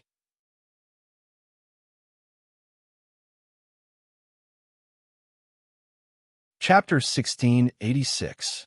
Published at 7th of March, 2023, 3:30 and 32 seconds p.m. Chapter 1686. If audio player doesn't work, press stop then play button again. Chapter 1686. Rippling image. Previous chapter. Lionel closes eyes, basking in the familiar feedback loop from his brain to his eyes and back again. The 8th floor had given him slowed vision. It was almost as though the frames by which he saw the world and were multiplied several times over and filtered through his brain one by one at such a fast pace that it gave the illusion that everything was actually slowing in his eyes. The 9th floor gave him what he could only describe as space eyes. Rather than seeing things move in space, he could see space itself. The world became like multiple planes of space stacked on top of one another, and he could follow the ripples within it. It felt like he was watching the cause and effect of the foundation of physics itself. When observing the spatial planes, even the tiniest of movements couldn't escape him, let alone watching muscle fibers. He could see the impact of what someone had done and the effect that would have on what they would do. He could see a person's strength simply by the virtue of the impact they had on the world around them, and he could even experience the kinds of force this person could put into action. The 10th floor flattened everything, concentrating it all into a single plane. If the 6th floor allowed him to see in 3 dimensions, the 10th simplified it all, concentrating it into not 2 dimensions, but just a single dimension. This simplification allowed Lionel to process greatly complex images in a single glance. If he was mortal, optical illusions and tricks of the mind would have become useless against him. However, with his current strength, this meant that he could see through real illusions with a single glance. Nothing designed to trick his eyes could possibly work. But this wasn't all. When the spatial eyes of the 9th floor and the single-line eyes of the 10th were combined, Lionel could shrink space with his eyes. What did this mean? It essentially meant that rather than being limited to seeing in a linear fashion, with the starting point being his eyes and the end point being a certain location in the distance, he could shrink space with his vision and choose a starting point that was much further ahead. For example, the current limit of Lionel's vision was about 100 kilometers of crystal clear image.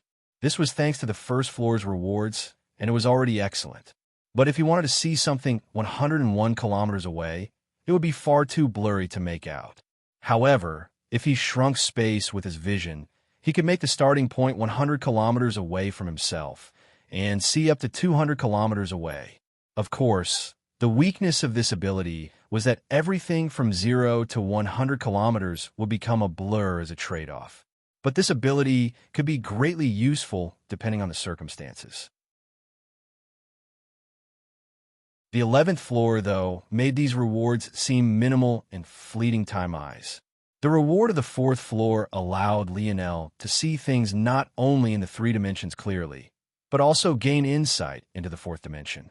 According to Earth's theory of relativity, there were 4 dimensions that dictated all things, 3 dimensions of space and 1 dimension of time.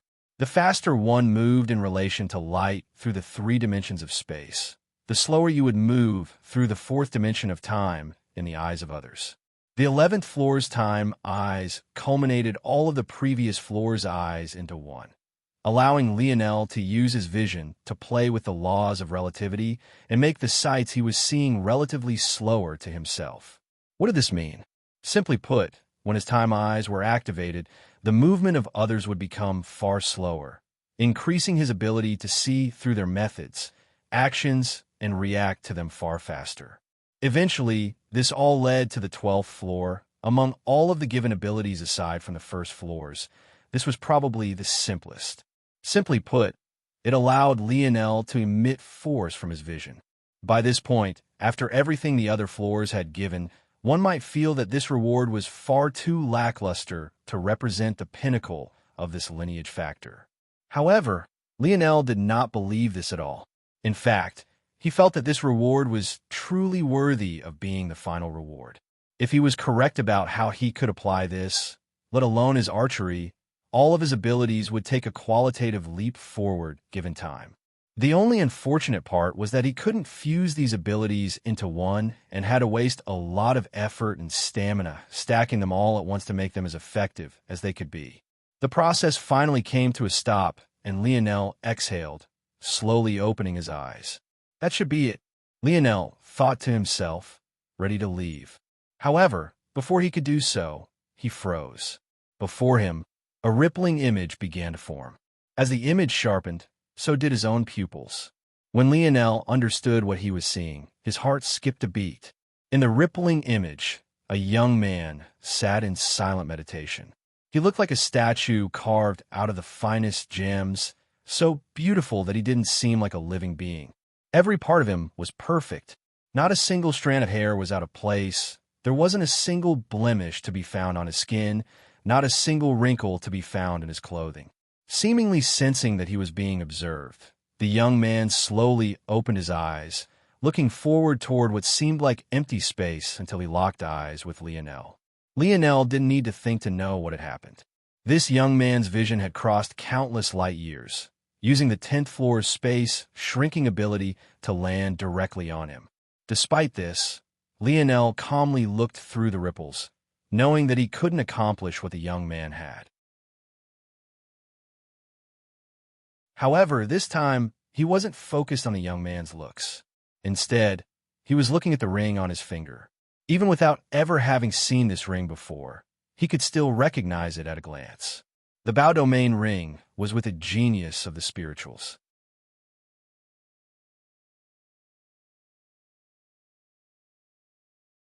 Chapter 1687, published at 7th of March, 2023, 3:28 and 47 seconds p.m. Chapter 1687. If audio player doesn't work, press stop, then play button again. Chapter 1687, Sunken Eyes. Previous chapter, Lionel met the spiritual's gaze silently for a long while. The distance was simply too far away. He couldn't tell anything about the latter's strength or power, but his intuition told him everything he needed to know. This young spiritual was powerful, probably far more powerful than anything the current Lionel could properly fathom. Lionel sent another gaze toward the ring on the spiritual's finger before waving a hand, allowing the image to vanish. At the same time, he felt the gaze of the spiritual also vanish. Before this, Lionel wasn't very obsessed with the Bao Domain ring. The greatest use the spear domain ring had to him was providing weapons and teaching him the way of the spear. But currently, he felt that his own Bao was already good enough and would be for a long while. As for teaching him the way of the Bao, he was too confident in his own abilities to care much about it. After all, he could form 7th-dimensional Bao force whenever he wanted. But this experience piqued his curiosity. He was very much interested in getting his hands on that ring now. Unfortunately, it seemed that it would take quite some time and effort to reach that point. There wasn't much he could do about it. For now, though, he was content. The pieces of the Bao Domain lineage factor were very useful to him. It almost made him consider the Spear Domain lineage factor to be quite useless. Truthfully, though, the Bao Domain lineage factor just matched better with him. The Spear Domain lineage factor did help Lionel a bit. It gave him a stronger and more robust body. It also allowed his spear force to be a measure stronger than if he didn't have it. After all, There was a reason his spear force was gold instead of the normal colorless to white spear force others had. However, compared to the synergy he had with the Bao domain lineage factor, it was akin to night and day. In the hands of someone else, the Bao domain lineage factor would be quite lackluster. Ultimately, it just helped you see further, see more, and witness fast events at a slower rate. If you lacked the ability to process these things and react fast enough, what use was it? In fact, to most people, the Bao domain lineage factor was just a somewhat weaker and more limited form of internal sight. Only when it was in the hands of someone like Lionel or an extremely talented archer would it display its true strength. Still, Lionel slotted this matter in the back of his mind. He wanted to see if there was anything he had missed with his spear domain lineage factor. If Lionel was correct, while the Bao domain lineage factor relied on the eyes to display its strength, the true strength of spear domain lineage factor was found in two words: controlled range. It was only upon understanding these two words so long ago that Lionel's spear force was able to break through its shackles, and it was also because of these two words that his absolute spear domain formed as a layer of protection for him in battle. The key to the Bao was in its effective range, but the key to the spear was in dominating a sphere of influence on a battlefield. Interesting. Maybe if I enter the spear pagoda, it'll be more obvious. The Bao domain lineage factor is so clear to me now precisely because I understand the bits and pieces that form its foundation, but I was immediately given the spear domain lineage factor. They'll consider it. Lionel stepped outside of the Bao pagoda, feeling the brightness of the artificial sun on his skin. Standing there, the glassy look hidden deep within his irises sparkled like a white crystal, radiating a rainbow of colors. With a thought, Lionel's vision adjusted and his focus returned, finding an enormous crowd of individuals standing before him. Among them, there was a familiar trio in Malil, Kraze, and Kaisen. Those around them had respectful expressions. Clearly, they were among the few who were just beneath those right under the Cataclysm generation. This was apparently enough for them to garner a ton of respect, although they could hardly make it to the fourth floor. Of course, this wasn't necessarily true. Because of Lionel, the target of the Bao pagoda changed and the difficulty increased to coincide with the minimum requirements for distribution of the lineage factor. As such, they suffered defeat far earlier than they usually did. Unfortunately, that truth did nothing to help them feel better. Lionel directly ignored them and scanned the crowd until he found Aina, who was seemingly enjoying the show. He could only shake his head. He definitely had to teach this beauty a lesson later. Where was her sense of protection for her future husband? Lionel took a step and flickered and vanished, catching the crowd off guard. They had originally wanted to see how he dared to walk out of here, but when they caught sight of him again, he had already flashed by them all, appearing by Aina's side. Come on, there's nothing fun here anymore. Aina smiled and shook her head. How is leaving here going to be so easy? At that moment, a looming aura appeared to Lionel's back. He was a very skinny man, but he was still over a head taller than even Lionel. Across his chest, there was a Bao that was maybe the longest Lionel had ever seen, standing at least 3.5 meters from tip to tip across its curve. The young man was pale, but there was a deep darkness around his eye sockets, almost to the point it looked as though he had drawn around his eyes with a dark black marker. These sunken eyes of his, though, were incredibly sharp to the point that most shuddered just looking into them. This young man was one they all knew quite well, Erlin Terrius, the younger brother of Nazag.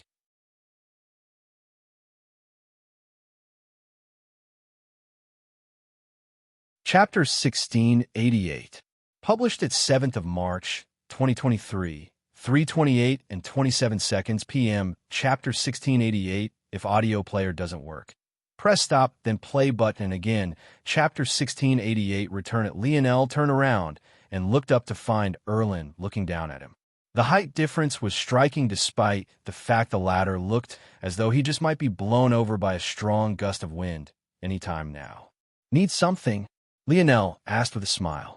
The white lion Bao, return it. Erlin's voice was quite soft, and despite the words he spoke, he even sounded quite shy. He sounded decades younger than he really was. almost like a prepubescent boy. But by a different token, his voice wasn't particularly high-pitched either. It was just a very odd feeling to give off for someone who was so tall. Lionel's smile, though, didn't fade when he heard this. Even if I placed the bow right here, would you even be able to pick it up? Don't you think it would be embarrassing if I planted the bow right in the middle of your archery faction and see how long it stayed in place? Hearing Lionel's words, fury danced in the eyes of the spectators. Lionel was smiling, but whether it was his words or the intentions behind them, both were incredibly vicious. If Lionel left the white lion bow here as he was asked, and none were able to gain its acknowledgement, how embarrassing would that be for their faction as a whole? They had already been lagging behind the spear and sword factions for centuries and were only just starting to slowly catch up thanks to the existence of Nazag and the other Terrius family geniuses. But if this happened now, how hard of a blow would it be? This isn't something you need to worry about, Erlin responded. Return the bow. Lionel continued to smile as he opened his mouth. Piss off. The spectators shuddered. It was hard to believe that someone could say such a thing with a smile on their face. He didn't even seem to be particularly angry, and he also didn't seem to take Erlin very seriously at all despite the latter's tier 8 strength. At that moment, Erlin's expression darkened, though it was difficult to tell considering how black the bags under his eyes already were. Are you sure that's your answer? Are you sure that it was smart to get this close to a spearman when your main weapon is that bow? Lionel replied with the very same smile. Erlin's pupils constricted, but Lionel's fingers had already pierced outward. He could do nothing as watch those fingers touch chest, a violent pressure swirling around them. Bang! A hole was ripped through Erlin's chest, through his ribs, ravaging his lungs and shattering his shoulder blade on the way out. The residual pressure was so strong that he shot backward even faster than he had come, shearing past the crowd and landing against the bow pagoda in the distance with a blood-curdling crack. The bow pagoda didn't so much as tremble, leaving Erlin's body to take the full brunt of the blow. 20 years ago, one of you threatened me with declaring war on the Morales family if they found out that I claimed the White Lion bow through inscrutable methods. But 20 years later, after you were unable to prove this, you just settle for asking for it back, just because? Aren't you embarrassed? I don't actually know much about the White Lion bow or its history. What I do know is that it's a present from someone I care quite a bit about, and that's reason enough for me to not return it to you. What I can say, though, is that even if I didn't have this reason, I still wouldn't return it. Lionel flipped over his palm to reveal a gorgeous bow dancing with white gold lights that bathed the surroundings in both a holy and oppressive aura. You want a bow this beautiful to rot for all eternity in a glass case? How ridiculous! Aina watched Lionel's back and couldn't help but smile. Usually, Lionel would care to speak so many words. The root of it was that he had always disdained to explain himself, and talking too much to enemies was just an extension of that. Even when someone infuriated him, he would just prefer to pummel them into the ground. Now, though, he seemed to be quite talkative and she found it funny, mostly because when he spoke, he was really too good at pissing people off. How difficult was it to win an argument against someone who thought hundreds of times faster than you? At that moment, though, a suffocating aura flashed over from the distance. In fact, there wasn't just one, there were two of them, each with presences that far surpassed the sixth dimension. Lionel's gaze narrowed as he looked up, quickly finding two characters landing atop a building adjacent to the public square. This wasn't too surprising. If Lionel's uncle and aunt oversaw the spear faction, then how could the archery faction not also have its own seventh-dimensional powerhouses? The real question, though, was what were they doing here? Do they want to interfere as well? Fighting in the archery faction is prohibited. All violators will be expelled and suspended from entry for 10 years. Please leave. Lionel raised an eyebrow, watching the two for a moment before smiling and nodding. Without another word, he took Aina's hand and turned to leave. He had already gotten everything he needed out of the archery faction anyway, although it was a bit unfortunate that he didn't get to learn any specific techniques. Any techniques here could also be found in the Void Library with some added effort. The Bow Deity faction could only grit their teeth as they watched Lionel leave. They wanted to wipe the smirk off his face with every fiber of their being, but taking Erlin as an example, it didn't seem that this would be a possibility for them. Their fury bubbled up inside them, causing the atmosphere to be greatly stifling. But in the end, no one did a single thing. It felt that the only hope was to wait for the decision of their leader, Nazak.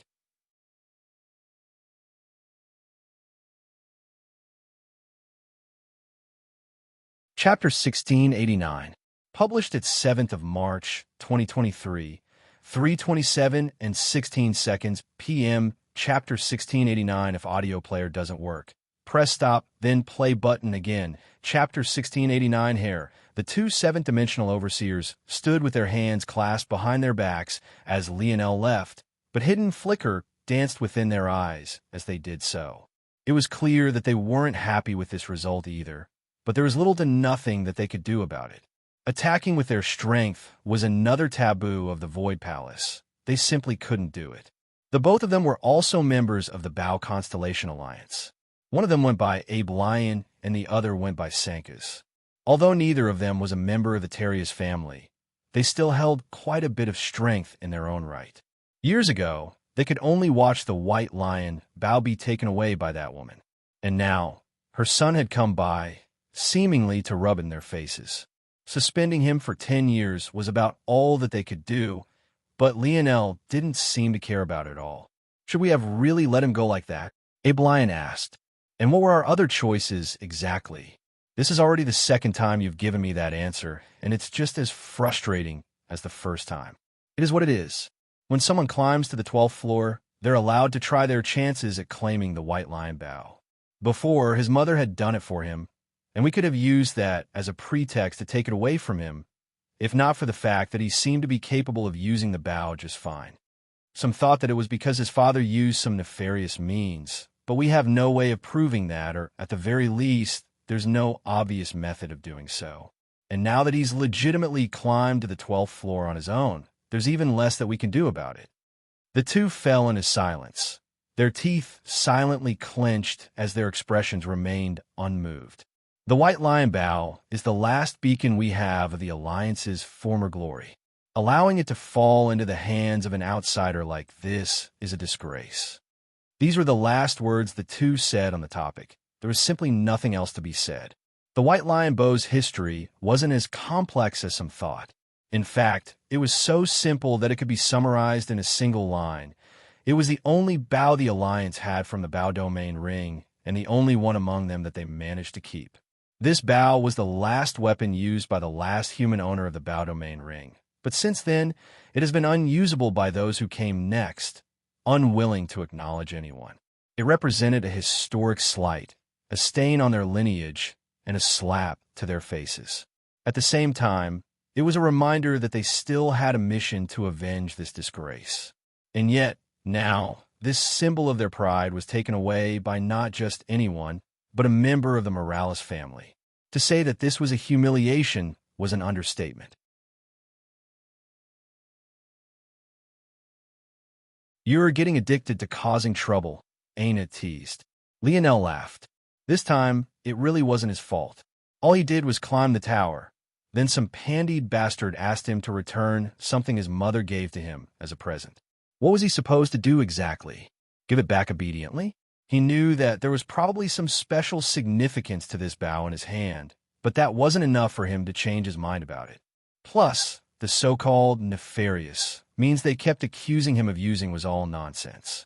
They all assumed that his father had done something considering his skill in crafting, forcing the Bao to submit to him.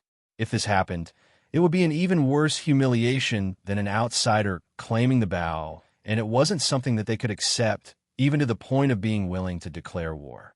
However, there was no evidence of such a thing happening. In fact, Lionel himself knew that his father had never even seen him use the Bao before. And by now, if the Bao had been tampered with, although Lionel could say that he had caught up to his father in crafting, he could at least say with confidence that he would know if a Bao he was using had been tampered with.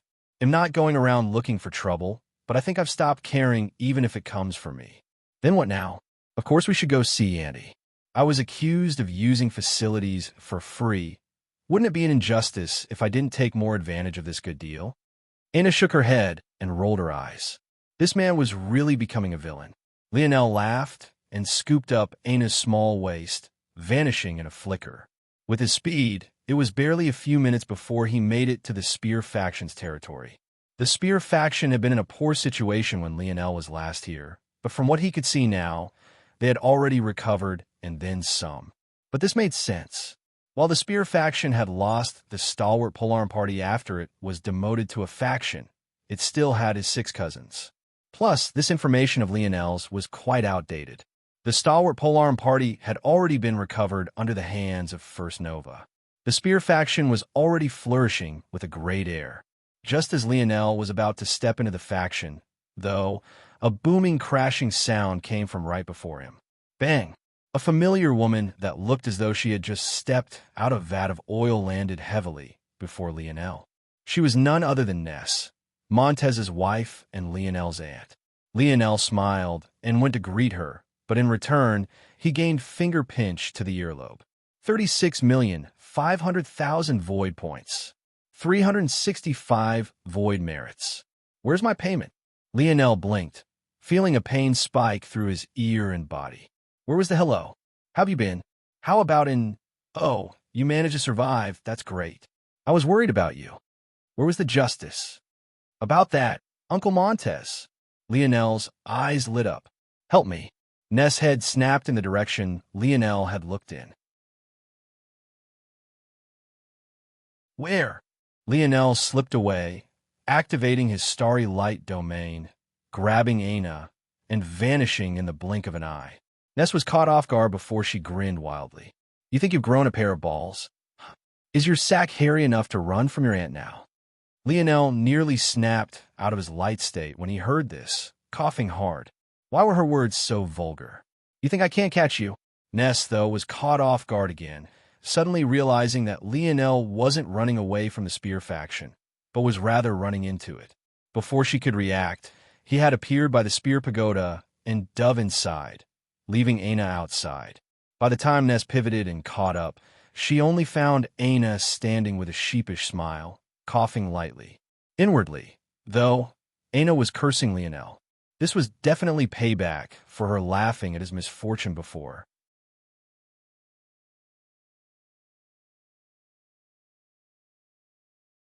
Chapter 1690, published at 9th of March, 2023, 7:58 and 38 seconds p.m. Chapter 1690. If audio player doesn't work, press stop, then play button again. Chapter 1690, first floor. Lionel laughed to himself from within the pagoda, a bright smile on his face. He wasn't too worried about Aina. Since Ness was his aunt, the likelihood that she would truly do something to her was very low, not to mention the binding rules of the Void Palace, even if she wasn't. As for his reputation, he simply couldn't be bothered to care. Since he was a rich silk pants, he would be a rich silk pants. There would eventually come a day where no one could be bothered to care about what happened here, because his achievements would be far beyond their imagination. After he finished chuckling, Lionel looked around with a curious eye. This time, he had entered the pagoda alone, skipping over a few people who had been about to enter. Though he felt a bit bad about that, it couldn't be helped. If he didn't rush in, then he would be caught. Plus, if the Bow Pagoda was anything to go by, they could enter along with him even if he went in first. The surroundings, however, were different from the Bow Pagoda. Rather than standing on a platform in the depths of space, Lionel stood on a large plain that looked like an endless dirt path. The land was dry and smooth, filled with a grayish-brown color. What was interesting, though, was that up above, there was once again an endless depth of space. It made it feel like the expanse of existence was peering down upon him, waiting to watch his performance. Lionel blinked, looking around for a moment until he suddenly felt the ground began to rumble. With a thought, Lionel's chain spear appeared in his hand. However, rather than rattling like it usually did, it was surprisingly calm, eerily so in fact. But even so, the rumbling of the ground only increased as he gripped his spear. Lionel looked down at his spear, finding it to be decidedly lifeless. It was completely unlike what he had experienced from its presence before. Even back when he had yet to learn about the life grade, he still felt more personality from his spear than he did now. Is this on purpose? It sucked all the spirituality out of my spear. Ignoring the rumbling ground for a moment, Lionel flipped his palm and went through a series of spears, only to find that the feeling was exactly the same. Soon, he realized that the problem extended further than just his spears as well. Even his spear force seemed more tame and languid, as though it was struggling against falling into a deep sleep. This astonished Lionel all the more. Lionel's eyes suddenly sharpened. He had wanted to experiment more, but at that moment, over the dusty horizon, the source of the rumbling ground was quickly coming into view. Horse hooves slammed against the ground, chariots rocked and swayed, their wheels spinning so fast that it seemed as though they might fall off at any time, and a valiant general stood atop a moving tower in the center of it all at the very peak. Despite a distance of easily 3 kilometers separating them even now, Lionel felt as though the general was looking right into his soul. Let alone 3 kilometers, it felt more like they were standing nose to nose, their eyes mere inches apart. A dust cloud rose into the air, a stifling, blood-thirsty aura blanketing the skies to the point the depths of space and stars above almost turned to crimson red. Lionel stood in silence, his narrowed eyes relaxing and his expression becoming a dull cold. He could feel that everything was sealed away. The only strength remaining in his body was his spear force, but even that seemed to be quite weak. And now, he was facing an army made up entirely of Tier 1 existences. Was this really just the first floor trial? Or was it that things worked differently here? How was he supposed to defeat 10,000 experts without his full range of abilities? Especially since they were a well-trained army? Lionel's heart thumped in his chest, pushing against his ribcage and sending surges of blood through his limbs. Even before the army entered a kilometer range of him, his skin was flushed with a warm color, his gaze flickering with a deep battle intent. Whatever this trial was, it was designed to bring out the full potential of his spear domain lineage factor. In that case, he might as well go all out and see what he could learn relying solely on it. As for whether this was just the first floor or not, it seemed that only time would tell him that. With a step, Lionel began to walk forward slowly, his hair fluttering in the wind and his posture straight and unbothered. It didn't seem as though he sensed the danger coming toward him at all as he kept his head high. A light smile spread across his lips as the ground continued to rumble. 500 meters, 400 meters, 300 meters, 200 meters, 100 meters, 50 meters. Lionel took a breath, the scent of blood and carnage filling the air. For a moment, he had a fleeting thought. Could he die in these trials? This felt like his real body, after all. However, thinking to this point, he just grinned. For him to die, wouldn't they have to take him down first? His blood rushed straight to his head, and a crimson glow lit his eyes. Seemingly taken by the bloodthirstiness of the battlefield, his heart threatened to beat right out of his chest. And then, he took a strong step forward. Bang! A cyclone of spear force erupted around Lionel, crashing into the first line of the vanguard and shredding them into pieces. His palm opened, and he reclaimed his chain spear, thrusting it forward with an undeniable momentum and skewering the chest of a stampeding horse before pulling upward and splitting its neck and head in two. He closed his eyes, basking in the slaughter. Show me what you can do.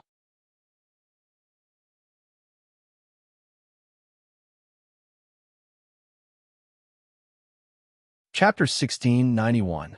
Published at 9th of March, 2023, 7:58 and 38 seconds p.m. Chapter 1691. If audio player doesn't work, press stop, then play button again. Chapter 1691. Freedom. Lionel easily immersed himself in the carnage.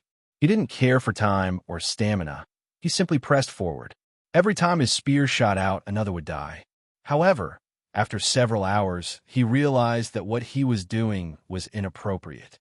This trial was one that he was flying by, true enough, but he wasn't getting what he needed to get out of it. And that was because of the one thing this trial couldn't seal: his ability index. This was the problem that Lionel had always had. He could never fully rely on his spear domain lineage factor because his brain was too active and his ability index played too large a role in his combat prowess. In fact, this was the reason the bow domain lineage factor seemed so much more powerful to him. It synergized with his ability index while the spear domain lineage factor did not. Or, more accurately, Lionel didn't know how to allow it to synergize properly because he knew too little about the lineage factor, which was why he came here in the first place. Here, he found himself calculating exactly where to attack, who to attack first, and how to attack to ensure that he could deal with all of the enemies in his range the most effectively. While he was under a great disadvantage battling so many enemies at once, they were at a disadvantage because only so many of them could attack him at once given his size in proportion to their army. Taking advantage of that, with his ability index, it was far easier than it would be for most to deal with this situation. But this was likewise holding him back. Lionel inwardly shook his head. He had made a small breakthrough in this regard when he was battling Miguel for the first time. What had he decided on back then?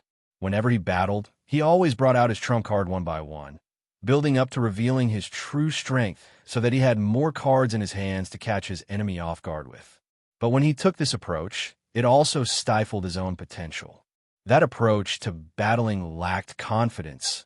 It assumed inferiority, and it necessitated trickery over strength. It was one thing to battle with logic instead of instinct, but the way that he did it was a problem. Even after that breakthrough, Lionel still sunk back into his usual habits. After all, changing who a person was, even for him, was too difficult. He wasn't as much a machine as he thought he was. He too had his own tendencies, likes and loves. What was the key to fusing his logic and instinct? It was freedom, true freedom. What held him back all this time was his restraint. His logic often became a burden rather than help to him. When he first stepped into the dimensional verse, he found it difficult to kill because he could logically deduce the value of a life. When he lost Aina, it was his logic that cut her off for good and almost ended in him losing her forever. When he battled, it was his logic that held back his truest potential, only eking out bits and pieces of his strength at a time so that he'd always have something in reserve to pull out and catch an enemy off guard with. But what he hadn't noticed was that this sort of mentality had seeped into the way he did everything. He still hadn't fully reconnected with Aina. He subconsciously limited his own improvement because he never really pushed himself to the fullest extent to begin with. He even restricted his advancements, and because of the so-called boredom this brought about. Lionel didn't believe that his logic was truly a net negative, but it most definitely wasn't a net positive, forcing him to stay stagnant and unmoving. It was like an underlying anchor pulling him down. Sometimes there just wasn't a need to care so much. It was fine to be logical, but if it was also stunting your progress, how logical would that be? Sometimes it was better to be free, to be unrestrained, to let loose a bit. Lionel's spear whistled through the air, his strikes becoming less structured, and his stamina draining much faster, all while the smile on his face seemed much broader. He wanted to find it. He had already touched the surface, but he needed to dig deeper to find where that balance was. Between his instinct and his logic, where was the dividing line that would allow them to both shine the most optimally? In his fight with Miguel, just touching the surface of this had allowed Lionel's spear force to undergo a qualitative change, giving him a crown and a bright gold spear force. His spear was relentless as his breathing became heavier and his sweat fell like a torrential rain. Those watching might think that he was insane.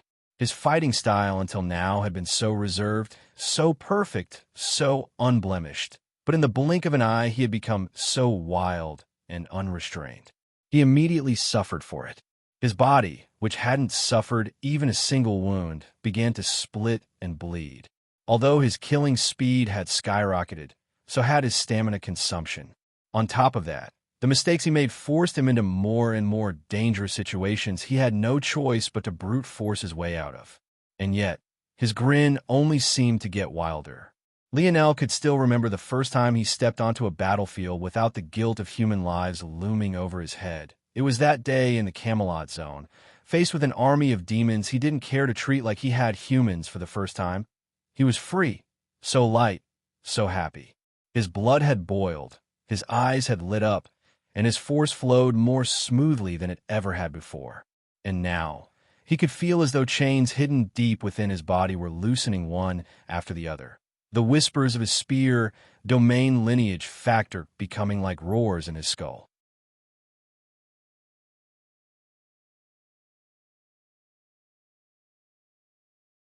Chapter 1692, published at 9th of March, 2023, 7:58 and 38 seconds p.m. Chapter 1692, if audio player doesn't work. Press stop, then play button again. Chapter 1692, Four Pillars. Lionel's spear danced in the wind, free and light. It didn't seem to have a shape or form, moving as it pleased and reacting even faster. Its tip was like a shadow, vanishing beneath the sunlight and reappearing in the least obvious of places. Its shaft was like a flood dragon, roaring through the air and dancing beneath the clouds. His skill in the spear was just the same as it had been before he entered the pagoda. The strength of his grandfather's comprehension was not small, and by grasping it, Lionel had already entered the elite ranks of spearmen. However, what wasn't the same was how his absolute spear domain flowed around him. It blanketed the surroundings, moving like a living, breathing entity as it followed the cadence of his spear. By this point, Lionel had gained an entirely new understanding of the absolute spear domain and how it connected with his spear domain lineage factor. As this connection deepened, he also came to understand that the reason he hadn't been able to parse apart its true strengths was far more complex than he had originally thought. It wasn't just his method of battle that was holding him back, nor was it just his ability index. In addition to these two things, another large factor that held him back was actually a magic system that he had come to love a great deal: Camelot's magic system. A lot of the mechanisms of the spear domain lineage factor overlapped with Camelot's magic system, namely the latter's ability to control atmospheric force and make use of it. The root of the spear domain lineage factor was in controlled range. Everything within Lionel's absolute spear domain could be considered to be an extension of his body, from sensory organs down to even force itself. Within the barriers of the absolute spear domain, the flow of force was absolutely clear, and it could be taken to give strength to the spear wielder. This helped bolster the strength of the spear, range, and leverage. However, Lionel's mage core gave him a very similar feeling, albeit slightly different. Due to his mage core being far more powerful due to the neglect of his spear domain lineage factor, in addition to the other mentioned factors, the feeling was far too subtle even for him to pick up on. So is that all? Case closed? Not exactly, because much like the bow domain lineage factor had building blocks that seemed useless to the current Lionel at the moment, so too did the spear domain lineage factor.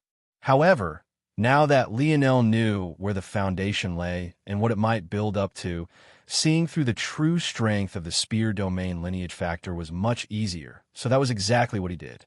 After he found the first thread, he began to pull, losing himself in an endless, bloody battle that stretched on from hours to days.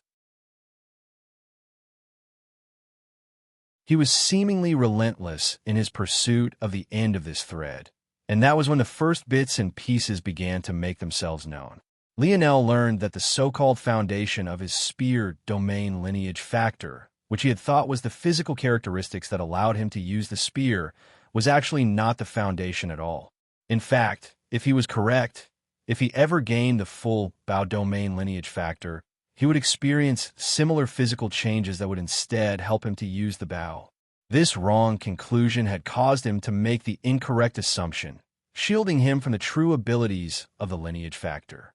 If there was a first reward for him to gain in this pagoda, a reward he could have been given if not for the fact he already had the lineage factor to begin with, it would be spear aura. This spear aura would allow Lionel to use his spear like he did internal sight, blanketing a very small area which allowed his spear to be omnipresent. When this was accepted, just how similar was this to the bow domain lineage factor? Both improved the senses. One made his vision far sharper, and the other also gave him a replacement for internal sight. Likewise, what was the final reward for the Bao domain lineage factor? Wasn't it the ability to emit force at a location you gazed upon? Just like this, the final reward of this pagoda would likely be Lionel's absolute spear domain, which allowed him to directly manifest force outside of his body. From this perspective, the two lineage factors were like mirrors of one another, working similarly. The question, then, was what were the steps in between? Between spear aura and the final absolute spear domain, what were the building blocks that gave the lineage factor strength? And that was something that Lionel was able to finally grasp after 5 days of continuous fighting. To pressure, to redirect, to take, to attack. These were the 4 summarizing pillars of the spear domain lineage factor. To pressure. Within the absolute spear domain, all other forces were suffocated and stifled, falling under the rulership of spear force. To redirect. Within the absolute spear domain, all force that managed to remain were restricted in their control. First forces lost their edge, and docile forces didn't dare to move at all. To take. Within the absolute spear domain, forces could be co-opted and stripped away, melding into the rotating spear force to strengthen it or be used for a counterattack. Essentially, all forces could be stripped down and turned into spear force. To attack. Within the absolute spear domain, the spear could appear anywhere. Much like the eyes of the Bao domain lineage factor could shrink space and manipulate the fringes of time, so too can a spear tip within the absolute spear domain. Regardless of the situation, regardless of Lionel's position, regardless of the attack's position, so long as all related subjects were within the absolute spear domain, the spear would find them. Lionel's aura suddenly flourished, his demeanor shifting and his dead spear trembling to life. A roar shot through the skies, the rattling of the spear domain ring becoming omnipresent as Lionel suddenly pierced forward. However, right at that moment, the general of the army appeared to his back, having finally found an opportunity to attack. PCHU. The general froze, his spear risen high into the air. Lionel didn't even look back, slowly retracting his spear as a bloody hole appeared between the general's brows. The wildness in Lionel's eyes faded, his breaths coming in deep, soothing heaves. From start to finish, he never turned to face the general.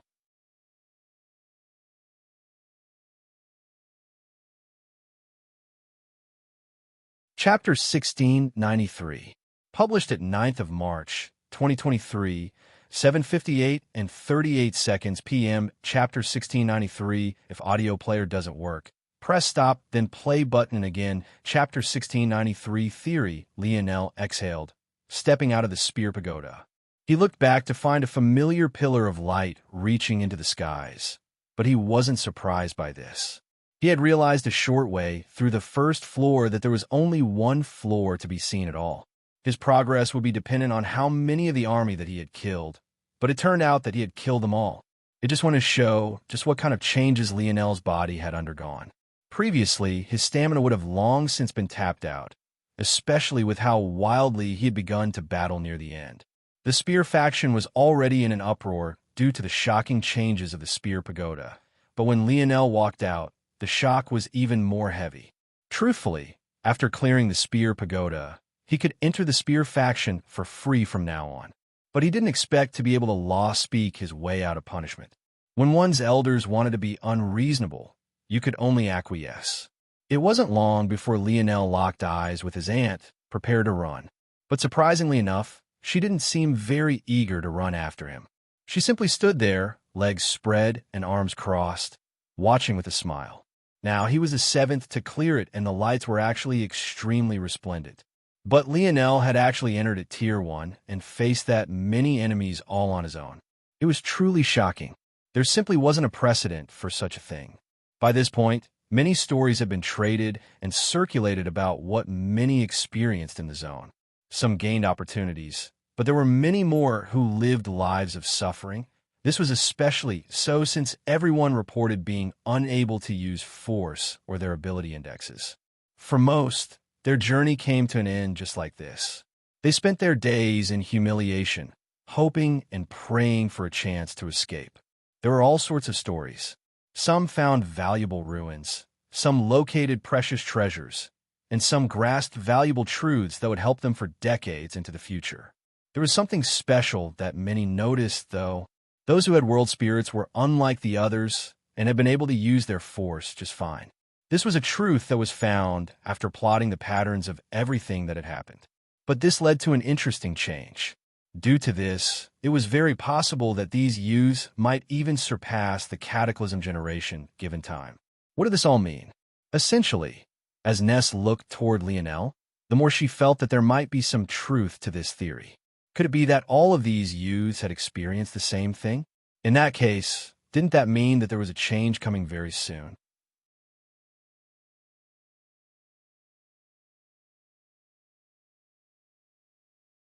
Chapter 1694, published at 9th of March, 2023, 7:58 and 38 seconds p.m. Chapter 1694. If audio player doesn't work, press stop, then play button again. Chapter 1694. Villain Lionel relaxed a bit, seeing that his aunt wasn't ready and waiting to devour him. But he shivered when he felt another gaze boring into him. Ah, what a beauty! Ma'am, can you please tell me your name?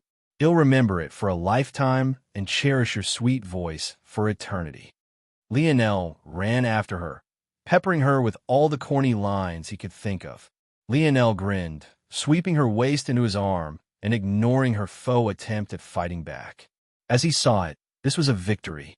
He didn't seem to care about the gazes he was getting either. Hearing such a question, Lionel bent down and whispered into her ear. She thought it was serious, so she listened attentively at first, but the longer he went, the more red she seemed to become. However, even after she had become a ripe tomato, Lionel didn't seem to have any intention of finishing his list. Anna pushed him away with two hands, blushing profusely. She couldn't even repeat the things he had said. They were way too embarrassing. Lionel laughed. There's nothing to do until we get the rest of our void merits come the end of the month, and there's nothing of interest here to me outside of the Void Library. So unless you want to do something, we could just relax. Lionel shivered when he heard this voice, turning back to see his aunt. He could only smile sheepishly, trying to remain ingratiating. This woman was truly nothing short of a T-Rex in female form. If she wanted to, she could probably run in a straight line through the Void Palace and never turn or climb up. Nothing, whether building or natural landscape, will be able to stop her forward charge. In that case, you can start paying back what you owe the Spear faction. Don't start the nonsense with me. Although you can enter for free now, that doesn't change what you owed before. If you want to pay it back, you have to do some work, or else how will I maintain order around her? Good. Much better than that disobedient father of yours. Now, if you want to pay off your debt. However, as Lionel's thoughts were drifting aimlessly, what his aunt wanted to do drifted into his ears and caused his eyes to twitch. Off you go. Don't think of returning until you've done your task properly. You two little cubs want a baby make before me? Absolutely not. Lionel turned and vanished with a strong step. It was best he get out of here as fast as possible so he wouldn't have to find out whether Anna's glare or his embarrassment would kill him first. Well, this could be considered to be their fault as well. After all, if they hadn't antagonized the Spear faction so much of these last few years and caused his aunt to be so unhappy, this wouldn't be happening either. So now, Lionel just had to uphold justice. There wasn't anything else for him to do. To most people Lionel passed by, he was nothing more than a blur, his speed reaching a level impossible to track for many sixth-dimensional students, especially not those that could only be considered to be galaxy rank. Maybe only sector-ranked disciples could hope to stand chance. Hey, Lionel sighed again. Well, here we go. Sword faction trash. Lionel's voice boomed, echoing again and again over the large mountains of the Void Palace. I've come to challenge you all.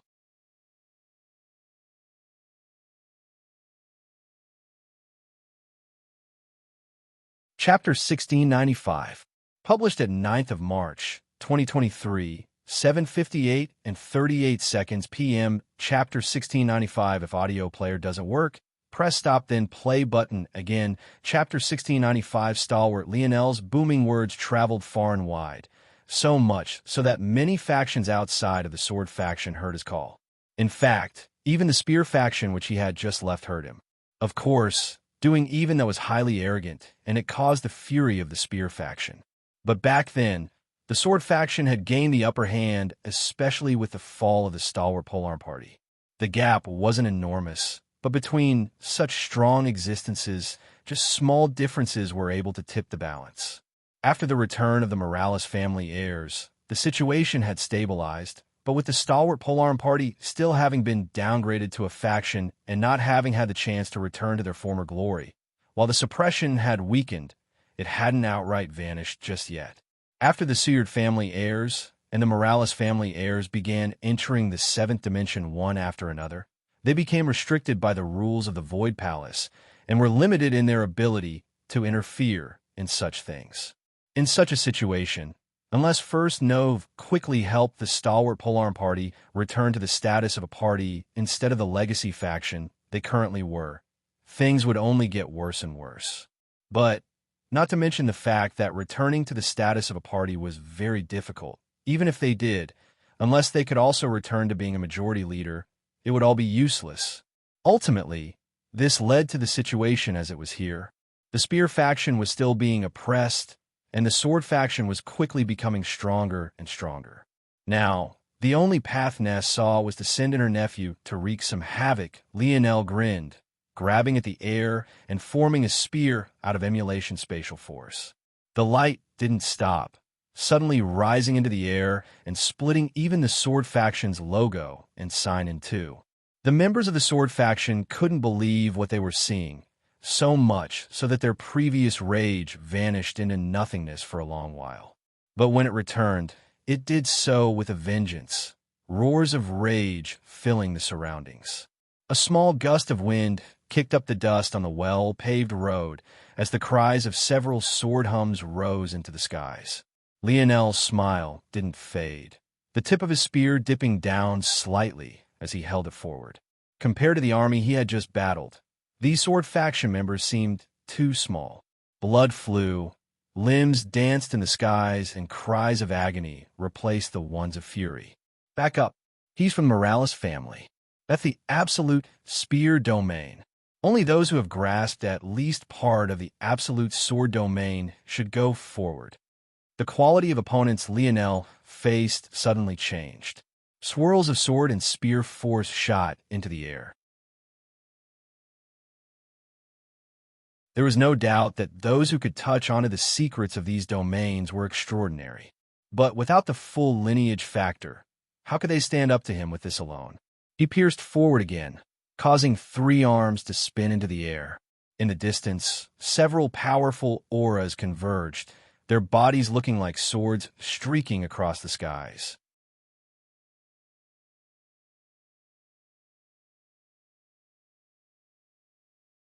Chapter 1696. Published at 16th of March, 2023, 6:04 and 34 seconds a.m. Chapter 1696. If audio player doesn't work, press stop, then play button again. Chapter 1696. Blazing Devil Lionel's spear snaked through the skies, continuing to thrust forward as though he hadn't sensed the coming auras at all. The smile on his face was still there, beaming like a secondary ray of light. It was in stark contrast to the blood and cries that flew around him. From any perspective, he truly looked like a demon incarnate. Stop! The eyes of many of the sword faction that had dulled with despair suddenly lit up. Of the three approaching auras, two of them were very familiar and were members of the Seward family. As for the last, although he wasn't a member of the Seward family, with how popular the sword was as a weapon, how could it be that only the Seward family would produce astounding talents? Regardless of which of the three it was, they had already surpassed Tier 6 of the 6th dimension. Both Seward family members had a firm grasp of the sword domain lineage factor, while the third of them had completed 70% of the sword pagoda.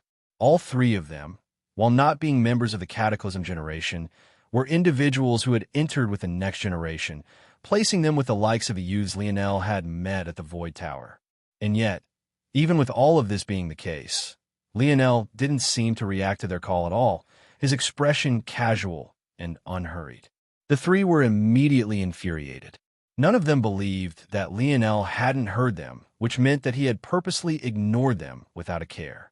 They had more reasons than just this to be infuriated as well. After all, the three of them had just been preparing to enter the Sword Pagoda just a moment ago, only to be interrupted by Lionel's arrogant roar. When they entered in range of the battle and saw their fellow swordsmen and women being practically crippled one after another, their gazes went red, especially when they noticed that Lionel was actually using the absolute spear domain. To think that a member of the Morales family would actually come here so arrogantly. The two Suyard family youths flashed forward without hesitation, flipping their palms over to expose radiant swords. The trio appeared just 10 meters from Lionel in the blink of an eye, all three of them launching all-out strikes from the very beginning without showing the slightest hint of mercy. They didn't even consider the rules of the Void Palace. If Lionel was truly crippled, or worse yet, died, that would be trouble they would deal with after the fact. However, just when their sword force was prepared to tear Lionel to pieces, his absolute spear domain trembled, pulsing once and shattering the sword lights in what looked like flecks of broken glass. With a step, Lionel's figure vanished, and he appeared before the three, his spear striking out just once, and yet all of suddenly felt as though their lives were in danger. Their pupils constricted, and the hairs on the back of their necks stood at attention as their hearts palpitated. Without hesitation, they all raised their swords to block. A strong force pushed against the three of them, causing them all to take heavy steps backward. A grave expression spread across their faces as they looked toward Lionel with a hardly concealed wariness. The strength behind that blow was far too monstrous, and it was clear that his control over the absolute spear domain was at a ridiculous level. But worst of all, his personal strength was still more than enough to overwhelm them, even after splitting it into three.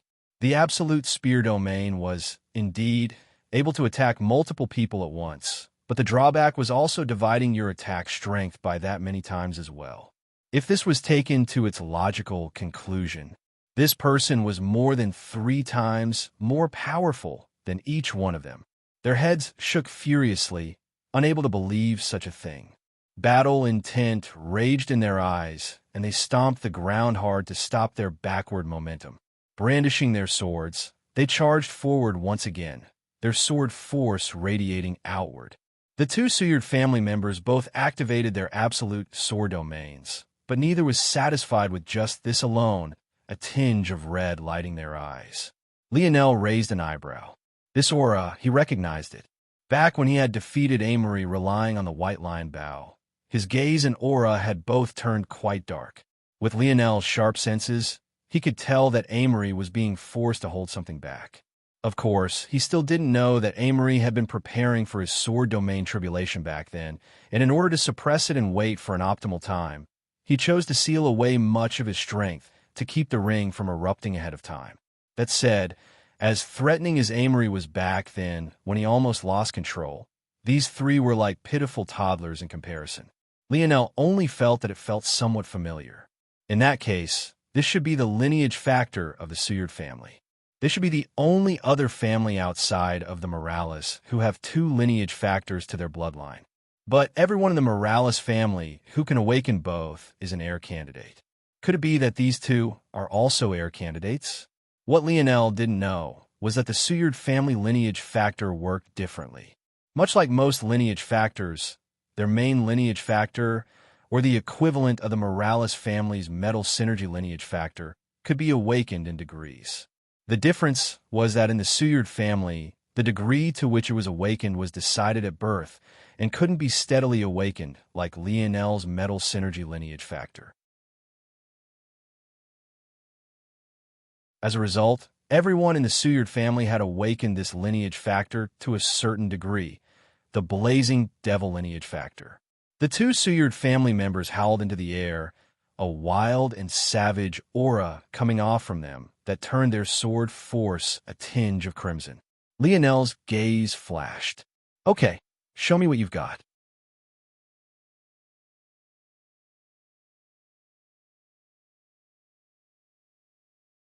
Chapter 1697.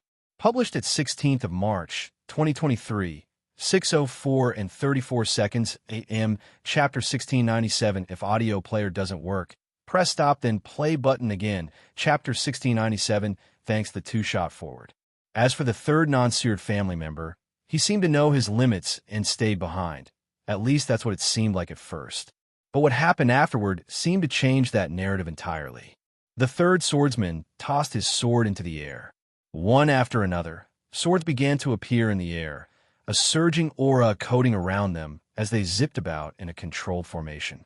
Lionel's eyes flashed with a hidden light. It looked like a telekinesis ability index, but not at the same time. It was just slightly different. This third individual was from the Sina family. They were a family of swordsmen as well, but they were a tier below the likes of the Morales and Suyard family, and could be considered to be on par with the weaker constellation families. Their lineage factor was unique in that they likewise as a sword-related lineage factor, but theirs was a unique sword force and soul force fusion that allowed them to manipulate swords in particular. This lineage factor allowed them to form formations of swords and made them quite good at battling large numbers of opponents or restraining opponents with area control.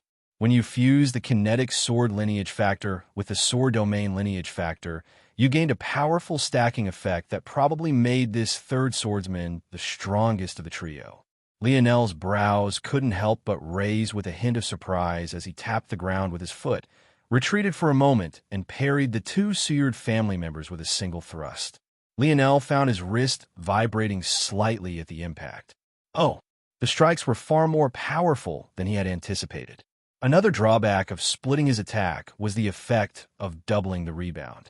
After all, he was facing two strikes at once and not just a single one. He wasn't sure what kind of changes these lineage factors caused, but after just a single exchange, he realized that it boosted not only their speed a great deal, but their strength more than doubled in a single instant as well. As Lionel was thinking, the formation of swords had already surrounded him, and he couldn't help but probe it with his internal sight. He found it fascinating because there seemed to be a unique cadence to the way the swords moved as though they were in resonance with one another. It was definitely beyond just controlling each sword to move individually. It seemed to Lionel that there was a unique tether between them. The movement of one followed the movement of them, all like the ring of a chime. Lionel saw through this in a single glance because it reminded him of something even more profound. Force arts. So this is possible as well. Lionel's first instinct was to try and replicate it. Even fighting such a battle, being hounded from the front by two seemingly rabid seared family members, and from the sides and back by this formation, he still had more than enough mental capacity to spread around. He parried and defended, gliding backward with every collision, but to the ignorant, it only looked like he was being forward to retreat again and again, causing the members of the sword faction to cheer their seniors on. Within Lionel's dream world, he formed several spears and controlled them. With his variant Earth Force affinity, taking control of metal objects was easy. So, theoretically, wasn't it also possibly for him to replicate the feat of the Sina family member? Unfortunately, he quickly found that this was impossible, and why wouldn't it be? The uniqueness of the method lied in the combination use of soul force. The assimilation abilities of the spear domain lineage factor could potentially do this. After all, it was designed to absorb forces and assimilate them. This was something that Lionel AHD learned long before he even stepped into the spear pagoda. It was just that he had always assumed that it could only be done with his own force. But doing things this way also felt off. That was when Lionel realized the problem. It wasn't just that soul force was needed, but the method by which it was used as well. Essentially, he needed the unique force art methods of the Sina family, a language that he had never learned before. Fascinating, Lionel's vision cleared somewhat in the real world. When he looked around, he was about to be forced out of the sword faction again, but the smile on his face only grew brighter. All this time, he had known exactly how to improve his grandfather's way of the spear.